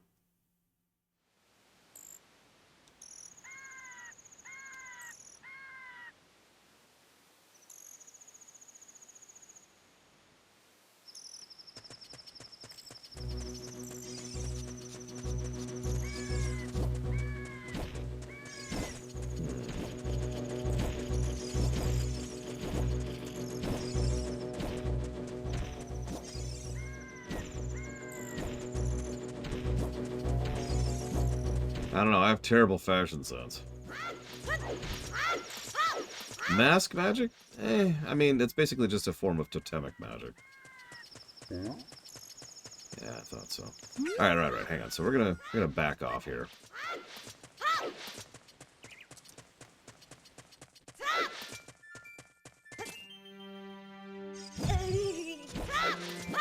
Totemic, as in totem-based. Put down totem, you get effect. Same concept. Okay, so let's talk about Kakariko. Proper light this time. First, let's grab this Kuko. No reason. So, one of the things I like about this town is it's really, really small. The benefit of that, especially the biggest benefit of that, is the fact that it takes very little time to navigate from point A to point B, and it gives them a lot of space. Just enough space, I should say, more accurately, in order to be able to fill it out with stuff to actually freaking do. You'll notice there were quite a few gold Skulltulas here. There's also 2 side quests and a couple of minigames, although one of which isn't even open yet. There's also a lot of hints of stuff we'll be able to do later, because pretty much every square inch of this place is used for something or another.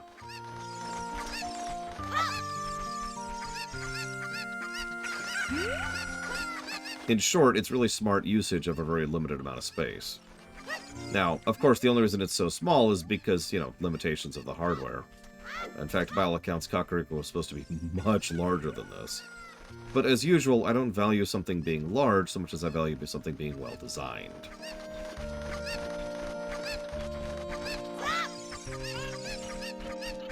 I'm almost positive the Kuko's cannon will kill you in this version, yes. Now the hard one. Let's get that one out of the way.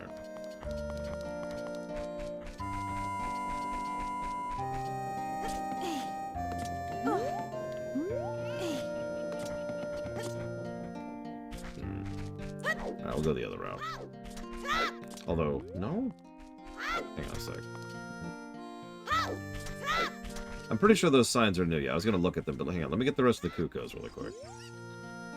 All day long, we're working on many construction projects in the village. It's going to take a while before everything's done. Our boss works us very hard.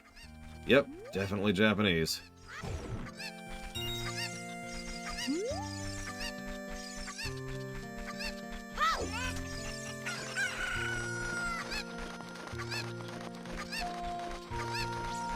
Yeah, it's one of the builders. Oh, I forget what their naming scheme was. Sun, I think? Name has to end in the sun.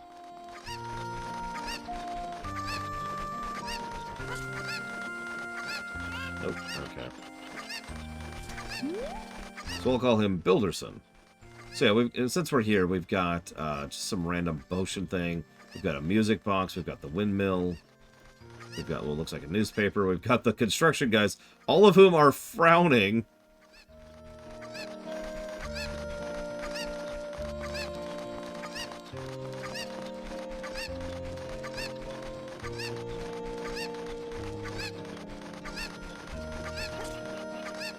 There we go. I always have the hardest time with those.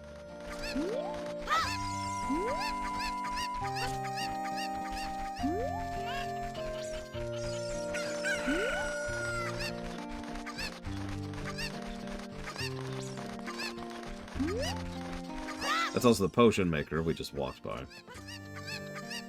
Oh, I know, Ross. I know. I don't want to do Dodongo before the lunch break, though, so we're going to spend some time in Kakariko. Come here. There we go.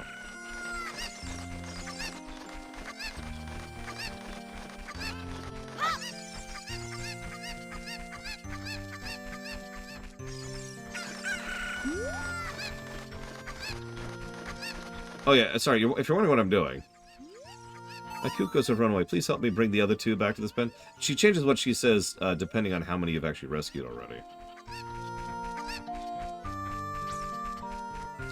As with the gold Skulltulas, you can hear them from a distance, so you can find them relatively easily. And this is a fairly lucrative thing to do for most runs. In fact, even my speedrun of this game included doing this. Although I would do this before I hit Hyrule Castle. Oh, I already got this one. Right. Which one am I missing? Oh, okay. That's impressive considering this isn't even an RPG at all. Never mind a BRPG. No? Which one am I missing?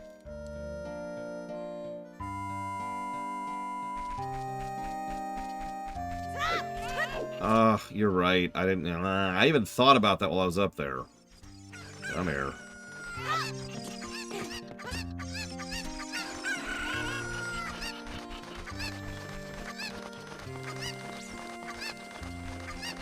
You'll notice how even the layout of the town lends itself more towards being a puzzle than anything else. Also, Link occasion. So let me talk about the jump mechanic of this game. So the angle and the speed at which you approach a ledge determines what type of jump you do off of it. There's actually 3 types total, although 2 look very, very similar to each other. There's a full jump. Earlier we did a kind of half jump, and there's also a rolling jump, which you can only initiate by already being rolling. Not having a jump button is not fun. One of the reasons why is because they couldn't even make up their minds if there was going to be jumping in the game at all. Obviously, jumping exists prior to this because Link's Awakening exists, but you can see why it was a debate for the developers.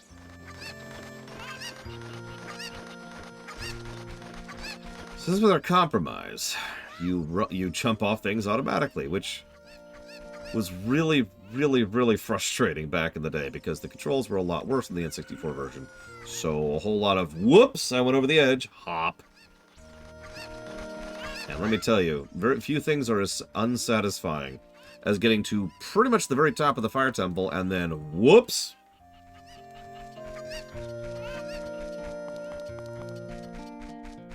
Yeah. Anyways, not as much of an issue in this version, and this is the version we're reviewing. But nevertheless, the auto jump is something that's not going to be a positive at the very least. I do think they did at least enough design with it to prevent it from being a negative. We'll debate that as we go.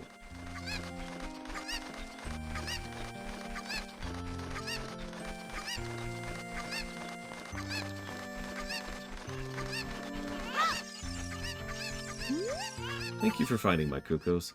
I have allergies, so I get goosebumps when I touch them. Well, maybe I'll give you this. Isn't it sparkly and pretty? Please take good care of it.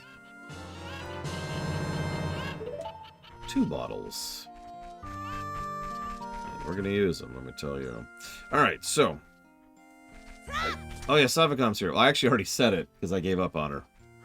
I was just going to tell about the dating mechanism, which was in this game originally. And how you could decide who Link ends up hooking up with throughout the course of the game. Which, again, was a really, really common trend for a lot of games in the 90s.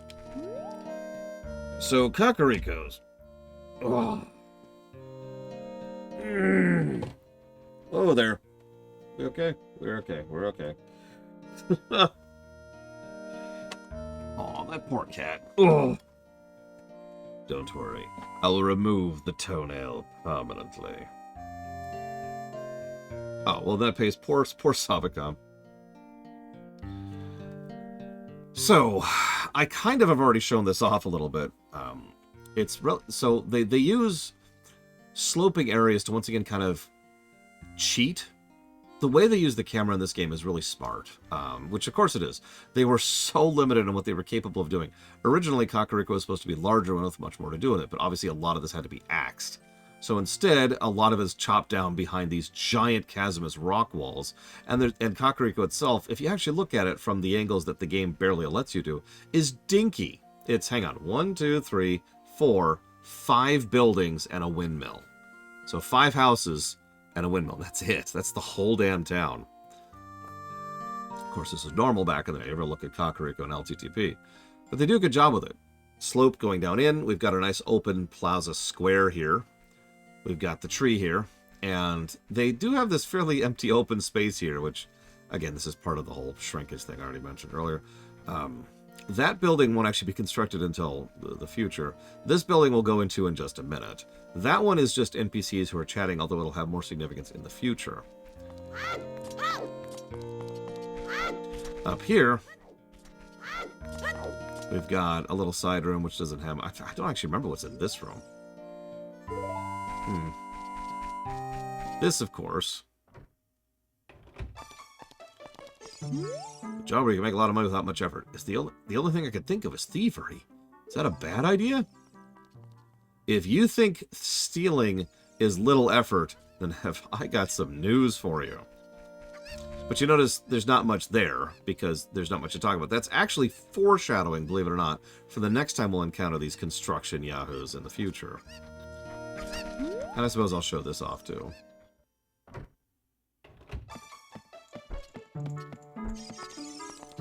Come on.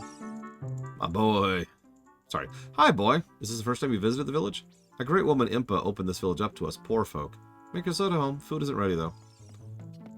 Oh, yeah. By the way, I've kind of already been talking about this a little bit, but has it been made clear yet that the poor and the...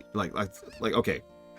There was a really big war recently in history as a civil war. And Hyrule was kind of a wreck after that war. And it's only been a few years since that war. And very recently, Kakariko, as in within this generation, Kakariko, which used to be, held territory by one of I can't think of the term. Yeah, Link is literally a war orphan. Vassals is not the word I want, but we'll go with it. One of the vassals of the local king used to own this land right here and open it up to the poor people, to the peasantry. And you start to think about the lineup here and how things connect pretty well, and you start to see, because there's a lot of little inferences in the background about how this world was constructed and how much of a mess things were up until the events of this game. It has been suggested more than a few times that Ganondorf himself is the way he is as a direct result of that war. He would have been either in his late teens or early 20s, depending on how old you believe he is at this point in his time, when that war hit. And we know the Gerudo had something to do with that war, although we don't know have specifics because they like to be super vague in this franchise. So all of this paints a picture of that war kind of causing a mess which we're still dealing with the consequences of. Things seem peaceful and beatific now, but really, this is everyone just taking a breath, right? Like, this is just... Okay. Let's take 5. And remember, if Impa, one of the freaking lords or vassals or whatever, hadn't opened this place up, we might have actually had a second conflict. A peasant rebellion. Because there's a lot of people who aren't doing very well, even now. And there's a lot of people who are disgruntled, even now. Yeah, exactly, Jalua. There's some hints here and there, and since this is the same Ganondorf as the Wind Waker Ganondorf, it is entirely within feasibility that that's part of what he was referencing. But I'm getting ahead of myself. Hi, Materia Keeper. So that's all cool. Also, the fact that there's a windmill here. We talked about this briefly during our recent playthrough of the game I can't think of the name of right now. The Obsidian game. That I can't think of the freaking name of. But owning a windmill is a big freaking deal in this kind of society. And being able to just produce grain and produce the kind of bread that thing is, that is a symbol of wealth and power right there. Pentiment, thank you. Just giving the people a windmill is crazy. But makes sense. After all, the kingdom was in that dire of a strait, and Impa, by all accounts, is a decent person. It makes you wonder what kind of society there was before this, because Lord knows that was an action that still had to be taken. Oh yeah, it can also give us pumped water, which of course is why the well's right here too. Yeah. So that's all kinds of interesting little background world building stuff for exactly how messed up things are. We see the construction workers who are running around doing construction jobs. We see that a lot of the people here are still barely making ends meet. And I'm not sure what actually else to add there. Oh yeah, speaking of which, all these buildings are stone. Of course they are. This was a noble lord's hold. Right? This is a freehold. I mean, the obvious answer is he killed him, Ross. Right? I mean, doesn't that make logical sense? Wouldn't you kill him? After what he did to Zelda in Breath of the Wild. Anyway, so all of this is the story axis of Kakariko. So forgive me for talking... I know nobody gives a damn about story in one of these streams. So let's talk about the thing everybody's into, which is, of course, bricks. Look at those bricks. Look at them. Sorry. But gameplay-wise, Kakariko doesn't have much going on for its first visit. It has the one side quest, which we've already done.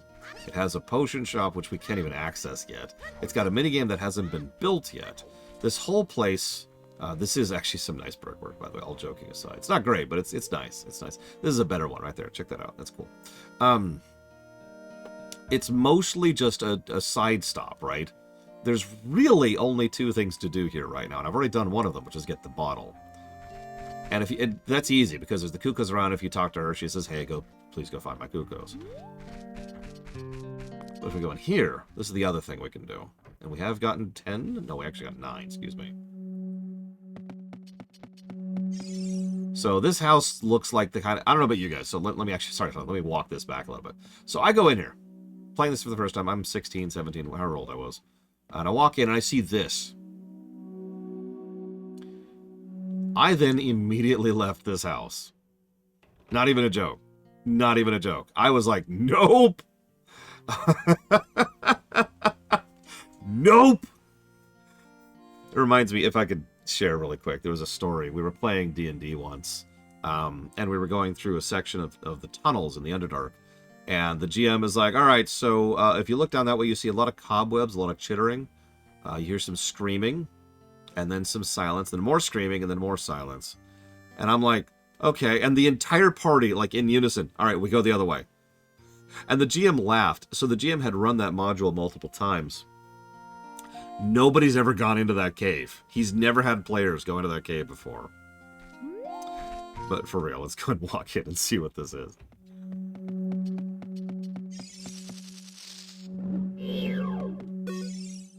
We all look like this because of the spider's curse. Yeah, by the way, try to picture what this would look like with proper graphics. If every spider of the curse in the entire world is destroyed, the curse is broken. When you destroy a spider of the curse, a token will appear, collected as proof of your achievement. The number next to this icon on the gear subscreen indicates how many spiders of the curse you've destroyed so far. When this icon is displayed next to the name of the area on the map screen, there are no more spiders in that area. Gold Skulltulas, one of our first true collectibles in the franchise, and probably one of the better ones. If you break the curse, will make you very rich. And yeah, this is one of the best sources of rupees in the entire game, assuming you actually need them. And yeah, he's rather misshapen. You can also...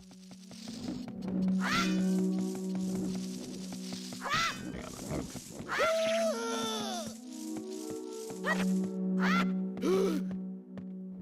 You can't actually kill him, I'm just going to warn you. Yeah, much better than Korok seeds. Let's actually enumerate. I've kind of already talked about this, but let's enumerate all the things they did right here. First of all, you talk to him and he flat out tells you the rules of how the collectible works.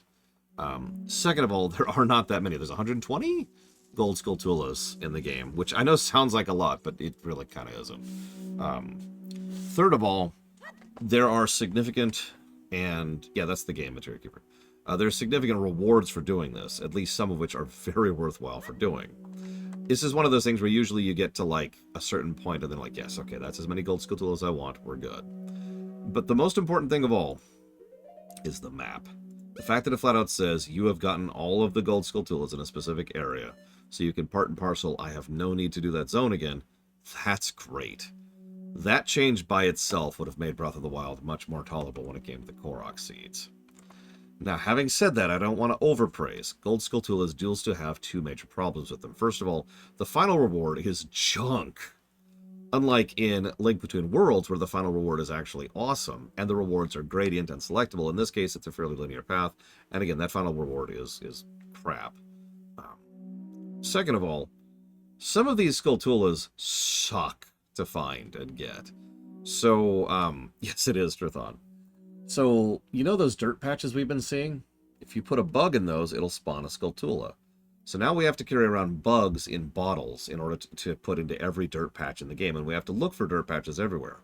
You'll also notice this bypasses one of the good design aspects of the Gold Skulltulas, the audio indicator. You cannot hear a dirt patch. So that sucks. Also, quite a few of these mandate going back into several dungeons after you've already cleared the dungeon. In order to just basically do the dungeon again, in order to access the Skulltulas you were physically incapable of getting the first time around. None of that's great. So, while I do think gold Skulltulas are probably positive worthy, I also at the same time think they are negative worthy. So we'll call that secondary.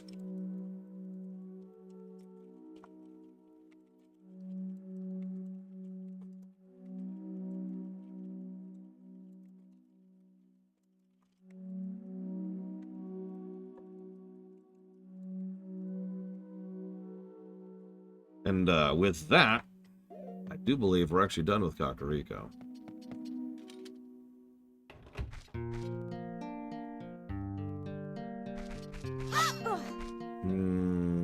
You might be right, Frieza. Okay, so I mentioned the auto jump thing. So this is the third type of jump, which I actually fourth type of jump, which I forgot even existed until now. This is the fall jump. I'm just holding as far as I can to jump off of this, which is what I want to do. You have to get some distance first in order to jump down. Oh yeah, speaking of which, those dirt patches are supposed to be for the plant growing as well, which is how you get several heart pieces in this game. Plant growing is one of the biggest rupee sinks in the entire game. So, it kind of feeds in on itself, but not in a great way. But, since it is now lunchtime, in fact, it's 10 minutes into my lunch break, we're going to go ahead and pause. We'll be back after the lunch break.